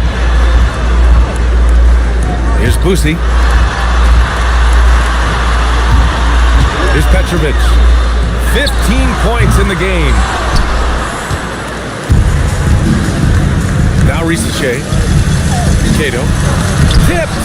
And with that miss, they're just 1 for 4 to start the 3rd quarter.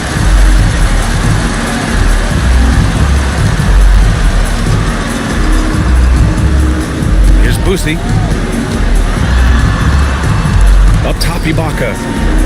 The 3 ball. Havlicek's shot is off. Nets trail by 14. Outside Morant. There's a screen to the paint. Nice pass, nice catch, and a resounding dunk. Well, even when there's not an open passing lane, Ja will create one. He is an excellent passer. Pass to Petrovic. To win the cold spell. Another basket. He's now 6 for 7 in the contest. He's pouring it on at a nice clip, and the rest of the team is stepping up as well. Timeout called, the Nets.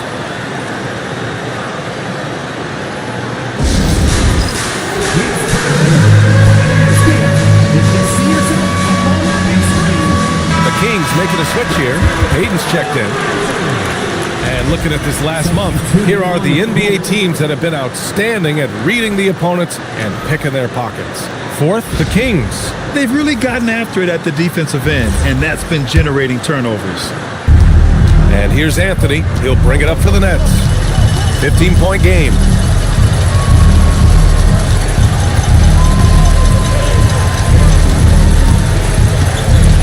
Left side, Morant. 5 to shoot. Brooklyn needs to get off a shot here. And the shot goes down. Thompson's got his first points in this one. Looks like we're starting to see a pattern here. Not afraid to get in the paint and get wet. Pass to Petrovic.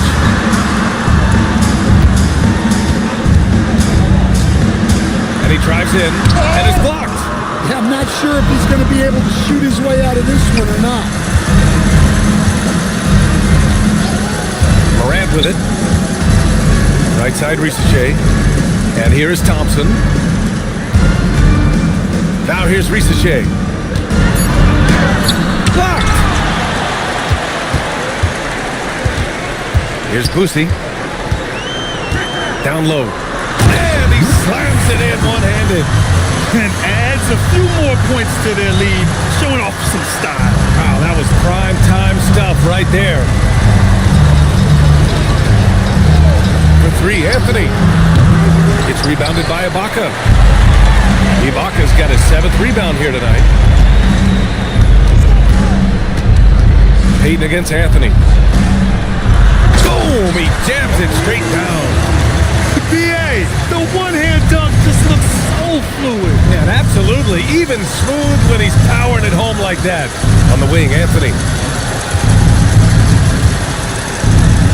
Pass to Risache. Jacks up at 3. Drills it from deep. Risache's got 7 points in the game. Assisted buckets. Every team wants them. They show you're running effective team offense. And Sacramento calls their first time out of the game. Now coming onto the hardwood is your Sacramento Kings Street Team. Let's get it.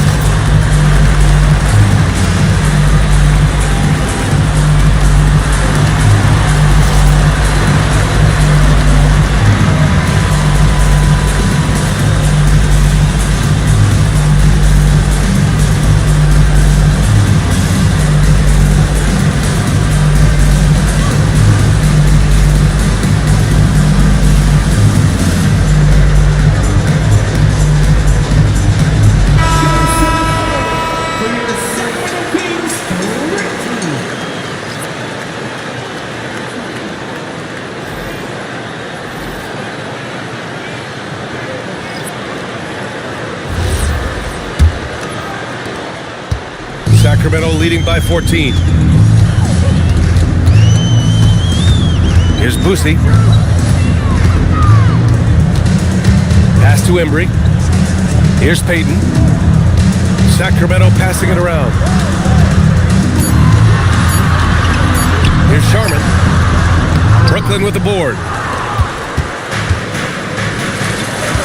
On the wing, Anthony.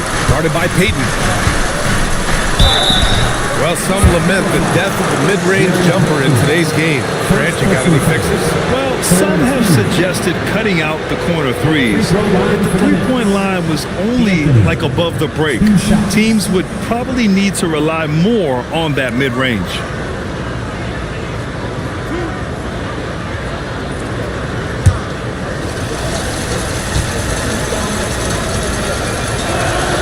Free throw drops for Anthony.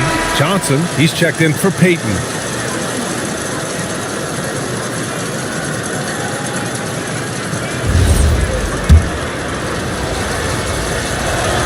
And Anthony drops them both. The Kings lead by 12. Here's Sharman. Checking his numbers, he's put up a little over 9 points a game. Has to Ware. Thompson with a steal. Stripped it away. Here's Sharman. Now here's Johnson to the middle. There's the drive, and down it goes. Dunked it through off a beautiful setup. Talk about taking advantage of the opportunity. How about the anticipation right there that led to the steal? Then he goes straight to the bucket. Turning great defense into great offense. That's the kind of stop you're looking for. And taking a quick gander here at the hustle stats for the Kings. Well, they've shown just outstanding effort defensively, and it's resulted in several forced turnovers. Well, another thing they've been doing right in this one is making the most of turnovers. Lots of points for them tonight off of them. Pass to Busey. The three is up. Nails it from three. Busey's got his second bucket on the night. Even though he hasn't lit up the scoreboard, I like how he's keeping others involved. Here's Vandeweghe, covered by Johnson. The shot by Vandeweghe, no good. And so it's Johnson with it. He brings it up for the Kings. 19-point lead, which is the largest margin of the game. Pass to Sharman. 4-3. The shot no good. Brooklyn's gone only 1 of 3 from deep here in the third. Here's Vandeweghe. And it's thrown down hard with both hands. Yeah, his athleticism more than makes up for his lack of size. Allows him to compete even against bigger guys. Sacramento calls timeout.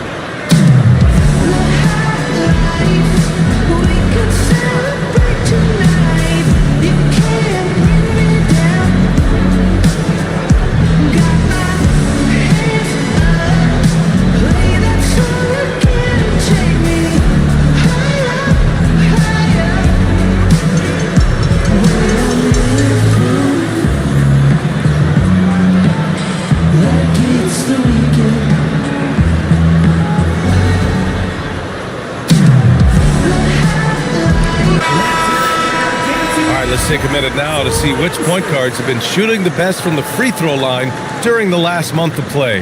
The fourth spot held by Ja Morant.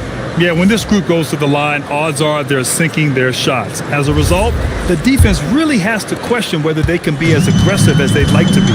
And that's something he can really use to his advantage. It gives him an edge against more imposing defenders. And the basket by Embry. And it gets even worse for them. I mean, he just waltzes down the lane, extending their advantage. Not good. Well, it's not going to get any easier if they can't improve their defensive intensity. They got to show some fight. Yeah, loose coverage by the defense, but he just couldn't make them pay. Here's Busey. He's got 5. Laid it in with a nice touch off the window. Busey's got 5 points in the quarter. We've got 33 seconds left to play in the third quarter of basketball. Morant, pass to Anthony. From the baseline. Rebounded by Johnson. Well, he's pressing right now, which can happen when you're trying to cut into a lead. Here's Anthony. And as it goes out of bounds, Brooklyn able to keep possession. Next ball. Substituting on the court.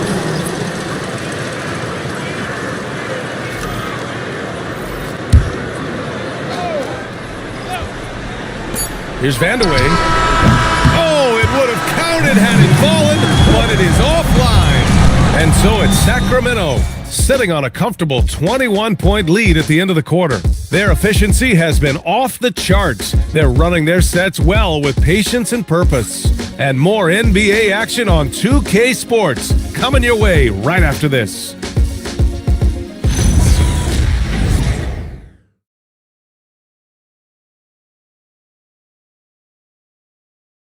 And a worthy candidate tonight as we take a look at our State Farm Assist of the Game. And he definitely deserves the award. Reading the defense like a point guard. Well, his height gives him the ability to see the floor, and he makes a quick decision and a great pass. And we reach the fourth quarter in a game that may already be out of hand. They've got Gary Payton second. He's out there with Serge Ibaka, and it's Sharman in at the point guard position. So that's the 5 in the game for Sacramento. The Kings lead by 21. Right side, Payton. Here's Sharman, hounded by Morant. And they pick up 2. And it hasn't just been their stellar offense. Their defense has been effective as well. Great example of how to build a lead and then sustain it. You win games on both ends of the floor. And here's Morant outside. Rebound by Sacramento. You have to credit their effort. I mean, they've done an amazing job on the glass. Ooh, they pick off the pass. On the wing, Risache. Just over a minute played here in the fourth. Fires the jumper from the corner and nails it. Well, normally Morant is scoring off the dribble. It's good to see him being effective off the ball. Sacramento passing it around. Screen by Ibaka. 6 to shoot. And stolen by Morant.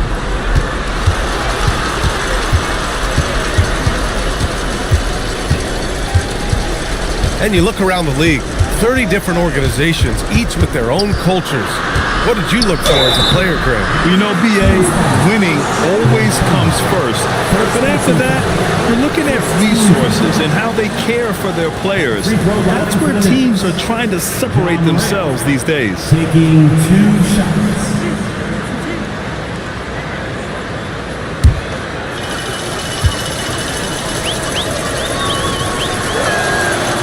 That free throw, no good. They've been playing with much greater physicality this half. Getting themselves to the free throw line is a bust. Brooklyn making a switch here. Anthony's checked in.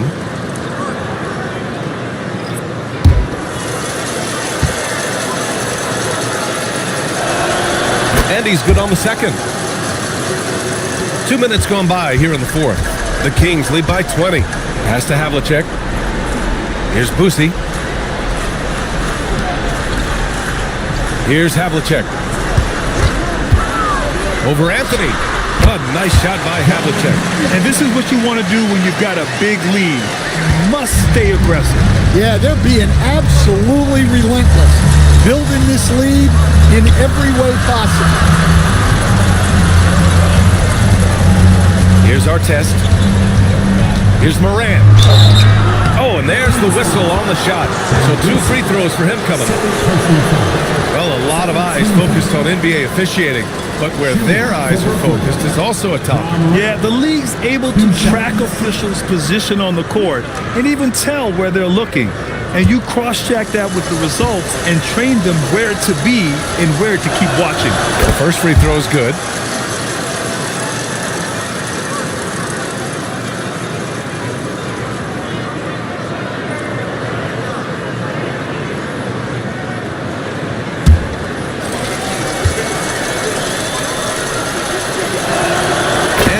drops them both. The Kings lead by 20. Pass to Petrovic. And here's Ibaka. Here's Petrovic. The three is up. Counted from distance. Look, in that first half, he was hot from beyond the arc. And that's now his second in this half. Outside Morant.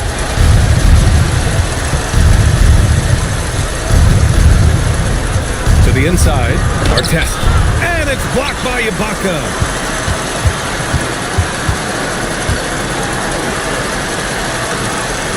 Lets a three fly. Havlicek's shot is off. Well, and after making just one triple going into the break, he's still looking for his first make from distance here in the second half. To the wing on the left. And as it goes out of bounds, Brooklyn able to keep possession. And the upcoming schedule for the Brooklyn Nets. On Friday, they'll go up against the Bulls in Chicago. Then on Tuesday, they'll head home to take on the Dallas Mavericks. And for that game against the Lions, you'd be hard-pressed to find a more even pairing in the league. That one promises to be a really closely fought battle. Set it up with a fake, but it's offline. Sacramento leading by 23. Petrovic passes to Boosie. And that one is stuffed right through. Hanging on the rim, just showing off. That's how you extend the glory right there. Well, it's always nice to head up to the connected cam to get another angle of these big plays, courtesy of AT&T. Boy, they need something to go to regain some confidence. No question. Way too many empty possessions for them. Pass to Anthony. Outside Morant. And he lobs it up. 5 on the clock. And he can't bank that one in. I think he got the shot he wanted inside, but somewhere on the play, he just lost focus. Ibaka with a screen on Morant. There are usually 1 or 2 mid-season coaching changes in the NBA every year. Can those energize the team, Grant? You know, B.A., we've seen it give teams a boost in the past, but only on occasion. Usually it's a last-ditch effort in a doomed season or simply just turning the page.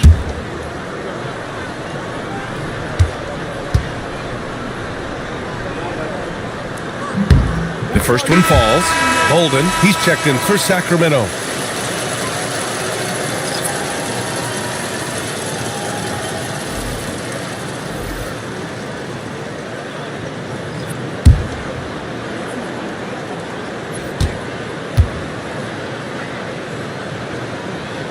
Both free throws good from Ibaka. For Brooklyn, they've got 1 out of 6 shots to fall in this final quarter. Not ideal. Pass to Artest. Thompson with a screen. Here's Artest. Will it go? And he makes it. Artest has gotten his first points of the night. And here are the Kings now. They've allowed just 7 points here in the fourth. Their next game playing at home as the Grizzlies come to town. That'll be the second and last game of a quick homestand. Pass to Siakam. And then Siakam with the jam. A gritty play by Siakam. Absorbs the foul and still gets his shot to go. Grant, you look at some of the rule changes in recent years. Does it seem to you like coaches' challenges are here to stay? You know, B.A., it does. And I think that's a good thing. You know, I can think of a few calls I would have liked to challenge in my day. So it's a nice option to have.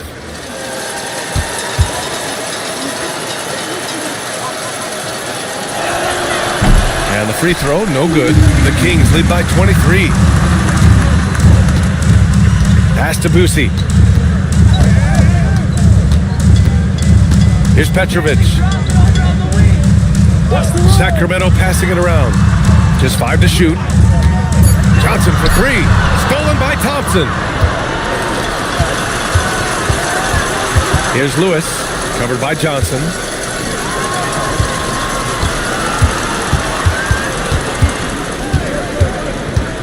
Here's Vandeweghe.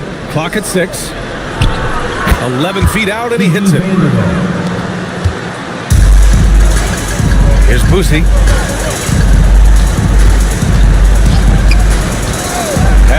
Petrovic. And another miss by Sacramento. Yeah, and the defense really respects his shooting ability, and they showed it with that tight coverage. Here's Lewis. Grant, you're involved with helping the NBA grow the game globally. How important are those initiatives? You know, BA, is very important to watch how the game has grown over the last 30 years that I've been connected with the NBA. It's quite staggering, but there's more work to be done. So every initiative, every appearance, every camp, every game is so vitally important as we continue to spread the game of basketball all over the world. And the call is going to be, yes, an illegal screen. Well, the league has put an emphasis to crack down on illegal screens. Yeah, and yet we still see it a lot. It's a tough thing to police. Nets trail by 21. Anthony outside. Pass to RizaShay. Anthony outside. Lets it fly. That one's wide left. And their physical dominance has been on display. A 10-rebound advantage is a good indicator of how this game has gone. Boosie passes to Petrovic.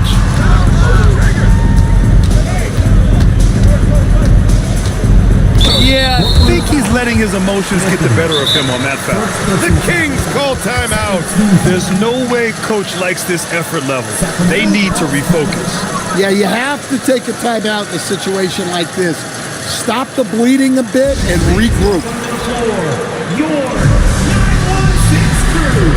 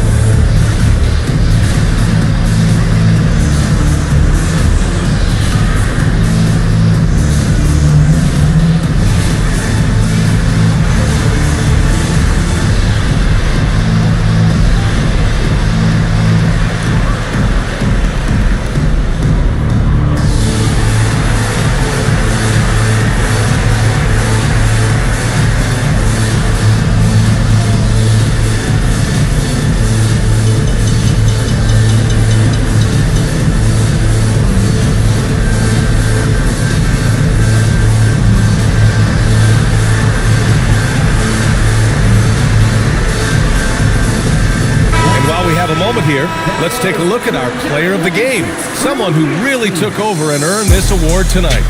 And guess what? This was his game all night. I mean, he tore through the defense and almost never took a bad shot out there. Really, a level of offensive consistency most players can only dream of. Boy, he'd been struggling a lot in the past few games. Good to see him bounce back with such a strong effort here tonight.